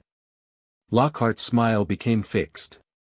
That's proprietary knowledge, Mr. Potter. Trade secrets of the adventuring life. I understand completely. Harry left the classroom with new certainty. Lockhart hadn't cured any werewolf. He probably hadn't done any of the things his books claimed. But he had somehow acquired the stories, the details, the memories of people who had. Memory magic. That was the slippery quality of Lockhart's defenses. The man was an expert in memory charms, skilled enough to steal experiences from others and erase his theft. The defense against the dark arts teacher was a predator of a very particular kind. Harry filed the information away. Lockhart wasn't the danger Dobby had warned about, but he was a problem that would eventually need addressing. The real danger announced itself on Halloween. Harry felt it before anyone else, a wrongness spreading through the castle, a presence that was old and hungry and utterly inhuman. He followed the sensation through the corridors, ignoring the Halloween feast, tracking the source. He found it near the second-floor corridor. The wall was covered in dripping red letters. The Chamber of Secrets has been opened. Enemies of the Heir, beware. Beneath the message, hanging from a torch bracket, was Mrs. Norris, Filch's cat, frozen solid, eyes glassy and staring. Students began arriving from the feast, screaming and pointing. Teachers pushed through, demanding order. And in the chaos, Harry felt something else, a mind brushing against his awareness, vast and cold and serpentine. Speaker, a voice hissed in his thoughts. At last, a speaker at the school. Harry went very still. He recognized that voice, that presence. Parseltongue. The language of snakes. But this wasn't his snake companion, resting in his pocket. This was something else. Something ancient. Something that had been waiting in the castle for a very long time. The basilisk. He didn't know how he knew, but he knew. The monster from legend, the king of serpents, hidden somewhere in the depths of Hogwarts. The Chamber of Secrets was real, and something had opened it. Dobby's warning suddenly made terrible sense. The weeks that followed were tense. More attacks occurred, students found petrified, frozen like Mrs. Norris, their eyes fixed in expressions of terror. Colin Creevey, a first-year who had been photographing the moment of his attack. Justin Finch-Fletchley and nearly headless Nick, found together in a corridor. Rumors swirled. The heir of Slytherin had returned. Muggleborns were being targeted. And somehow, impossibly, suspicion began to fall on Harry. "He's a Parselmouth," people whispered. Everyone heard him at the dueling club. Harry had, indeed, revealed his ability during a disastrous dueling demonstration organized by Lockhart. When Malfoy had conjured a snake, Harry had spoken to it without thinking, ordering it away from Justin. To everyone else, it had looked like he was commanding the snake to attack. "I was telling it to stop," Harry explained to Ron and Hermione for the 100th time. "We believe you," Hermione said. "But most people don't understand Parseltongue. They just see you talking to snakes, and they remember that you know who could do the same thing. So they think I'm the heir of Slytherin." "Some of them." Ron looked uncomfortable. "You have to admit, it's suspicious. You're powerful, you have abilities no one understands, and now this chamber thing." Harry couldn't argue with the logic. From the outside, the circumstantial evidence against him was damning. But he knew the truth. He wasn't opening the chamber. Someone else was. And he had a growing suspicion about who. Harry had been watching Ginny Weasley. Ron's little sister had started Hogwarts this year, sorted into Gryffindor as expected. She should have been happy, surrounded by family and new friends, embarking on her magical education. Instead, she looked haunted. Harry had noticed it from the first week, the dark circles under her eyes, the way she flinched at loud noises, the moments when she seemed to drift away, her mind going somewhere else entirely. At first, he'd attributed it to homesickness or first-year anxiety. But as the attacks continued, he noticed patterns. Ginny was never around when the attacks happened. She always had alibis, but they were vague, uncertain. And when Harry reached out to touch her thoughts, gently, carefully, he found something that made his blood run cold. Gaps. Ginny's mind had holes in it. Periods of time she couldn't account for, memories that had been overwritten or suppressed. And wound through everything was a thread of foreign influence, a presence that felt old and cold and terrible familiar. Harry had felt that presence before, in the back of Quirrell's head. Voldemort. Or some piece of him. Something was possessing Ginny Weasley, using her to open the Chamber of Secrets. Harry began to investigate. He started with observation. Ginny carried a small black diary everywhere she went. Harry noticed her writing in it constantly, during meals, between classes, late at night in the common room. She was devoted to it in a way that seemed obsessive. When Harry tried to examine the diary with his abilities, he felt the same wrongness he detected in Ginny's mind. The book was magical, and the magic was dark. He needed to get that diary away from her. But how? Confronting her directly might trigger whatever was controlling her. Stealing it would be noticed. And he couldn't exactly explain his suspicions without revealing his abilities. The solution came from an unexpected source. "Have you noticed Ginny lately?" Hermione asked one evening in the library. "She seems so tired all the time." "I've noticed," Harry said carefully. "Ron says she's been writing in some diary she got at Diagon Alley. He says she's obsessed with it." "A diary?" "Apparently it was in her cauldron when they got home from shopping. She assumed their parents bought it for her." "In her cauldron." From Diagon Alley. Harry remembered Dobby's warning, the Malfoys, the plot against Hogwarts. Lucius Malfoy had been at Flourish and Blots the same day as the Weasleys. Harry had seen him there, sneering at Arthur Weasley, making snide comments about blood traitors. Had Malfoy slipped the diary into Ginny's things? It made horrible sense. A dark artifact, given to an innocent girl, set to wreak havoc at Hogwarts. The Malfoys could achieve their goals while keeping their hands clean. But what was the diary, exactly? And how did it connect to Voldemort? Harry needed more information. And he knew exactly where to get it. The restricted section of the library was well protected, but not against someone with Harry's abilities. He waited until late night, when the castle was quiet and Madame Pants had retired. Then he made his way to the library, slipping past the wards with careful application of will and knowledge. The books in the restricted section were dangerous, many of them actually tried to attack careless readers. Harry navigated carefully, letting his instincts guide him toward what he needed. He found it in a crumbling tome titled Secrets of the Darkest Art. Horcruxes. The word jumped off the page, accompanied by a description that made Harry's stomach turn. A Horcrux was an object containing a piece of a wizard's soul, split off through the act of murder. It was the darkest magic imaginable, a violation of natural law, a bid for immortality at the cost of everything that made life worth living. And if Harry's theory was correct, Ginny Weasley was carrying one in her book bag.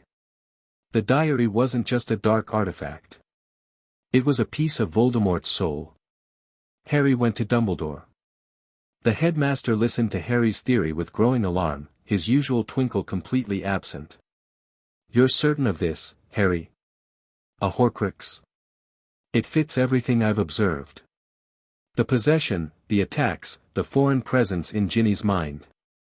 The diary is controlling her. And you believe Lucius Malfoy planted it? I can't prove it. But it makes sense." Dumbledore was silent for a long moment. When he spoke, his voice was heavy. "If you're right, if Voldemort created a Horcrux and it's now inside Hogwarts, then the danger is far greater than I imagined. A Horcrux isn't just a vessel for soul fragment. It's a thinking, feeling piece of the person who made it. And if it's been feeding on Ginny's life force, the diary is getting stronger. Eventually, it might be able to manifest physically." "Yes." Dumbledore stood abruptly, his expression grim. "We need to act immediately. Where is Miss Weasley now?" Harry reached out with his senses, searching for Ginny's familiar mind. He found nothing. "She's gone. I can't feel her anywhere in the castle." "The chamber," Dumbledore said. "The diary has taken her." What followed was a desperate race against time. Harry led the way, following traces of serpentine magic through the castle. The entrance to the Chamber of Secrets was in a girl's bathroom, Moaning Myrtle's bathroom, haunted by the ghost of a student who had died 50 years ago. The last time the chamber was opened. "The tap," Myrtle said when they questioned her. "There's a snake on that tap. It never worked." Harry examined the sink and found the tiny serpent etched into the metal. He reached out with his parseltongue and hissed, "Open."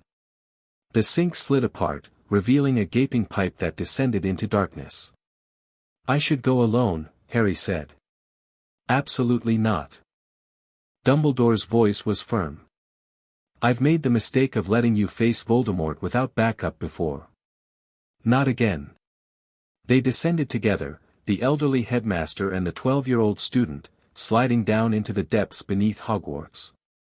The chamber was vast, a cathedral of stone columns and serpent statues, dominated by a massive face carved into the far wall, Salazar Slytherin himself, the founder who had hidden this place 1,000 years ago. And at the foot of that statue lay Ginny Weasley, pale and motionless. Standing over her was a figure that shouldn't exist. Tom Riddle. 16 years old, preserved in memory for 50 years, now solidifying into reality as he drained the life from an innocent girl. The young Voldemort. "Ah," Tom said, his handsome face twisting into a smile. "Harry Potter. I've been waiting for you. Let her go." "I'm afraid I can't do that. Young Ginny has been so helpful, pouring her secrets into my pages, feeding me with her energy. Soon I'll be strong enough to leave this diary forever. And then you'll be a fragment," Dumbledore said, stepping forward. "A piece of soul playing at being human. You'll never be whole again, Tom." Riddle's eyes flickered to the headmaster, hatred burning in their depths. "Dumbledore. Still interfering after all these years. Still trying to clean up your messes. This is no mess. This is a masterpiece." Riddle spread his arms. "The Chamber of Secrets, opened once more. The Heir of Slytherin returned. And the great Albus Dumbledore, finally facing what he helped create. I helped create nothing. You made your choices, Tom. The darkness in you was always your own. The argument might have continued, but Harry wasn't interested in debate. He'd spotted the diary, lying open near Ginny's hand. And he knew what needed to happen. While Dumbledore kept Riddle talking, Harry moved. His hand closed around one of Slytherin's statue's fangs, ancient and massive, imbued with basilisk venom from the creature that lurked in the chamber. He'd seen the beast in his mind's eye, felt its presence in the walls, knew that its venom was one of the few substances that could destroy a Horcrux. He drove the fang through the diary's heart. Riddle screamed. Ink poured from the wound like blood, and the spectral figure began to dissolve, features twisting in agony. No. I was so close, I was going to live again. You were never going to live, Harry said. You gave that up when you tore your soul apart.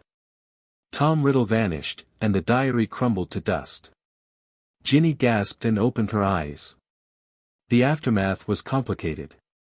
Ginny was traumatized but alive, sent to the hospital wing for recovery. Her parents arrived within hours, distraught and furious, at the diary, at themselves for not noticing sooner, at a world that could produce such horrors. The school celebrated the end of the attacks. The petrified students were cured with Mandrake restorative draft. Hagrid, who had been arrested on suspicion of opening the chamber 50 years ago, was released with a full pardon. Lucius Malfoy was questioned but nothing could be proven. He claimed no knowledge of the diary, and without concrete evidence, the Ministry couldn't act. Harry saw him in the entrance hall after the man's interview with Dumbledore. Their eyes met, and Harry saw the cold calculation behind Malfoy's polished facade. You know what I did, those eyes said. But you can't prove it. Harry smiled slightly. Not yet, he said aloud. Malfoy's expression flickered with something like uncertainty, and he swept away without responding. One day, Harry would settle that account. But not today. Dumbledore called Harry to his office that evening. You saved a life today, Harry. Possibly many lives, if Riddle had succeeded in returning. I did what needed to be done. Yes. But the manner of it. Dumbledore studied him with those penetrating eyes. You knew exactly what to do. You knew about Horcruxes, about basilisk venom, about the chamber itself. Knowledge that should have been impossible for a second-year student to possess. Harry met the headmaster's gaze steadily. I've been preparing. Ever since I learned about Voldemort, about the prophecy. I knew I'd have to face him eventually. So I learned everything I could. How? It was the question Harry had been dreading. How did he know what he knew? How did a 12-year-old boy possess knowledge that took most wizards decades to acquire? I have good sources, Harry said carefully. And a good memory. Dumbledore was silent for a long moment. Harry, I've been watching you very carefully these past 2 years. You are remarkable. More remarkable than I think anyone realizes. But remarkable can be dangerous, if not properly guided. Is that what you want? To guide me? I want to help you. To prepare you for what's coming. But I can only do that if you trust me. Trust. The word hung in the air between them. I trust you with some things, Harry said finally. Not everything. Not yet. To his surprise, Dumbledore smiled. That may be the wisest thing you've said all year. Trust should be earned, not given freely. I shall endeavor to earn yours, Harry. In time. And I'll try to earn yours. They regarded each other, the ancient wizard and the young prodigy, each seeing in the other a potential ally and a potential threat. One more thing, Dumbledore said. The diary you destroyed tonight. I have reason to believe it was not Voldemort's only Horcrux. Harry's blood went cold. More of them? I fear so. Which means Voldemort will be even harder to destroy than we thought. When the time comes to face him again, and it will come, we'll need to find and destroy every piece of his soul. How many are there? I don't know. But I intend to find out. Dumbledore's eyes gleamed with renewed purpose. And I hope, when the time comes, that you'll help me. Harry nodded slowly. I will. When the time comes. Good. Now, I believe you have a feast to attend. The school is celebrating, and the hero of the hour should be present. I'm not a hero. No. You risked your life to save a girl you barely know, facing a dark wizard in his own stronghold. What would you call that? Harry thought about it. Necessary, he said finally. Dumbledore's smile turned sad. Perhaps. But necessity and heroism are not mutually exclusive. Your mother understood that, I think. Harry left the office with those words echoing in his mind. His mother had died doing what was necessary. Harry had always admired that. But Dumbledore was right, there had been heroism in it too. Love made manifest through sacrifice. Maybe he was more like her than he'd realized. The train ride home was bittersweet. Harry sat with Ron, Hermione, and Ginny, the younger girl still pale but recovering, her eyes occasionally drifting to Harry with something like wonder. Thank you, she said quietly, when the others were distracted. For saving me. Anyone would have done the same. No. Not anyone. She met his eyes. I felt it, you know. When you destroyed the diary. I felt Tom, dying. Screaming. And I felt something else. What? You. Your mind, reaching out, pushing him back. You're like me now, like I was. You can feel things that other people can't. Harry considered his response carefully.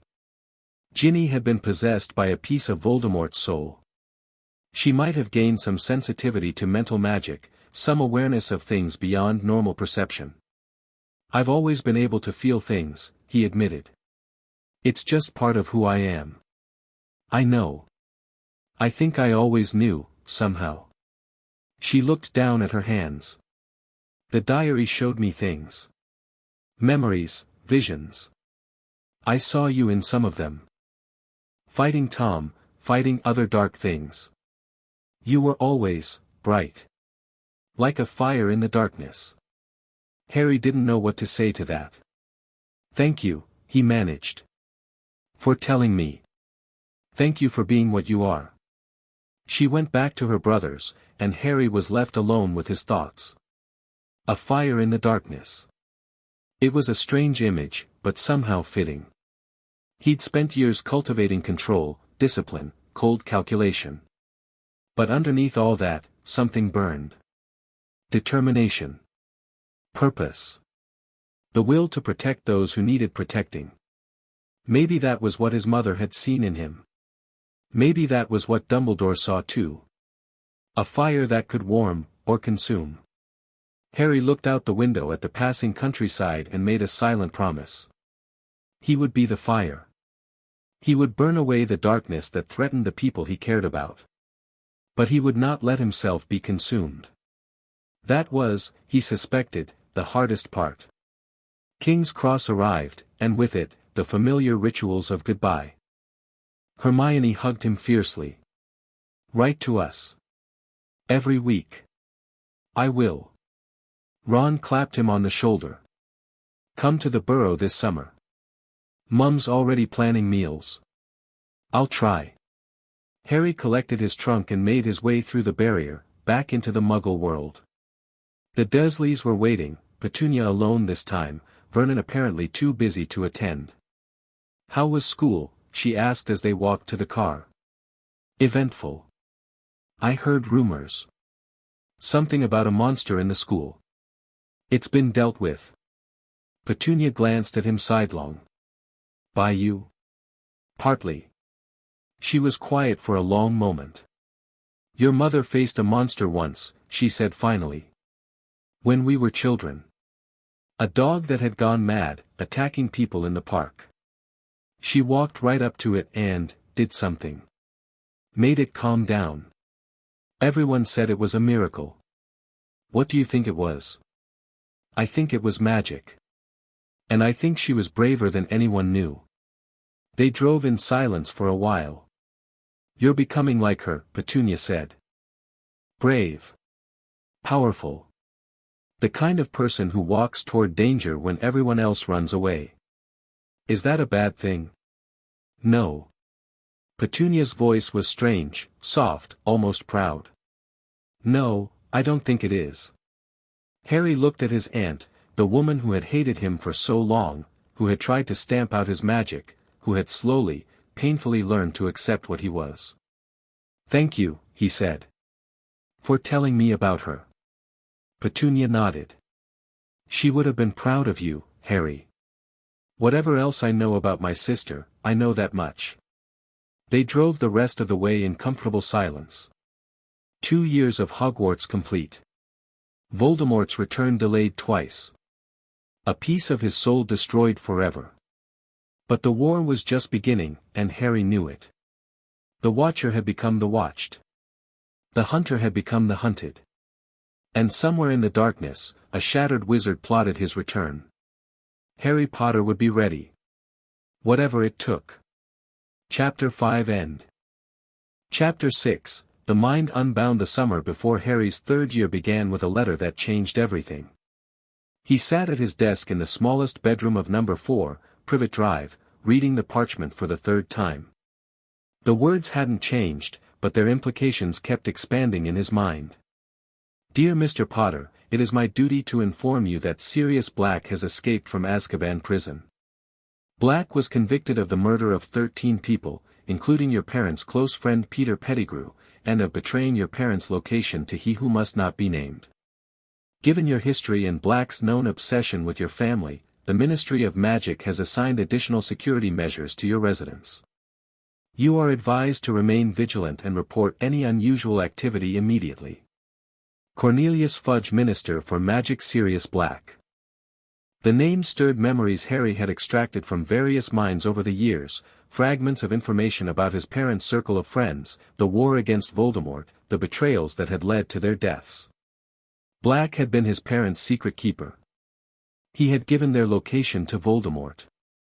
He had laughed while being arrested in the middle of a crater filled with Muggle bodies. And now he was free. Harry set the letter down and closed his eyes, reaching out with his senses. The Watchers were still there, more of them now, he noted. The Order of the Phoenix had apparently taken the threat seriously. He counted at least 6 different minds at the periphery of his range, all focused on protecting the boy who lived. But Harry wasn't thinking about protection. He was thinking about truth. Because something in the letter didn't add up. The inconsistencies had bothered Harry since he first learned about Sirius Black years ago, pulling fragments from Petunia's memories and Mrs. Fig's thoughts. Black had been his parents' best friend. Their best man at their wedding. Harry's godfather. And then, supposedly, he had betrayed them to Voldemort without hesitation, killed 13 people with a single curse, and surrendered to the Aurors without resistance. The profile didn't fit. Harry had studied psychology extensively, both from books and from direct observation of thousands of minds. People who were capable of mass murder typically showed warning signs. They didn't maintain close friendships for years, didn't serve as best men at weddings, didn't accept the responsibility of godparenthood. Either Sirius Black had been the most accomplished actor in wizarding history, or something else had happened that night. Harry intended to find out which. The opportunity came sooner than expected. 2 weeks into the summer holiday, Harry felt an unfamiliar mind approaching Privet Drive. Not one of the Watchers, this consciousness was different.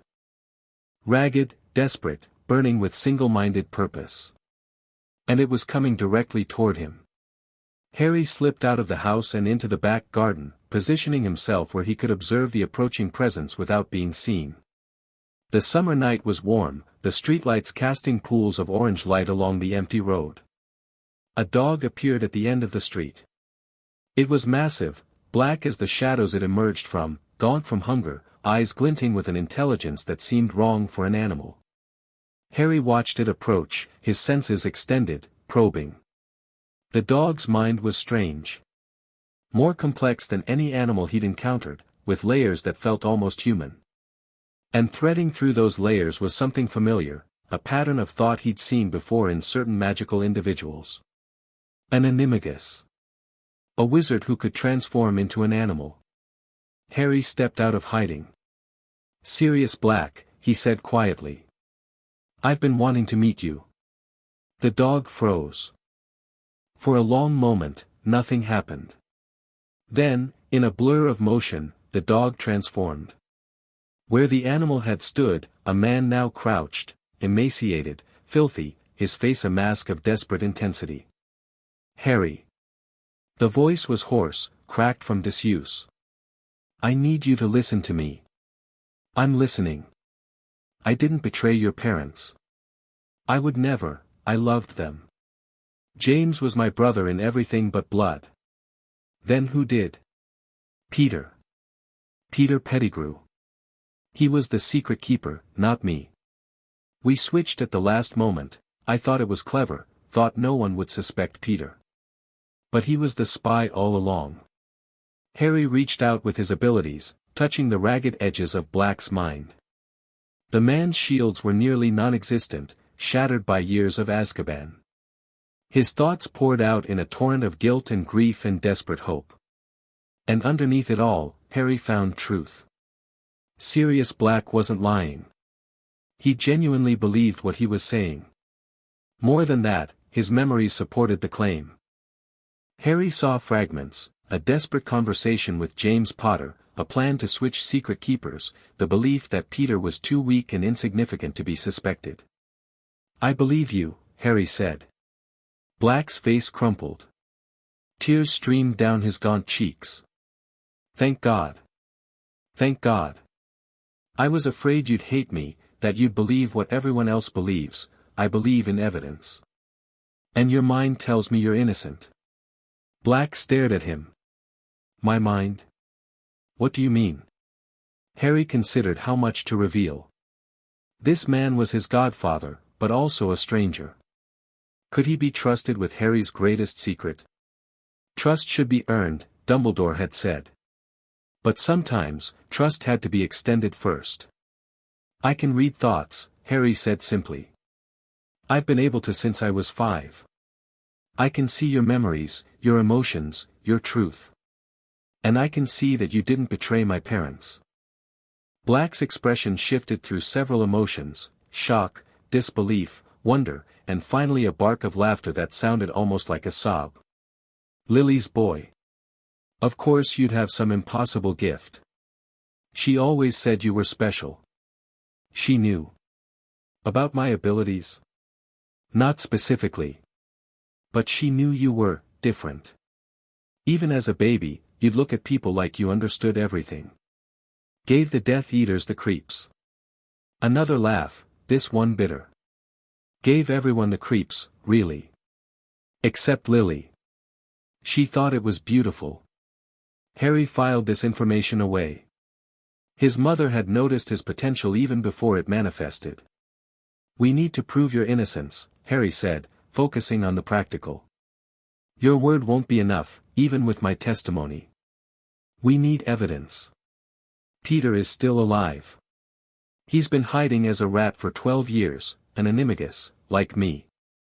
I saw him in a newspaper photo, with a wizarding family. The Weasleys. Ron's rat. Scabbers." Harry's mind raced through the implications. If we can capture Pettigrew and force him to transform, that proves everything. Yes. But he's at Hogwarts now, with the children. I've been trying to get there, but the Dementors, Black shuddered violently. They're everywhere. Searching for me. And they affect me, badly.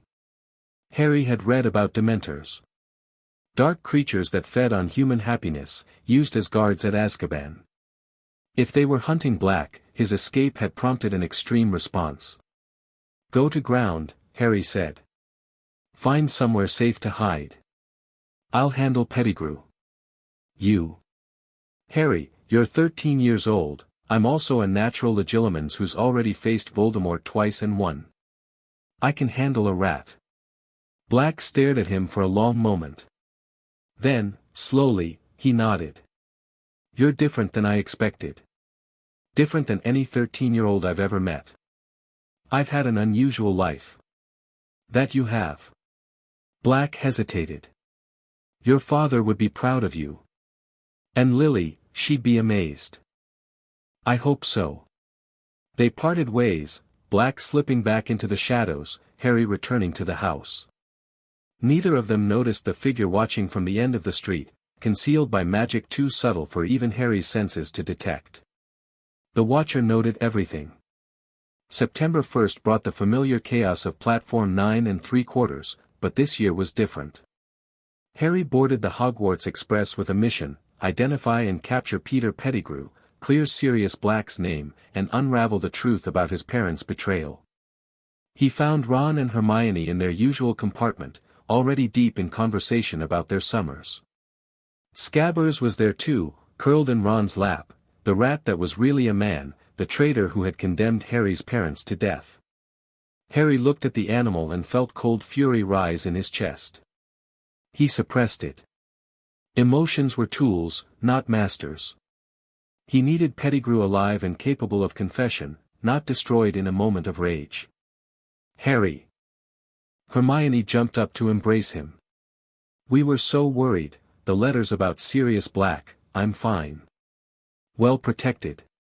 Mum's been mental about security, Ron said. Didn't want to let Ginny come back to school at all, after last year. Understandable. They talked about their summers, Ron's trip to Egypt, Hermione's overload of new textbooks, the increased security throughout the wizarding world. Harry participated while secretly observing Scabbers. The rat's behavior was suspicious, if you knew what to look for.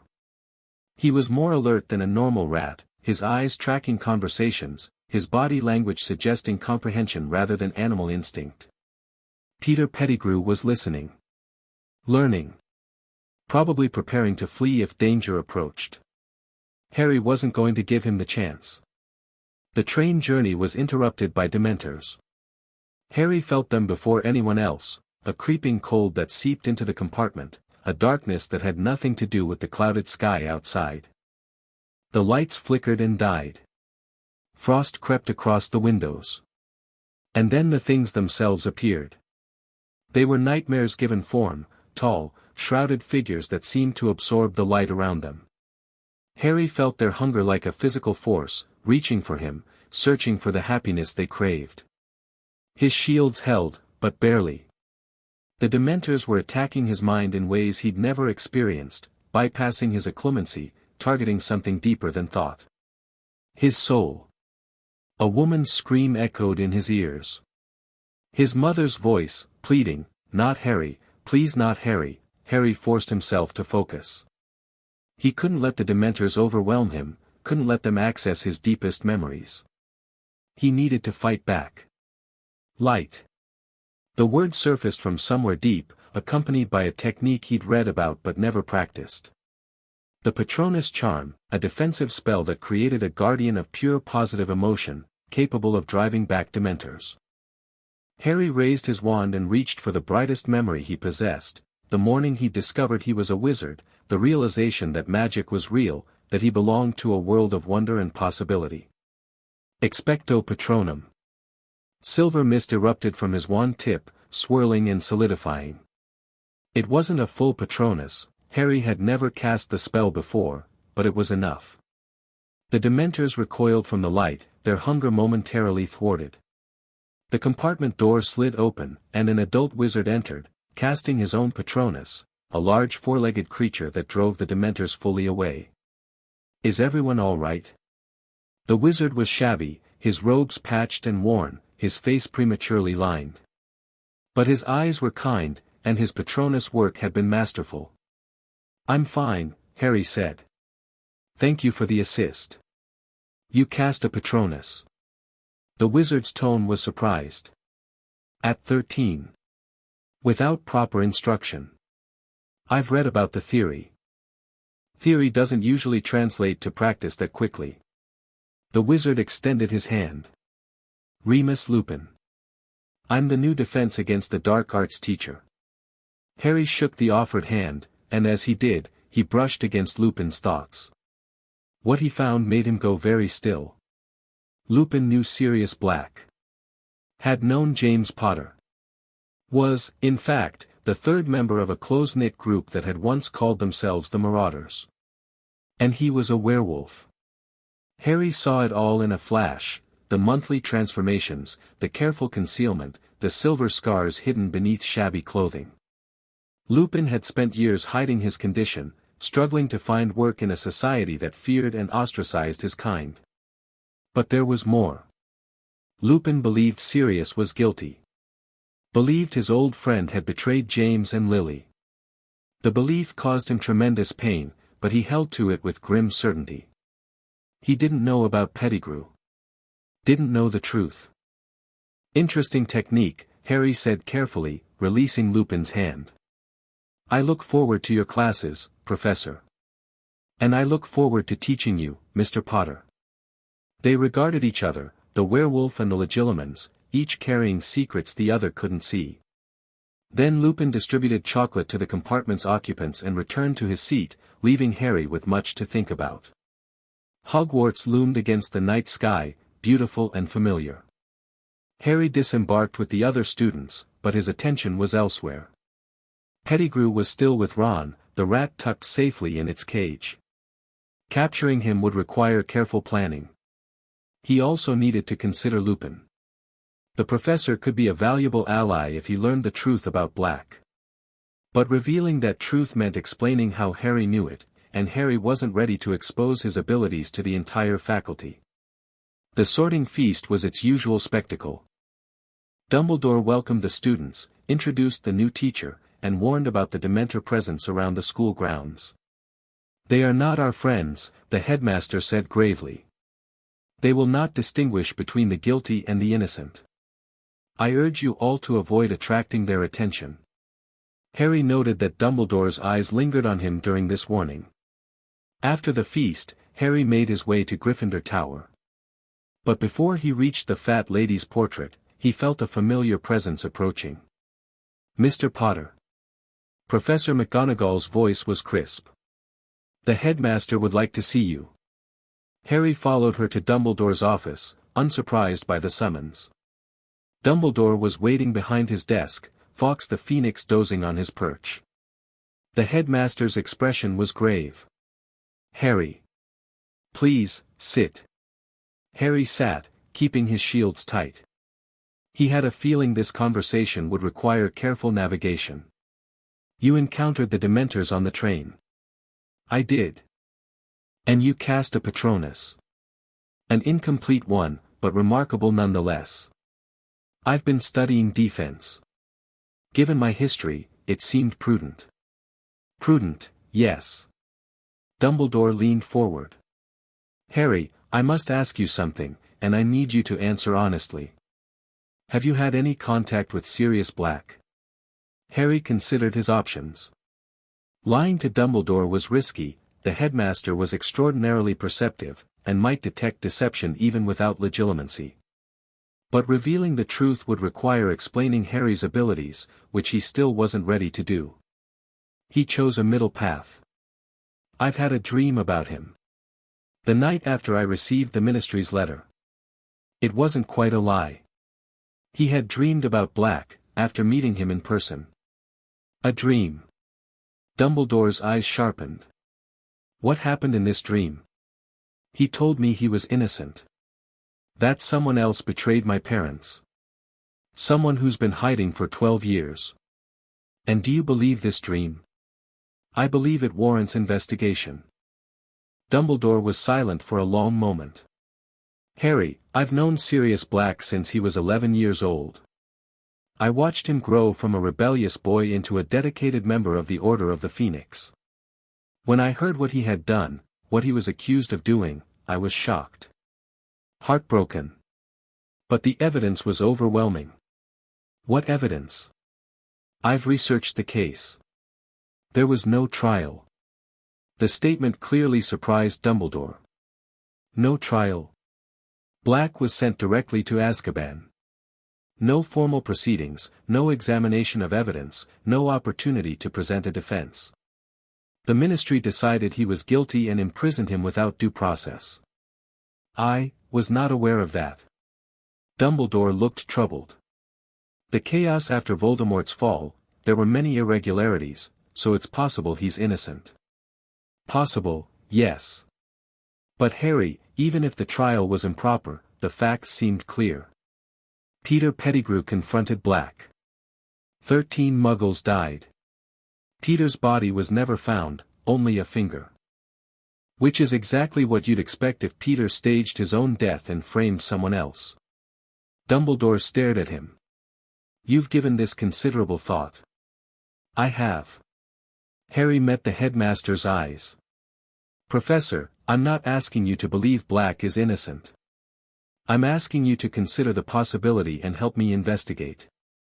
Help you investigate a matter the Ministry considers closed. Help me find the truth.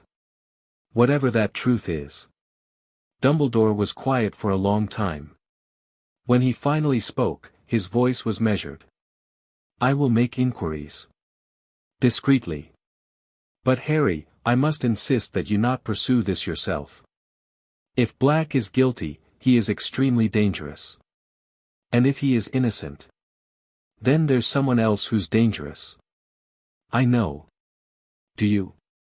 Dumbledore's gaze was penetrating. Harry, you continue to surprise me. The Patronus, the legal research, the careful reasoning, you are not a typical 13-year-old. I stopped being typical when Voldemort murdered my parents. Yes. I suppose you did.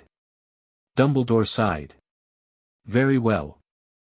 I will look into the matter. But promise me you'll be careful. The world cannot afford to lose you, Harry.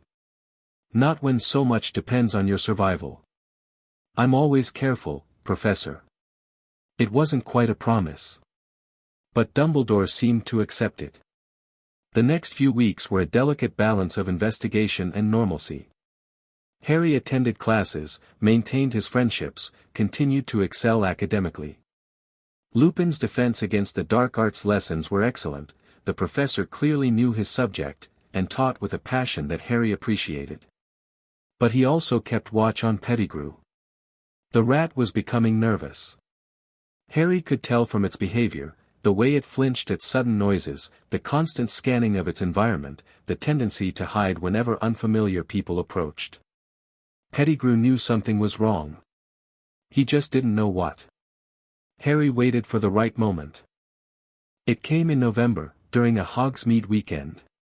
Harry wasn't allowed to visit the village, the Dursleys had refused to sign his permission form, and the Ministry had advised against it anyway due to the Black situation. But Ron and Hermione went, leaving Harry alone in the castle. Alone with Scabbers. Ron had left the rat in the dormitory, assuming it would be safe.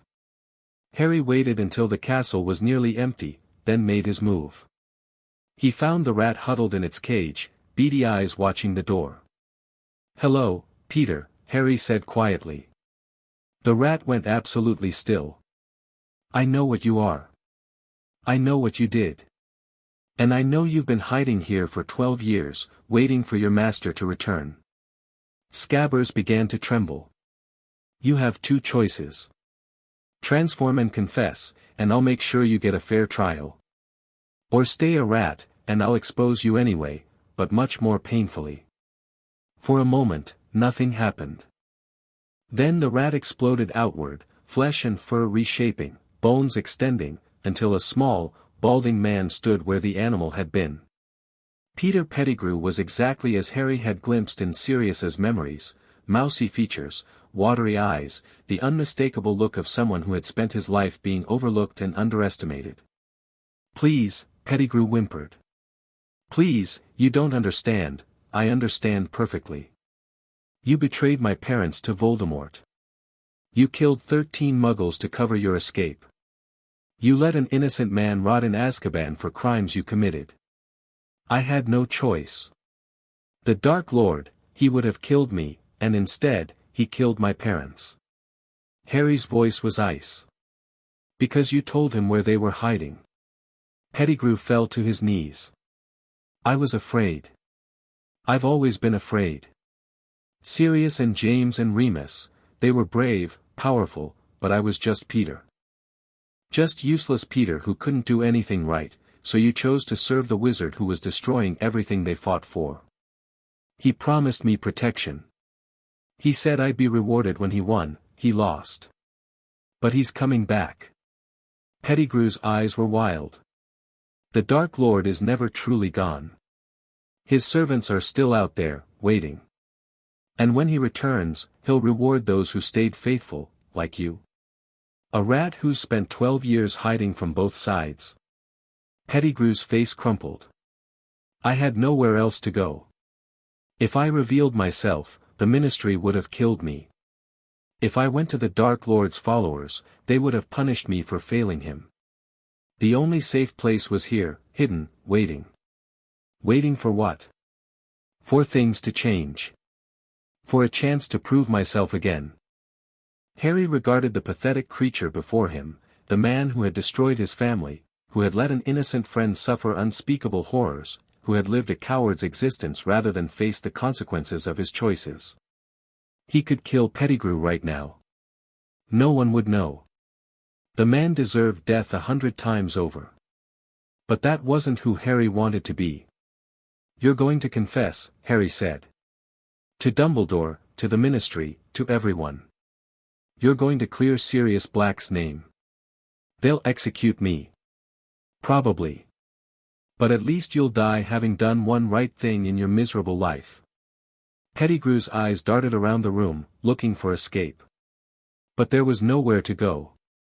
I could be useful to you, he stammered. I know things. About the Dark Lord's plans, his followers, his secrets, tell me. Promise you'll protect me first. Harry considered it. Pettigrew did have information that could be valuable. But the man was also a compulsive coward who would say anything to save his own skin. No deals, Harry said. You confess first. After that, we'll see. Pettigrew's face twisted. You're just like your father. He always thought he was better than everyone else, always so righteous. My father was your friend. You murdered him. I didn't murder anyone. The Dark Lord pulled the trigger. But you loaded the gun and pointed it at his heart. The words hung in the air. Pettigrew seemed to shrink, all his desperation draining away. I never wanted anyone to die, he whispered. I just wanted to survive. Well, you survived. Now live with what that cost. Harry stunned Pettigrew before the man could respond, catching his limp body before it hit the floor. Phase 1 was complete. The revelation of Peter Pettigrew's survival created chaos. Dumbledore summoned the ministry. Aurors arrived to take custody of the prisoner. Fudge himself came to Hogwarts, his face pale with shock as Pettigrew's confession was extracted under Veritaserum. Black was innocent, the minister muttered. All these years, innocent. The question is what we do about it now, Dumbledore said gravely. Sirius Black was found hiding in the Shrieking Shack, the supposedly haunted building on the edge of Hogsmeade. He surrendered peacefully, and within days, a formal pardon was issued. Harry watched from the crowd as his godfather walked free. The reporters wanted interviews. The ministry wanted to apologize. The public wanted to celebrate or condemn, depending on their politics. But Sirius only had eyes for Harry. Thank you, he said, when they finally had a moment alone. I don't know how you did it, it doesn't matter how. What matters is you're free. It matters to me. Sirius's gaze was searching. When we met in that garden, you said you could read thoughts. You saw the truth in my mind. But there's more to it than that, isn't there? More than you're telling anyone. Harry was quiet for a moment. I'm complicated. I gathered that. Sirius almost smiled. James and Lily's son. Of course you'd be complicated. Does it bother you? That you have abilities most people can't understand? That you used those abilities to save my life?" Sirius shook his head. "It makes me proud, Harry. And a little terrified, honestly. But mostly proud." Harry felt something loosen in his chest, a tension he hadn't known he was carrying. "I'm glad you're free." "So am I." Sirius hesitated. "I know I've missed everything. Your childhood, your first years at Hogwarts, everything a godfather should have been there for. But if you'll let me, I'd like to try to make up for it." "I'd like that." They stood together in the winter sunlight, two survivors of a war that had never truly ended. For the first time in years, Harry felt like he had family. The rest of the school year passed with relative calm. With Pettigrew captured and Black exonerated, the Dementors were withdrawn from Hogwarts. Harry continued his studies, his friendships, his quiet preparation for the conflicts he knew were coming. Lupin resigned at the end of the year. Someone had let slip his condition as a werewolf, and the resulting uproar made his position untenable. Harry suspected Snape, whose hatred for all things Marauder had never waned.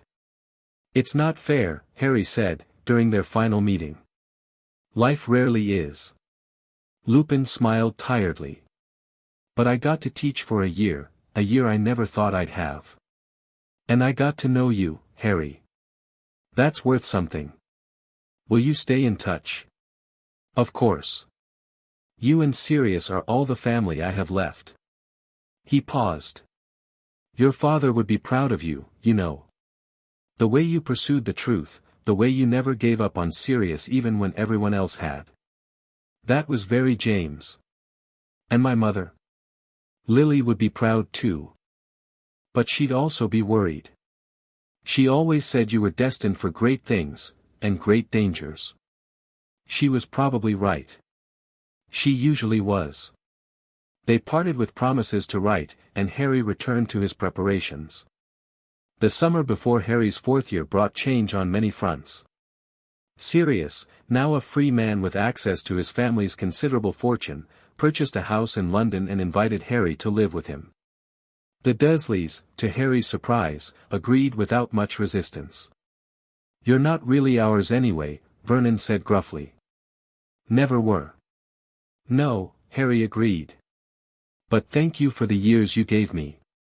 It was as close to reconciliation as they would ever get.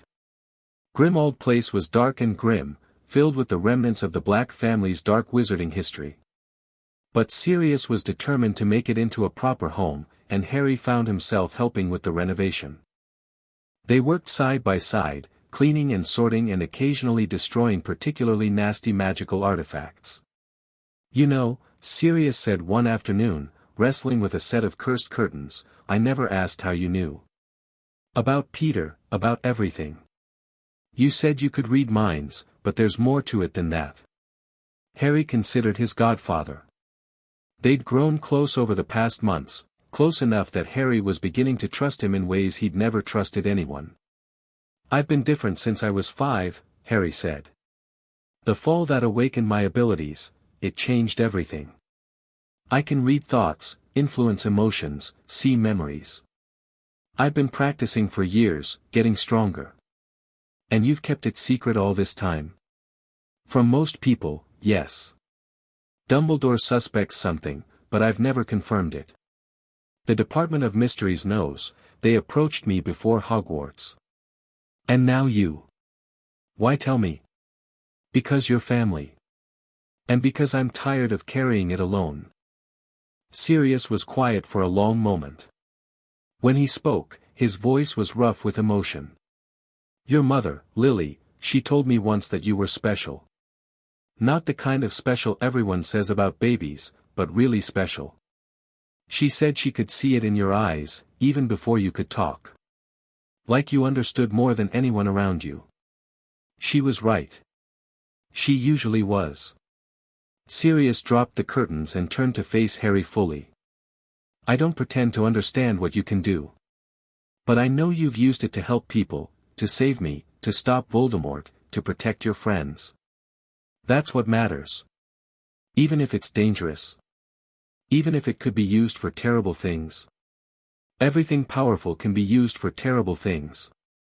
Magic itself can be used for terrible things. What matters is the choices you make. Sirius put a hand on Harry's shoulder. And you, Harry Potter, have made good choices. Your parents would be proud. Harry felt the warmth of those words settle into his heart. For years, he'd carried the burden of his abilities alone, never sure if anyone would accept what he truly was. Now, finally, he had people who knew, and who accepted him anyway. It was, he thought, a kind of freedom he'd never expected. The Quidditch World Cup was a spectacle beyond anything Harry had experienced.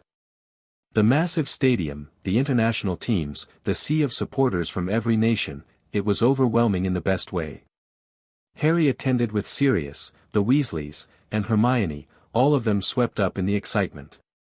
But the celebration ended in chaos. The dark mark appeared in the sky over the campsite, Voldemort's symbol, conjured by someone using Harry's stolen wand. The crowd panicked. The Ministry scrambled to respond. And in the confusion, Death Eaters attacked. Harry fought alongside the adults, using skills he'd spent years developing. His Patronus drove back the dark creatures they'd summoned. His Legilimency warned him of attacks before they came. His combat magic, practiced in secret for years, proved more than a match for the masked terrorists. When the chaos finally ended, Harry found himself standing in a field of unconscious enemies, his wand smoking, his friends staring at him with expressions of awe and confusion. "Harry," Ron said slowly, "what the hell was that?" "Training." Harry caught his breath. Years of training. For what? Harry looked up at the dark mark still hanging in the sky, Voldemort's promise of return, his declaration of war. For what's coming? The fourth year at Hogwarts began with an announcement that stunned the school. The Triwizard Tournament, an ancient competition between the three greatest magical schools in Europe, was being revived. Champions would be selected from Hogwarts, Beauxbatons, and Durmstrang. The tasks would be dangerous, the glory immense. And, as it turned out, Harry would be competing. Not by choice. His name emerged from the Goblet of Fire despite being underage, despite never entering, despite the impossibility of such a thing occurring. Someone had put his name in that goblet. Someone wanted him in this tournament. And Harry had a very good idea who. The tasks came and went. Dragons. Harry faced the Hungarian Horntail and won through a combination of flying skill and mental manipulation that left the beast confused about which target to pursue. The Lake. Harry rescued Ron from the Mere People, refusing to play the game's emotional manipulation by also rescuing Fleur Delacour's sister. The Maze. Harry navigated the twisted pathways, defeating every obstacle through a combination of magic and his unique perception of threats before they materialized. And at the center of the maze, the Triwizard Cup waited. Harry reached for it, knowing it was wrong, sensing the trap that had been laid. The portkey activated anyway.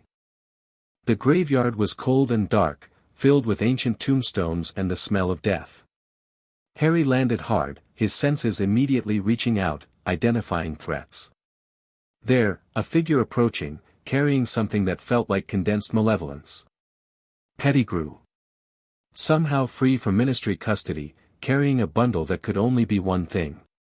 Voldemort. Harry Potter. The voice from the bundle was barely human. At last. Events moved quickly after that.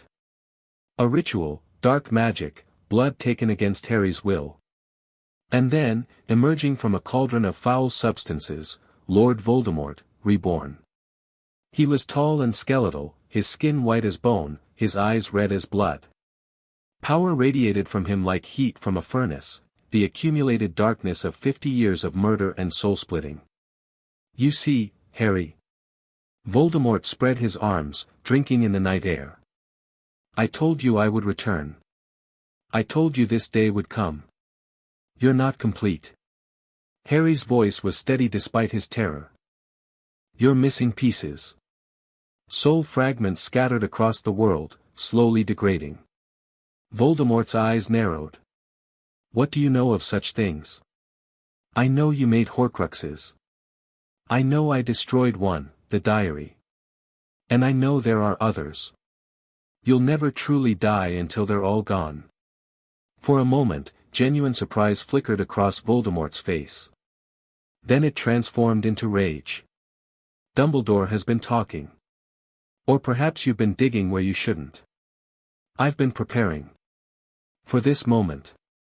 For you. Have you? Voldemort's wand rose. Then let us see how well prepared you truly are. Crucio. Harry dodged, rolling away from the curse.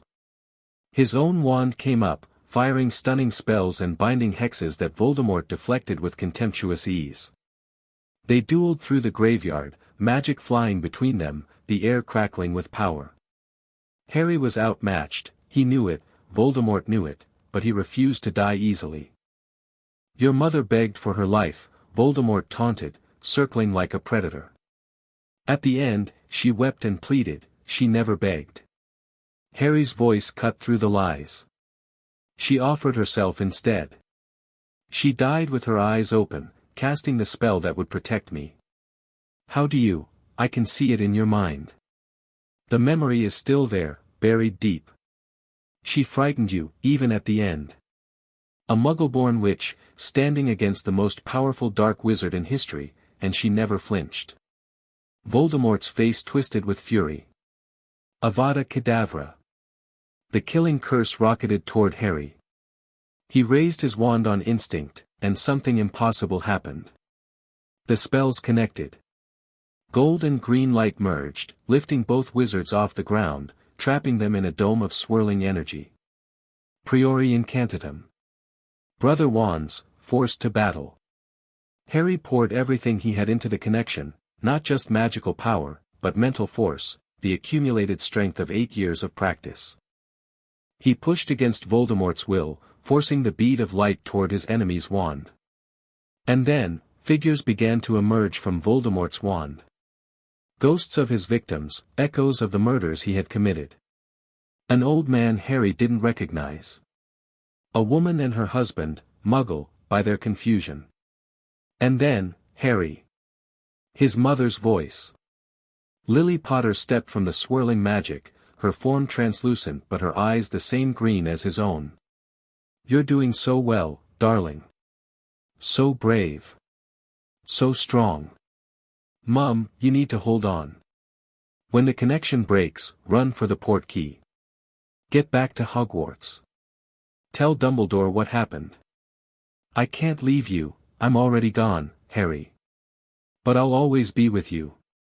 In your heart, in your blood, in everything you do. She smiled, and it was the most beautiful thing Harry had ever seen. I'm so proud of you. Now fight. Harry screamed, pouring everything into the connection. The magic shattered. Voldemort was thrown backward, momentarily stunned. The ghostly figures surrounded him, creating precious seconds of confusion. Harry ran. His hand closed around the Triwizard Cup, and the portkey activated, dragging him away from the graveyard and the Dark Wizard and the mother he'd finally, briefly, met. He landed in chaos, the Hogwarts Stadium, the crowd screaming, Dumbledore rushing toward him. He's back, Harry gasped. Voldemort's back. The war had begun again. The aftermath was a whirlwind. The Ministry denied Voldemort's return, Fudge refused to believe it, refused to admit the world had changed. Harry was painted as a liar, an attention seeker, a disturbed boy making up stories. But those who mattered believed him. Dumbledore. Sirius. The Order of the Phoenix, reassembled after 13 years of dormancy. And Harry himself, who had seen the truth with his own eyes and felt it with his mother's touch. On the last day of term, Harry stood at the edge of the lake, watching the sunset paint the water gold and crimson. Voldemort was back. The prophecy was in motion. Everything Harry had prepared for was finally beginning. He was 15 years old, and he was going to war. But he wasn't afraid. He'd been building toward this moment since he was 5 years old, lying at the bottom of the stairs at Privet Drive, drowning in minds that weren't his own. He'd spent years learning, growing, preparing. Years developing abilities that no one else possessed. Years building alliances, understanding enemies, positioning himself for the conflicts to come. The mind that had once overwhelmed him was now his greatest weapon.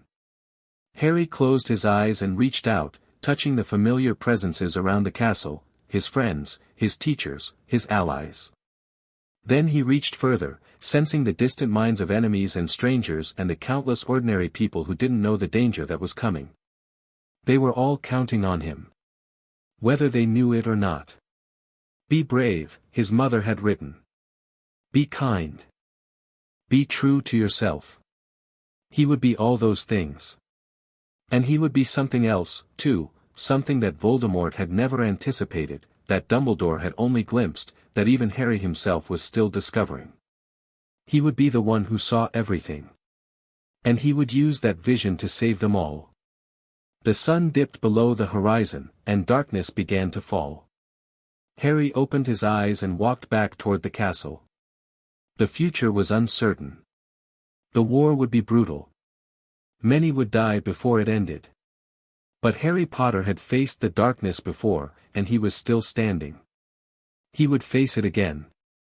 And this time, he intended to win. Chapter 6 End. End of Book 1, The Mind's Eye. Harry Potter's story continues.